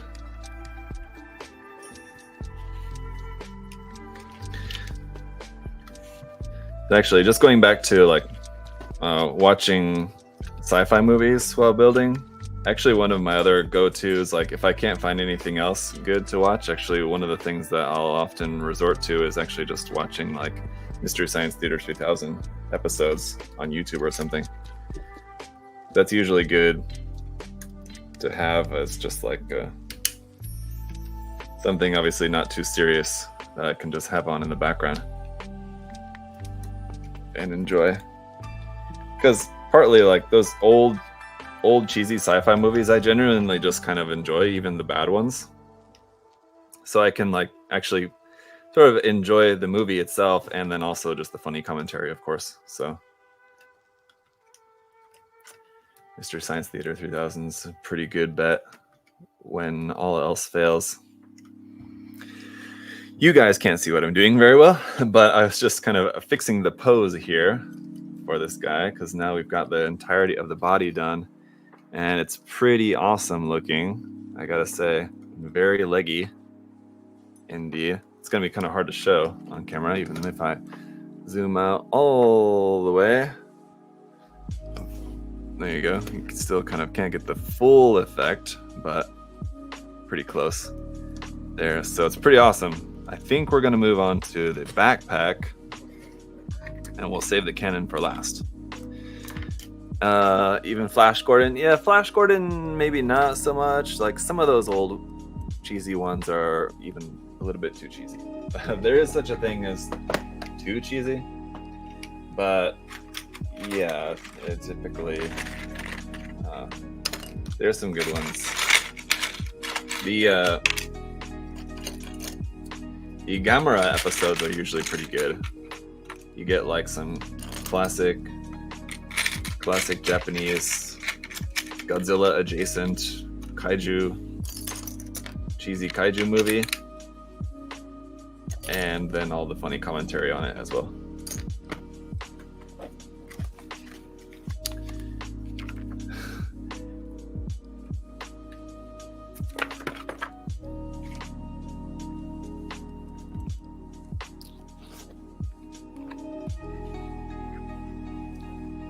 He ate too many Krabby Patties, that's right.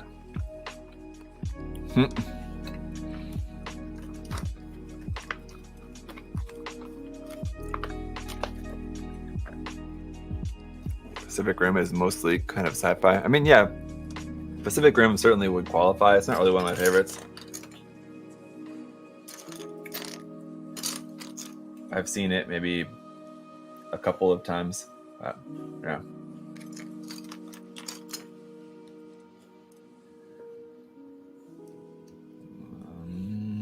I'm really wondering if that piece that I can't figure out goes somewhere around here on the backpack, because otherwise I have no idea. Let's see.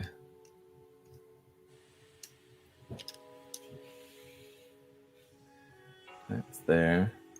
And interestingly, I'll try to show this to you guys here. Might be kind of tricky. Yeah, it's going to be very tricky. But can you see on this little piece that goes in here on the backpack? Very tiny little detail. Try to get it. You guys can see that. It says Ares Striker Pack. And there's a little ram there. There you go. There you go. Can you see that? Ares Striker Pack. There. That's going inside the backpack here. Inside the center part of the backpack.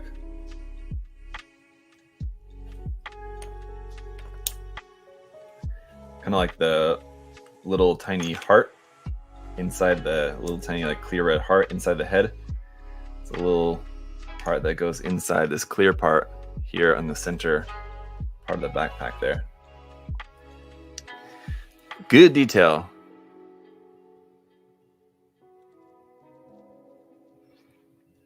Very cool. Now, this is going to be a complete build, or you'll make different live streams. Yeah, I'm going to finish the build on this live stream. We're now going on almost 4 hours. Probably not too much longer left. Probably another 30 minutes. Would be my guess. I don't know.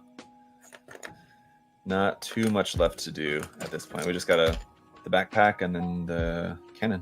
That's it. So it's now 2:47. I imagine by 3:30ish we'll be done. Then I'll have time to get in a nice nap before going home. Just kidding. Probably. What will I do? I don't know. Probably we'll work on a different kit for a little bit. Could get straight to like working on the review, but I think I'll save that for tomorrow. I think I'll work on the review for this tomorrow. For the remainder of today, after this is done, I'll maybe just work on a different kit for a little bit. This build is definitely taking it out of me. It's a lot of kit here. Yep. Is the included base the same as with the Astrays? Yes, I believe so. As far as I can recall from the Astray base, it certainly looks very familiar. And we'll build that here in a minute. You can see it. But yeah, from what I can tell, it does seem to be exactly the same.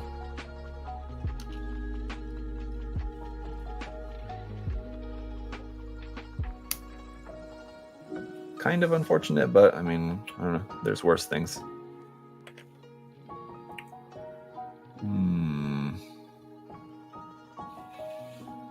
Wait a minute. Oh, okay. This is like this. This one here. Like that, and then here. And like that. It's that piece. And this piece, let's see.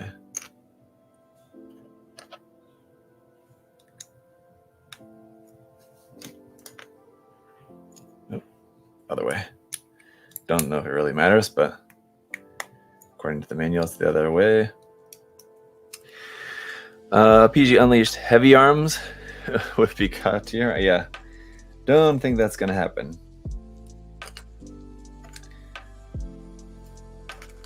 Oh no, where's that?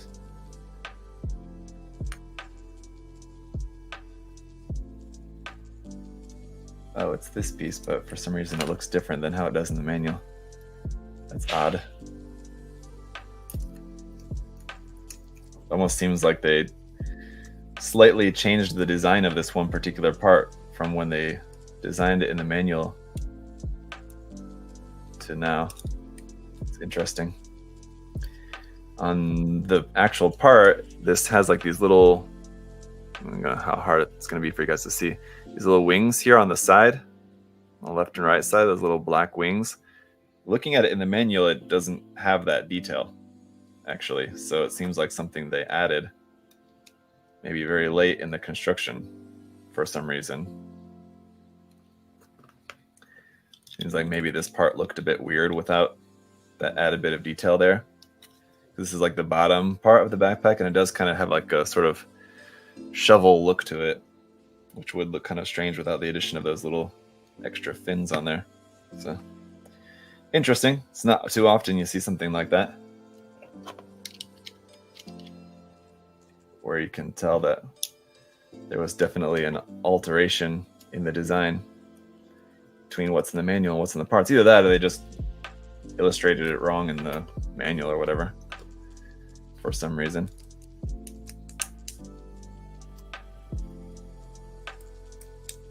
Somewhere somebody goofed.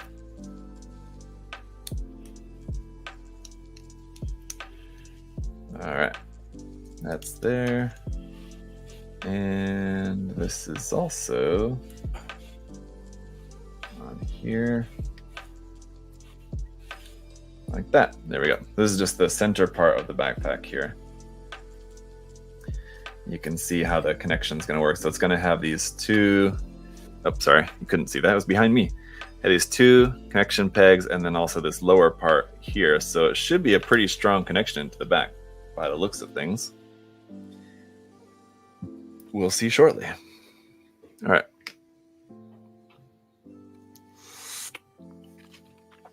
Yes, I'm still working on my dango.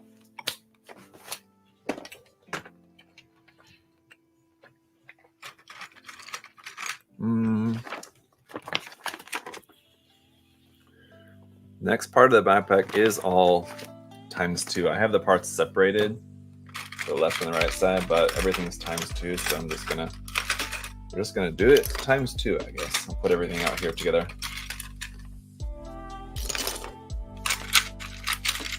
Make it easier on myself. There's not really any point to going through the whole process of building one side of the backpack and then go back and do the other one, like how we do with the arms and the legs, when everything's pretty much the same. I think it's only like in the very last step, it's just a matter of connect it on the left side instead of the right side.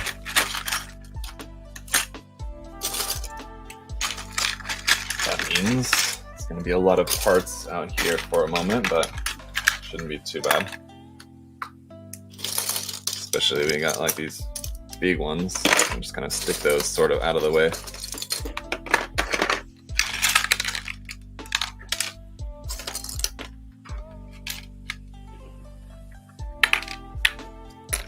And I think that's all. The other problem is we have these parts like this. shift everything over a little bit. Scoot over there, buddy. These parts for like the inside and outside of the thruster bells, these red parts go inside here. There's 3 different sizes. Small, medium, and large ones, and I gotta match them up. The small one's pretty easy to figure out. The pairing there. But the medium and large ones, let's see. Okay. That's pretty straightforward.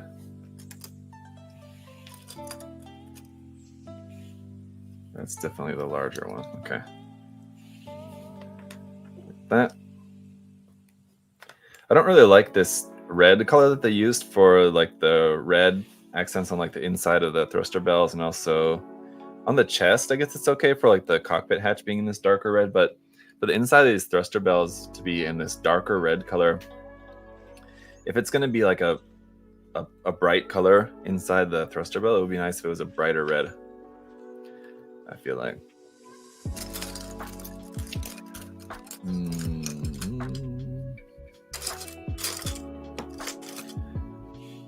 Let's see. Is that right? No, I don't think so. No. There's gotta be a better way. But I think that is right. I guess it is. It is, okay. In the manual, again, like the illustration looks a little bit different. Kind of deceptive.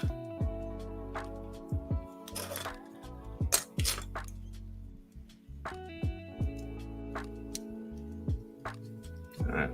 And, oh, now the problem is, like I said, we have small, medium, and large size thruster bells, but now the problem is just looking at the manual, it's kind of hard to tell which one's supposed to go where. So let's see. It's definitely the smaller one. It's the one that goes at the very end. This one, I don't know, looking at it, I think is the larger one. My hope is that this would be slightly different in size so that it should not fit if it's not correct. And that doesn't really fit very well. So let's see, maybe it's the other one.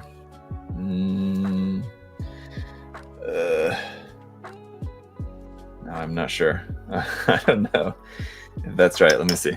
Where's the other one supposed to go? That one's gonna go. Shoot. Well, let's stick a pin in that for the moment. We'll see if we can't figure that out in the next step. For right now, put this other part together and we'll try to see. Where is it? This one. I see this Sazabi pretty often too, but not as often as the PG. I feel like, let's see. $3,000 Sazabi statue.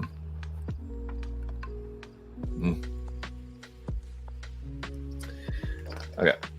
All right. So this one goes here.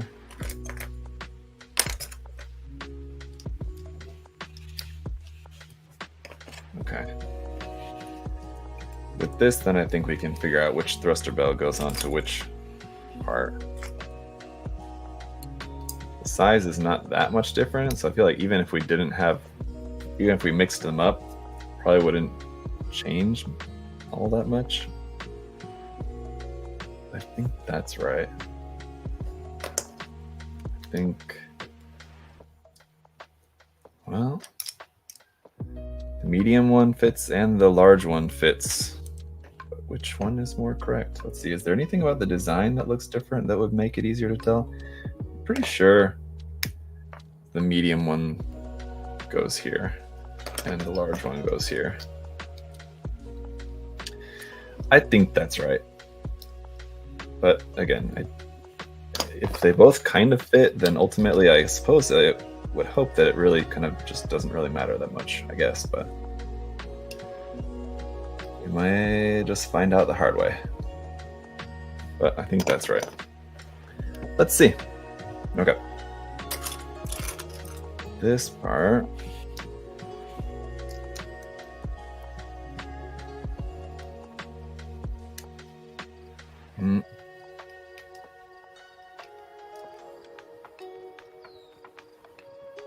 Wow, really?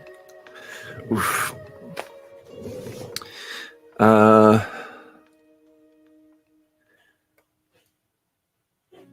Big city, big rent. Yeah. Big city, big sadness.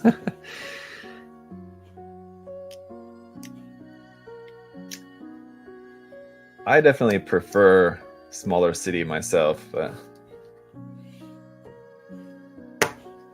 that's just me. A city that's big enough to still have everything that you need and like enough going on that doesn't feel like too small, but small enough that it's not too big either at the same time.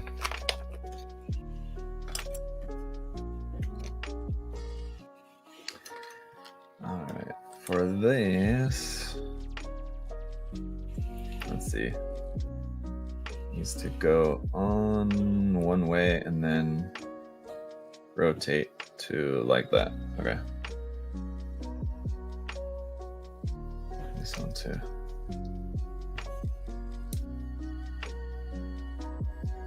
All right. Easy enough.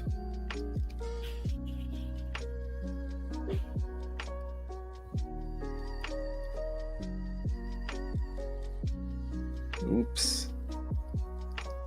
That's not right.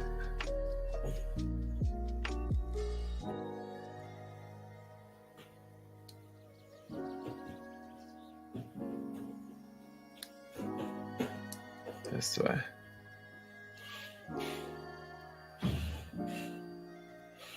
Yeah, at least with this part, they did try a little bit to illustrate this in a way that kind of makes it a little bit easier, but still not quite as like foolproof as Bandai's instruction manuals. How it's really difficult to get anything wrong.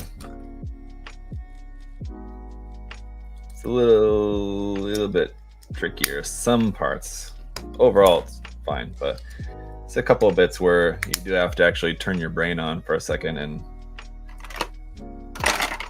figure out what it is you're trying to put together here.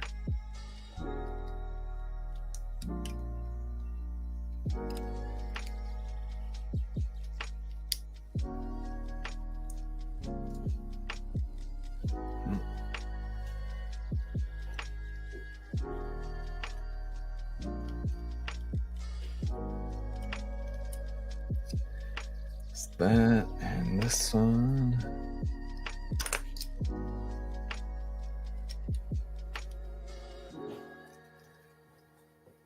Yeah, again, the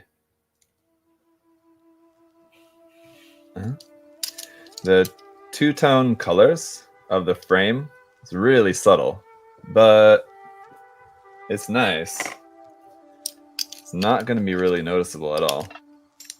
But when you do have the two colors like right next to each other and a part where you can notice, it's nice and tasty too, I gotta say. Yummy.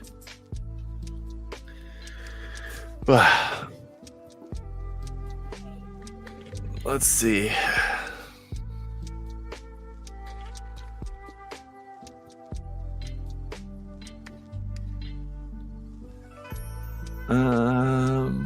I was starting to think this kit would never come out. I had pre-order as soon as it came up. Yeah, so I know it's been out, like the pre-order. Let's see. I don't know. Looking at this though, I think I do have these thruster bells switched. Let's try. Let's look at this other part here.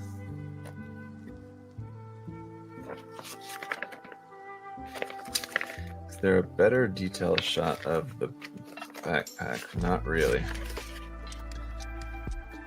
But looking at that, it does look like it's the larger ones on top. Okay. Oops.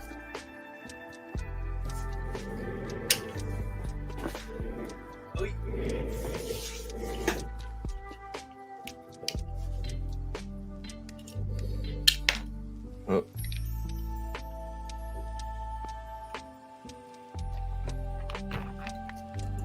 think this is right. I don't know.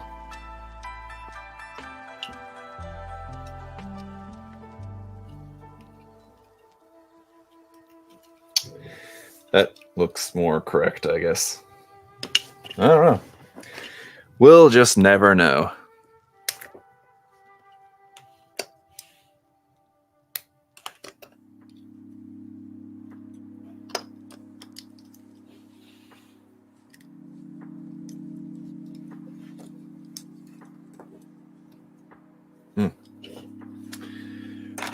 Right.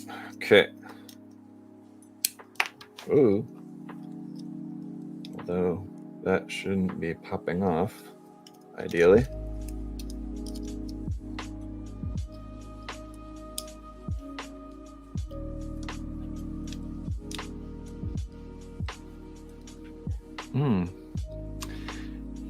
Lucky, the closest hobby store with Gunpla is like an hour drive. Yes.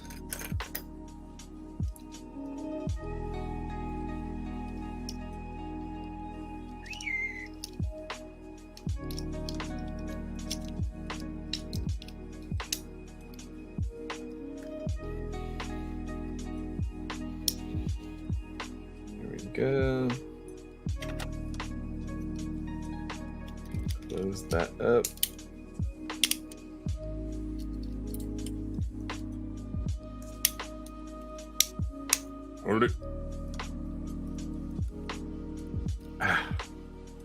All right, guys. So here's our backpack parts. Anyway, the frame of this, and so you can see how these are going to open like that and pop out. Which is pretty cool. We still got a bunch more parts to add on to here, but at least that's the main gist of that. From here, we're going to start adding on some armor pieces, which I've not taken out yet. Here they are.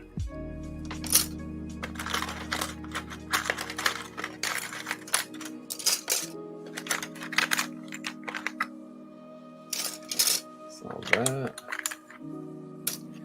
which includes, no, actually, I guess we're not supposed to close that up quite yet. Just to keep that open for right now.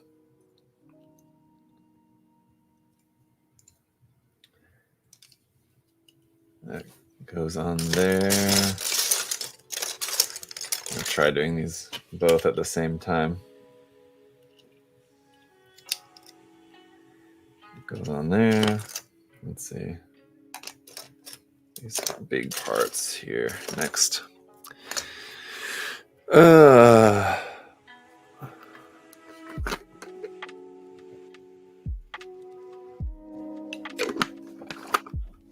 The use of mouth and teeth is concerning. Hey, part of it is just I'm trying to move at a decent pace. And, you know, I think you wouldn't necessarily have to employ teeth pressure. But for some things, it's just like, you know, it's just a little couple pieces that are just a little tight. And it's just as easy to just give it a little chomp. So, you know. That's just how it goes. But wait a minute.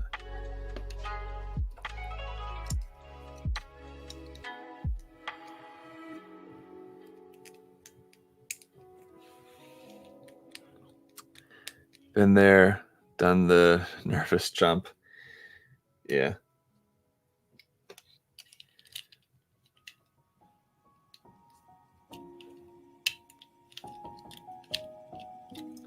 Let's see. And the good thing with a lot of this stuff is that because of the way that the parts are layered, that even if the parts are not fitting quite right at first, they'll kind of sort themselves out by being pressed together by other parts that fit on top of them. Oops. Oh no. Where'd this come from? Why are you not in there?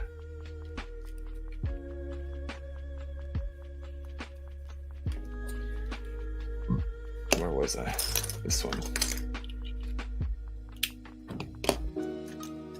It's like you have two parts that go together this way, and they won't fit quite right. There'll be like a little bit of a gap, but then you have another part that will fit over the top that will hold them together anyway. So that's what I mean. And that's what I've found is the case with most all the parts here.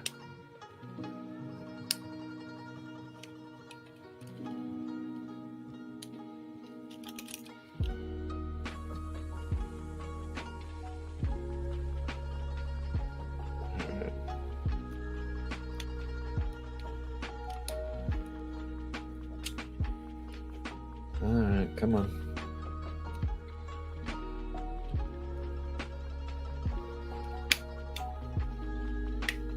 Here we go. All right. Next, please. What was that? Oh.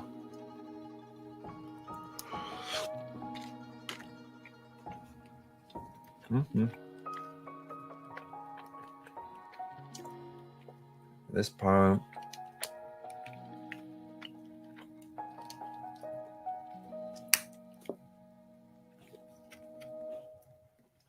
Uh-huh. All right. This side. Like that.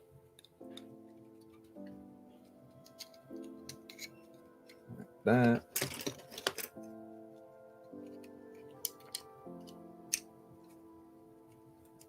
Oop.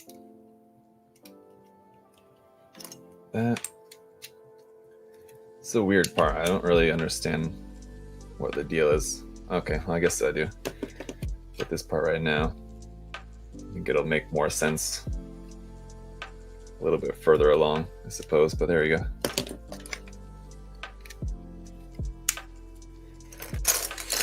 And this one here. What do you think about the in-era lizard?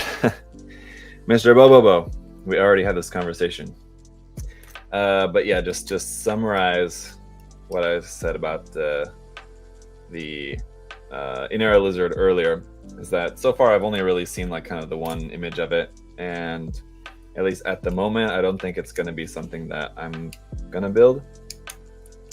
Of just the little bit that I've seen of it so far, I don't think that I really am super into the design. But I need to look at it in a bit more detail.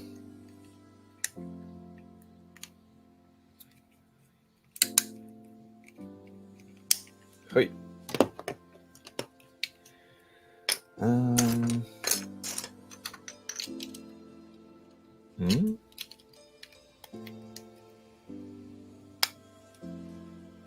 That.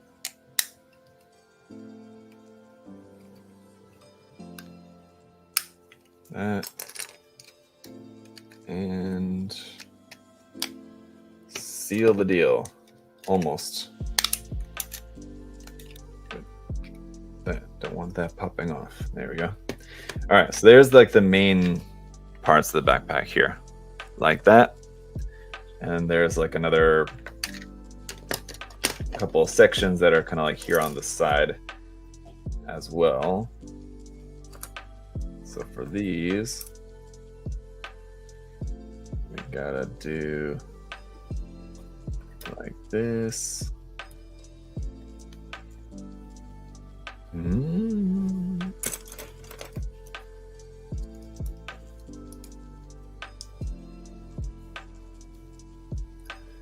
Really?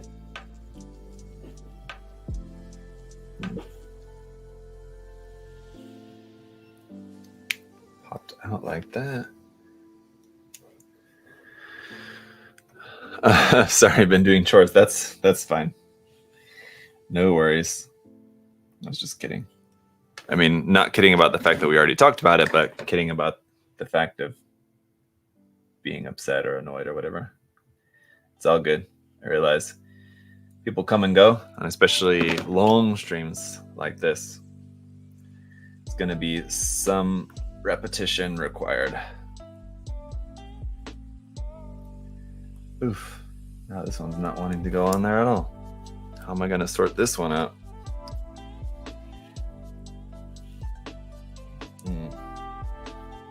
That works. As for this side, oops, don't forget that. Swing part here.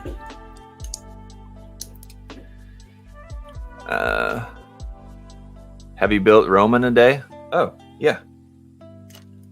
That was a great kit. Rome in a day.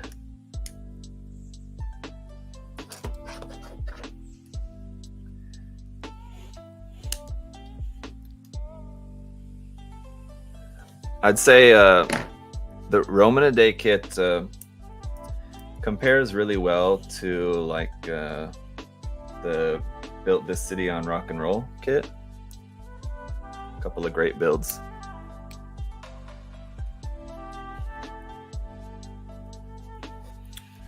Except that this part's kind of annoying.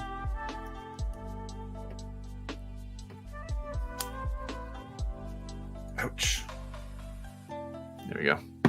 If that red part isn't in there all the way, it kind of like causes it to get kind of hung up. Opening there. That also is not pressed together all the way there either.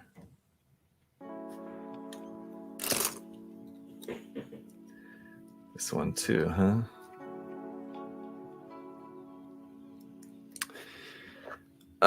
Is this the same company that made the Frosty Cat? No, I don't believe so. What company was it that made the Frosty Cat kit? I don't actually recall, now that you mention it.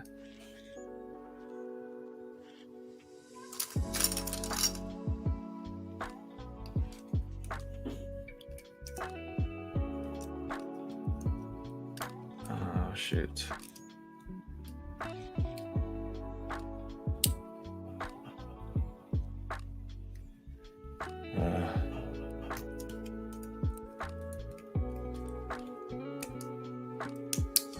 Come on.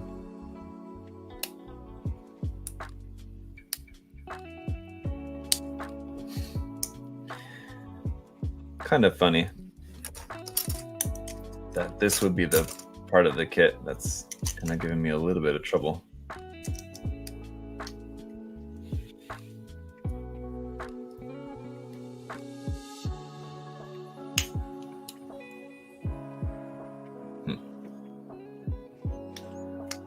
Because if you guys recall what I was saying earlier about my only real experience with the Nilson Works Astray kit was I just built the backpack and I found the fit to be not very good, and so I wasn't really too pleased with it. The flight pack, I guess I should say, to be precise. So kind of funny that the flight pack sort of part of this kit would be the part that's kind of giving me some issues. It's a bit ironic. Let's see if we can't sort this out.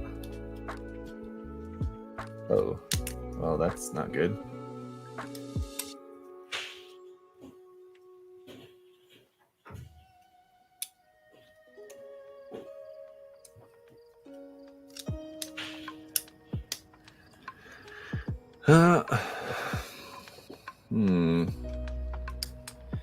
Yeah, for some reason those parts did seem to do better, even though it's ×2, so it's the exact same part. But for some reason, the pairing was slightly better with one set than the other set. I don't really get it, but that is just how that works sometimes.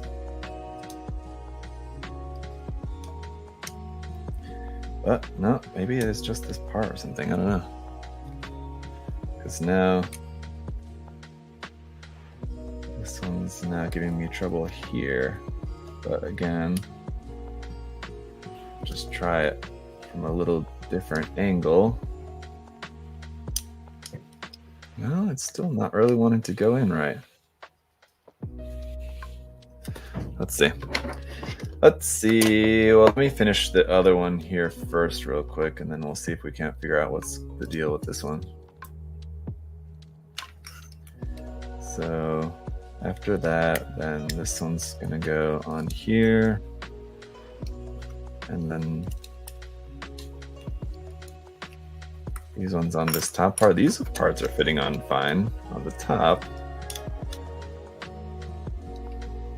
No, this one's popping out too. It's right here.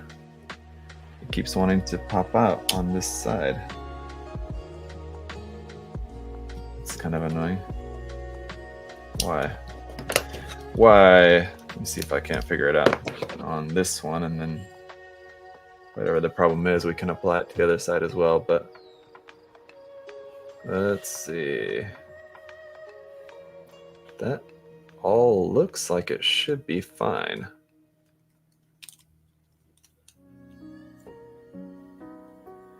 Everything lines up. That part is in place, right? Sometimes when like parts like this aren't going together, it's not like staying together properly. It's not like maybe the best way to figure it out, but one kind of hint that I figured out is to kind of find where the issue is. It's just like press together real hard, and it's still not gonna work. But what it will do is it will put stress on wherever the issue point is, and then I'll just take it apart and look, all right, where is it getting stressed? And I still can't tell is the problem. But let's see. Okay, I think, yeah, I'm sure it's an issue with that part of the frame that's sticking out through the armor again, just like with the rest of the kit. The only part that's giving me an issue is where the frame sticks out through the armor. So let me put this one on here first. And it's the same with that one too, huh? All right, let's see.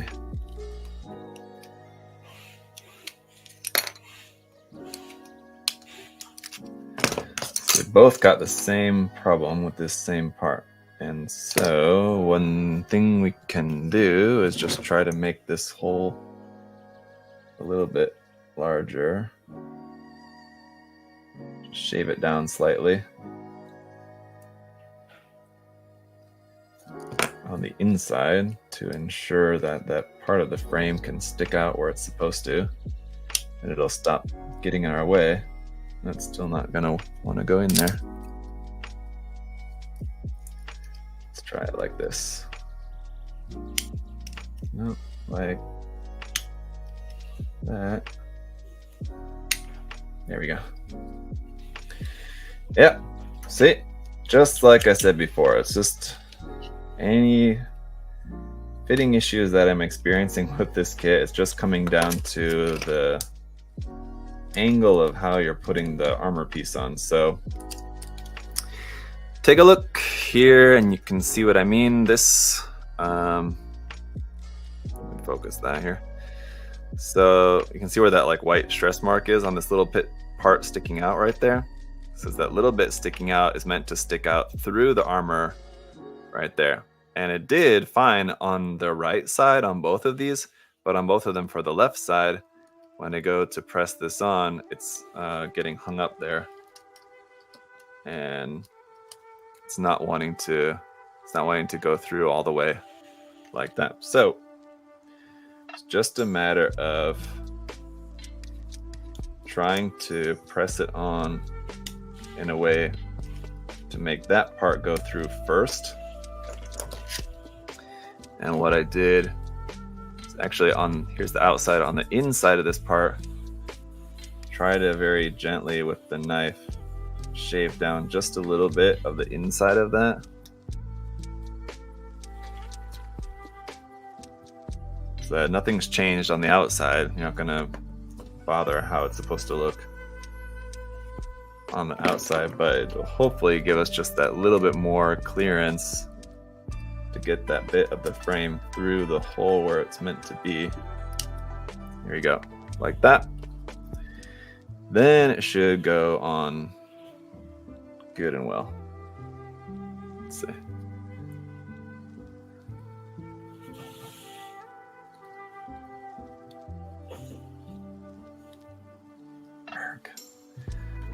Now it's this peg.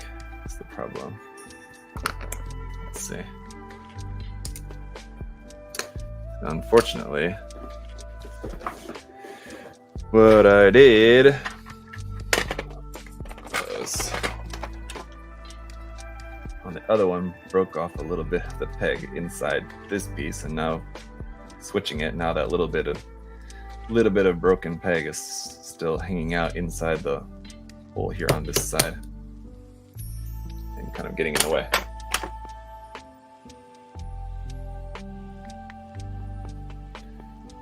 So we'll get that little guy out of there, clear up that space, and then pop this on here again. We should be all good. There we go. All right. Not too bad. Just slightly annoying that that was misbehaving like that.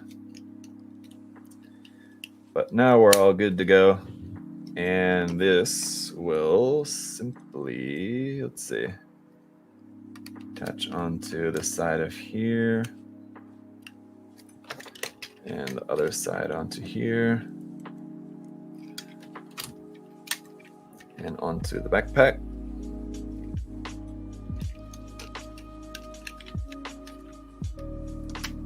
Here and here.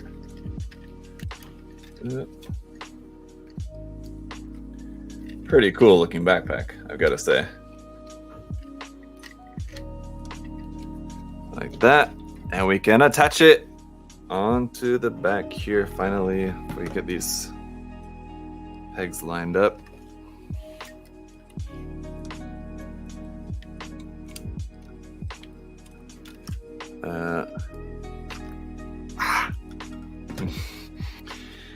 Lined up.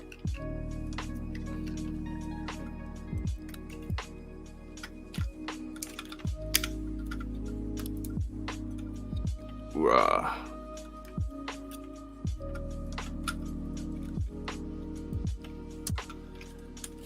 It's like 3 parts. Oops. Try not to have that come off while I'm trying to press the backpack on, but trying to make sure it's like in, but I'm just trying to make sure it's like in all the way. Just so it's good, strong connection there for the back.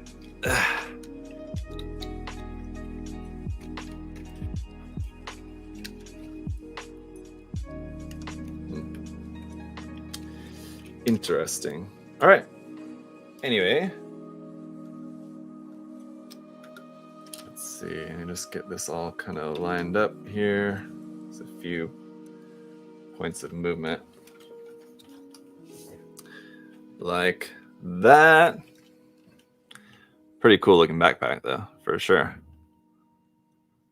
So there you go. It's gonna be, again, hard to show you guys on camera. If I back this out. There you go. Pretty awesome looking. It's very sort of like just, I think, based on the colors and like all the design features, very much looks sort of like a Advance of Zeta version of the Talgis, kind of, with like the yellow accents in there too, and like the off-white and navy blue, and especially just like the way some of the details look. Just kind of now realizing that, but don't you guys agree? very much looks like a AOZ tall geese. Okay. We got the cannon still left. Let me just real quick, just because that's what we've got left here in this part of in this box. Got the parts for the base. So let me just go ahead and throw the base together real quick, and then put together the cannon, and that'll be it.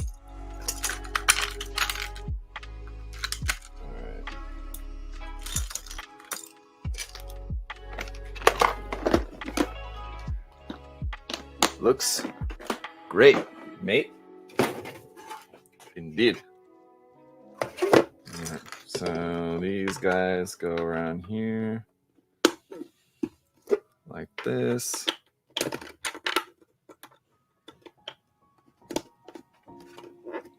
Right. Come on.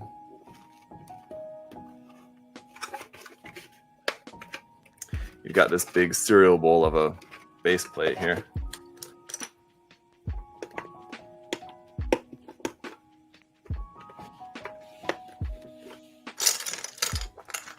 One more of those. There it is.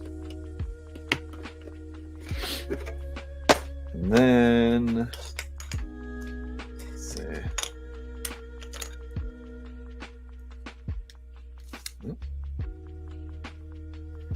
It's on there.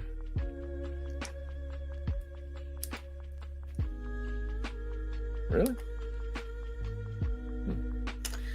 Interesting.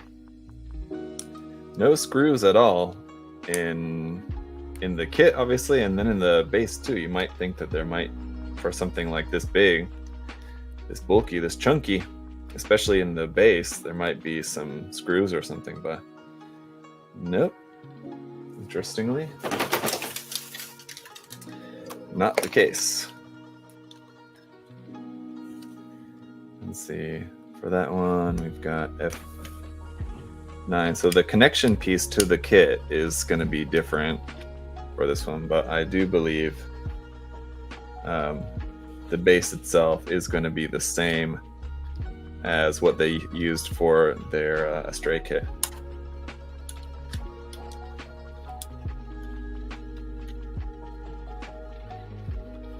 Let's see.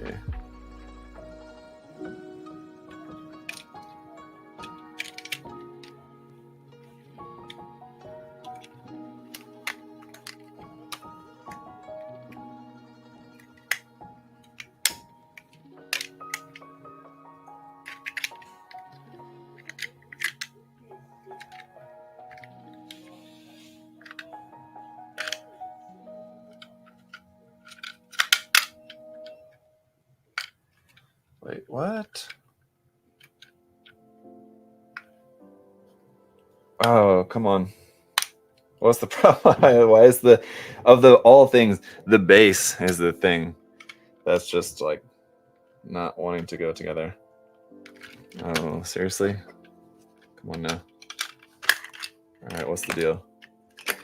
All right, back apart. Come on, break it up. What's the deal? How come you're not wanting to go together now? Was it seriously the fact that I didn't have this part? I had this part in the wrong way, that's all.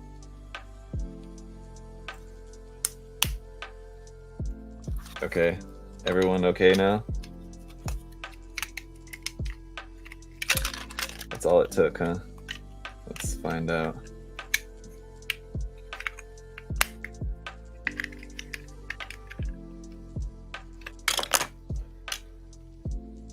Nope. Oh. Because this piece, which looks to be like it'd be the same left to right, is slightly different. Slightly thicker on one side than the other.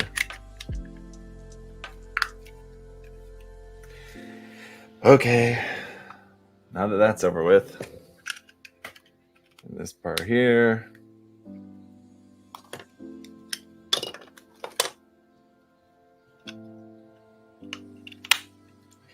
This one here, this one here.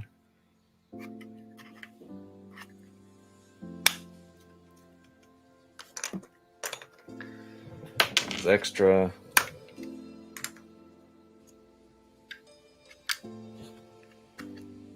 This here, this here. This also apparently extra. think.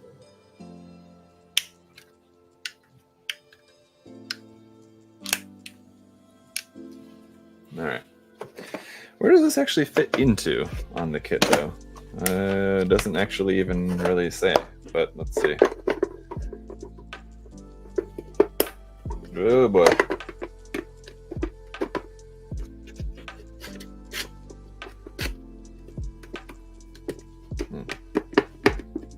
Wow, that's snug.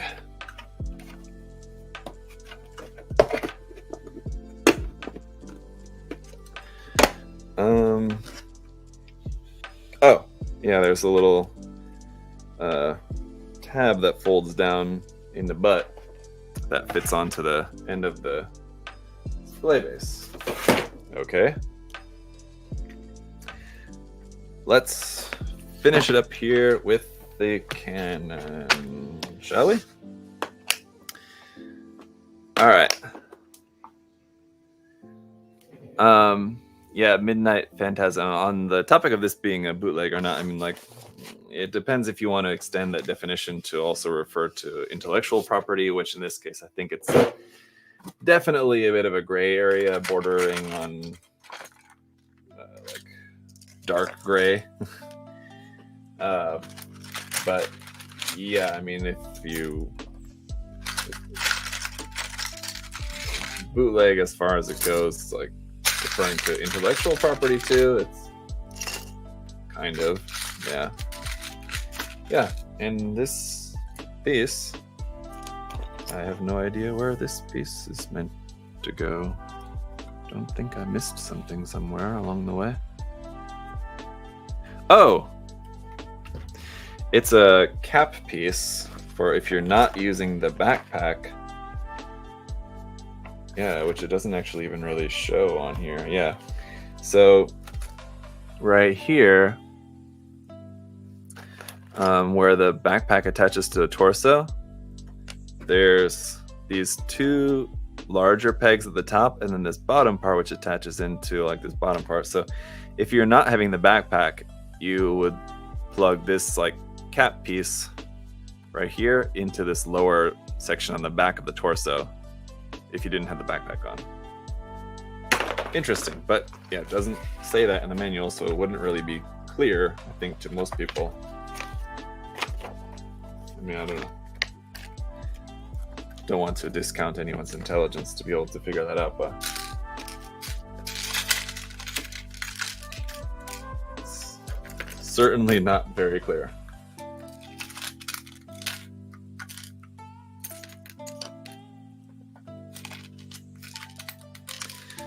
All right, by the end of the stream, your fingers will have abs. At first, I thought you were saying my fingers will have ABS.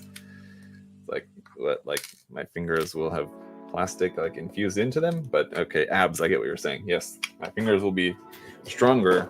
Yes, I think you're right. I definitely hurt my finger there with that drill bit earlier.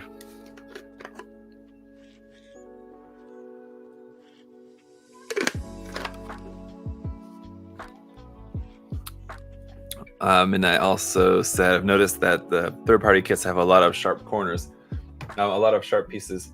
Yeah, Kotobukiya kits have a lot of sharp pieces as well. I think what that comes down to, it's not necessarily anything to do with like the quality or the engineering or anything, but oh, why is this still zoomed in? Sorry. Bandai intentionally makes their kits without having too many sharp pointed parts because a lot of their kits are kind of not necessarily made for kids, but certainly made with kids in mind, and so that's why they don't usually have too many like sharp pieces.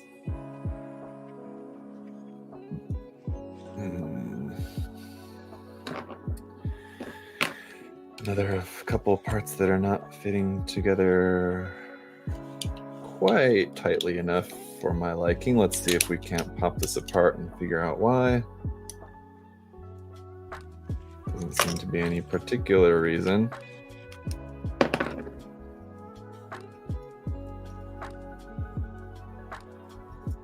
think so. So we'll just move on and see what we can't figure out here.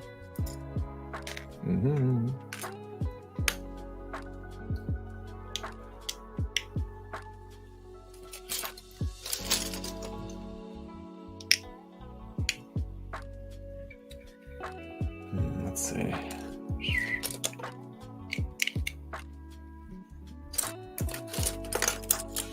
That's not only on the one side. Oh, snap. Oh, what's up, Adam? Adam is here. What's going on? We're almost done. You're gonna miss it. There you go. This I'm also feeling like, yeah, okay. It's another case where the manual tells you to put this like cap piece in on both sides, but then to actually attach it onto the kit, you're gonna have to remove it from one of the sides. So you might as well just leave it omitted from one of the sides. And I may have it on the wrong side, but I think it should be right, because we're still at the point now where it's still symmetrical, so it could be like that or it could be like that. It doesn't quite matter yet. Actually like this. So let's see. Could be wrong about that. We shall see. Nope. Yeah, wait. This is gonna be like that. Should be good. Okay, I think we'll be okay. All right. Stop rolling away. This one here.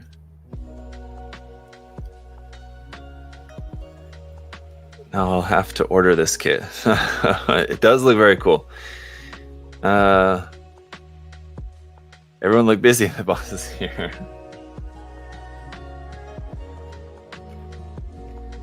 Yes. We're almost done. Now for this, let's see. There was a couple of parts that like look exactly the same or very similar, but it's not that one. Okay. It's like a couple of clear parts. Look at this. On different parts of the cannon, we have these clear parts which look like that, and these gray parts which look like that. Very similar looking. So this is like, normally when I cut out all of the parts for like one section like this and people say, don't you get the parts confused? I feel like I would get them confused. Normally not, but this is the kind of situation where I at least, it's not that difficult to figure out. I just kind of have to look at the manual again and be like, no wait, it's definitely one or the other, but they look very similar, so it's kind of, it's pretty close. I could almost get them confused, but not quite. Not a seasoned professional like myself. But what these parts do is add some of that two-tone color of the frame, which, as I've been saying, and I'll say one more time just for good measure, the two-tone color of the frame and the white armor pieces and the black and navy blue makes for a really nice two-tone effect. Very, very subtle, but it looks good.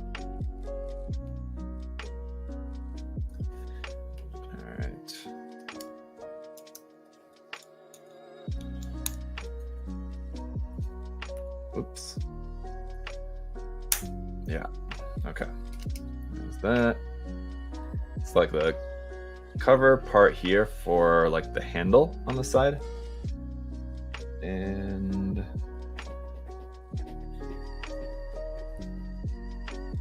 it's not like super firm on there. Now we're going to use those clear parts right here.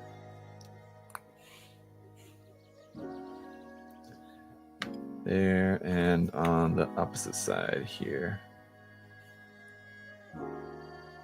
as well, right? Yep, like that. And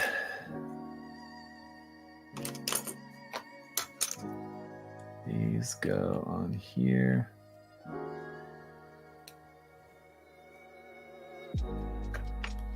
Here and here.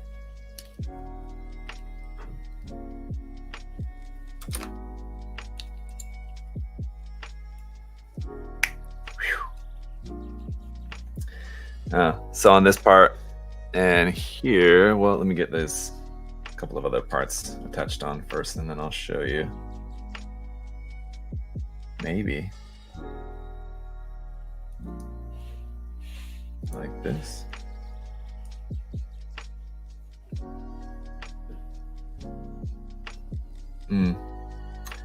That's interesting. Why is that like that?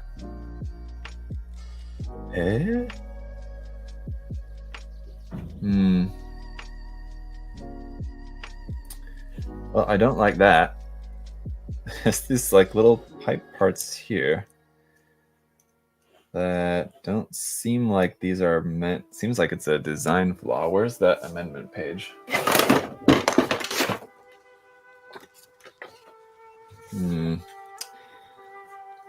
No word about it there in the manual, but if you guys look at this here, let me show you. So there's this little like piping bit that's supposed to plug into here, but when it's plugged into this side like that, then this side can't be pressed down because you can see these little tabs, and this tab here at the bottom is in the way of these little tabs at the end of the pipe bit. So I think better to cut those off, it seems like to me. But let me investigate a bit further, because it seems like this is not going to fit otherwise. So let me see.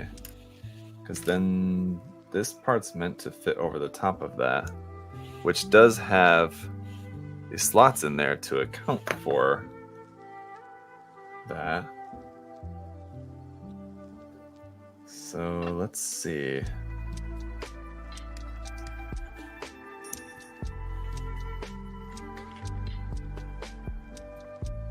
Oh man, I don't think that that's right. Something seems wrong. Let's see. Yeah, I don't know. And the top and bottom are symmetrical, so like here on this side, it's the same as if I turn this around the other way, and here, because both sides are symmetrical. While we're here though, I'll show you those clear parts are on here. If you push this, it pops out the camera. So you could, in theory, pop out like both sides at the same time, like that, for these camera bits. Oh, there goes that battery. All right, let's see. Switch this out one more time.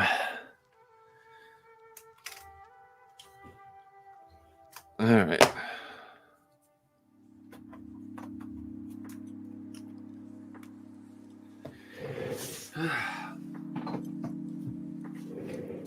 As I was saying, so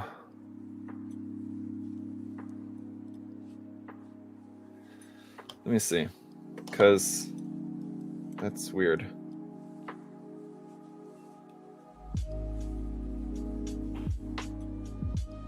Yeah, the distance seems right. But something's not right. I don't know how that's meant to be able to fit in there like that. I think what I'm gonna do is just cut down a little bit of that peg, and we'll see if this makes it any better to be able to fit on there. Yeah, there you go. That worked. So let me show you what I did so that you guys can do it too. If you look on this part, so cue this up again. So it's, as I was saying, these pegs sticking out here at the back, which are in the way. So what I did was cut a little bit of just basically this back corner of that part. Let me show you.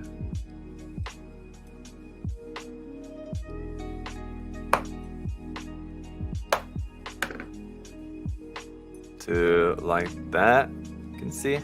So that where that was square, I just cut off the back a little bit. So now this will fit, and I can pop that down into place where it's supposed to be. And then this cover piece fits over the end of that, like that. So now it's working. Okay. Yeah, the manual doesn't really show how that's meant to go. It's just a bit of an oversight there, unfortunately. So like I was saying earlier, it's definitely a kit that, for the most part, is pretty straightforward. But it has had a couple of moments where I have had to turn my brain on, pay attention a little bit more.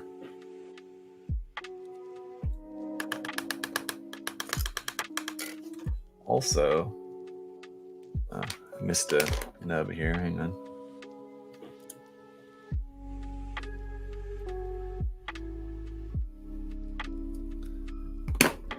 Where is the barrel piece for this?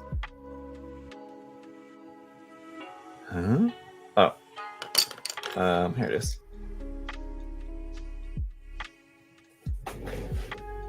And again, is not very clear about that, but okay.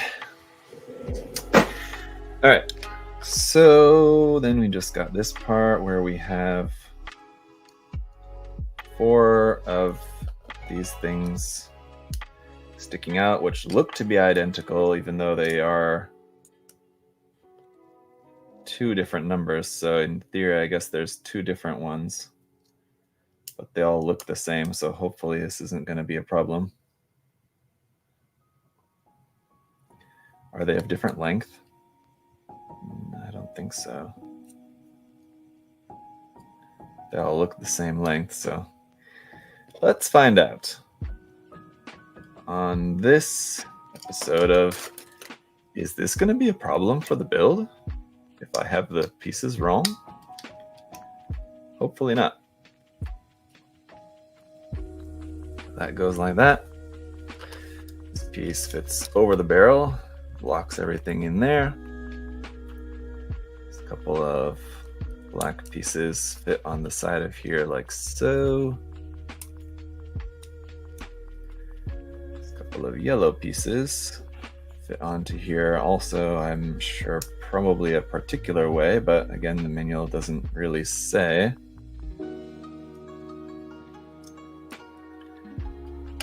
So that's gonna work like that. And where'd that part go? With the cameras we were just working on.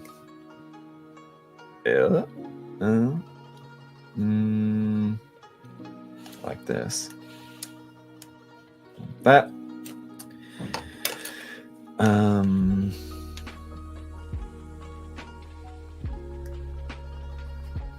This part here.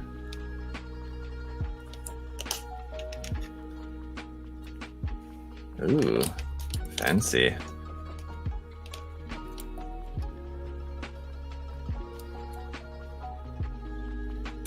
Ouch.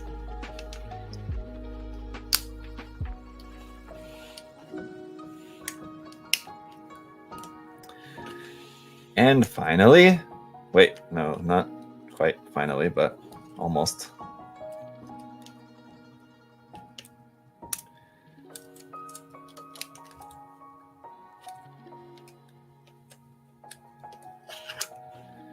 These parts. And then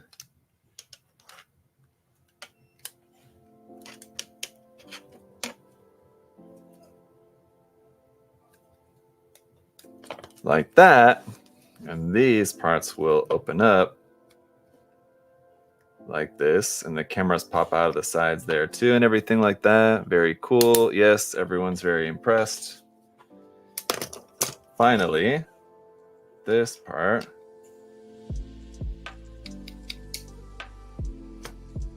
Oof. I put on backwards. Damn it.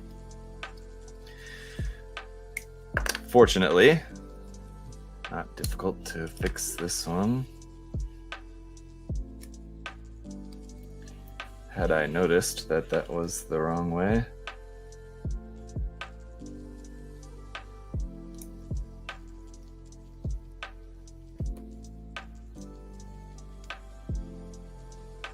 No, that's not right again. What the hell is going on? Like that. There we go. Good grief. Now it's like that. Okay. This piece here. Then like that. Like that. Like that. Yes. And this one, what? Just kind of like that, I guess. All right. Our cannon is complete. And give me a length on that. This one is coming out to 37.5 centimeters, taller than the mobile suit itself. There you go. So, well, let's back it up a little bit. You guys can see as much as I can fit on the screen. Excuse me. All right, there it is. The cannon, yeah, at the foot height is going to be taller than the mobile suit, but let's go ahead and stick this here onto his shoulder. So stuck on the shoulder, it's going to be too long. So how's that meant to work? I guess you kind of have to have it at an angle. Forward or backwards. But all right, so let's see. Ooh.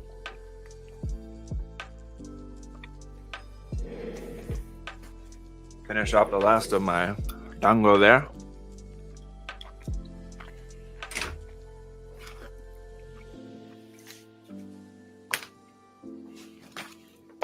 Put these tools away. Everything in its place. Thank you. And here we have, I'm going to switch here to the other camera. Just this one. Here we are. So I can show you guys the final product of this 5-hour stream for today. There you go. It's awesome looking, I gotta say. Definitely very cool. Definitely very large.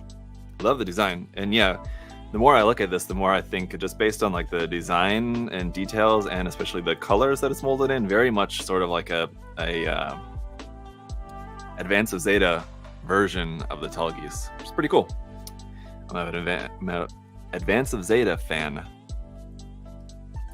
So yeah, still left to be decided. I'll figure it out in the review how it's actually meant to wield the Dauber gun, the cannon, because like I said before, on the MG and the RG, both of them, I mean, the RG is definitely an improvement. It holds it like pretty well, but like the MG in particular, especially like the way that it has to hold the gun is like kind of weird. It has to like hold it like that.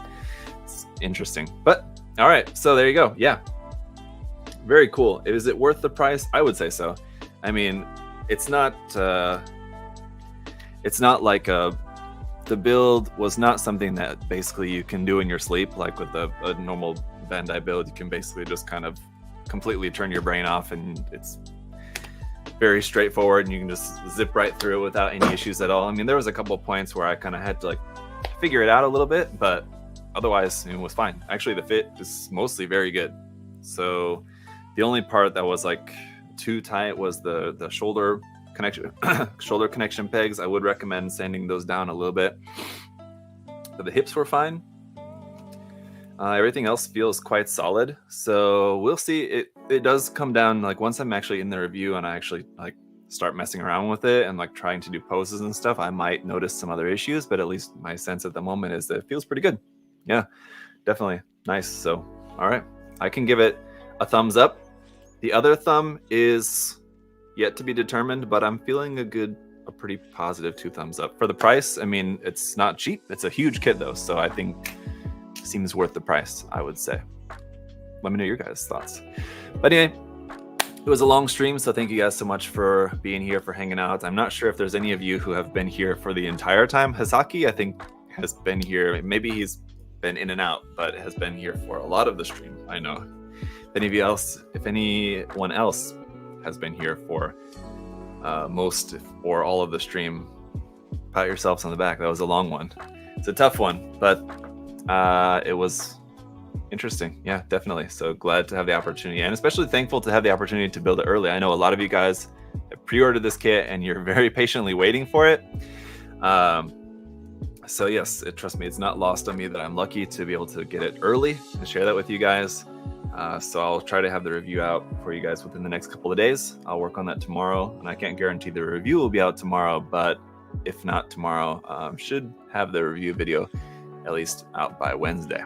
So as far as when the kit is expected to arrive, I think it's expected to arrive later this month, towards the end of the month maybe, but stuff's always kind of a little bit hard to track, the stuff that we get from China. So it could like go into the beginning of October, hopefully not, but just to be on the safe side, kind of have to not give like an exact date because we never really know for sure.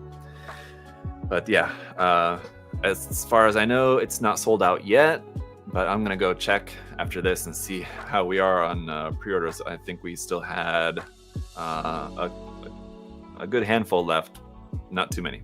So if you do want to pre-order it, I would recommend pre-ordering it sooner than later if you're gonna pre-order it in the US here from USA Gundam Store. Otherwise, if you're in a different country, I'm not sure what your options would be as far as where you can pre-order it, but check it out. All right. So that's it for today, guys. Thank you so much for all hanging out and being so cool. And I'll see you guys next time. I don't know what the next live stream is going to be, but I will certainly let you guys know. See you then.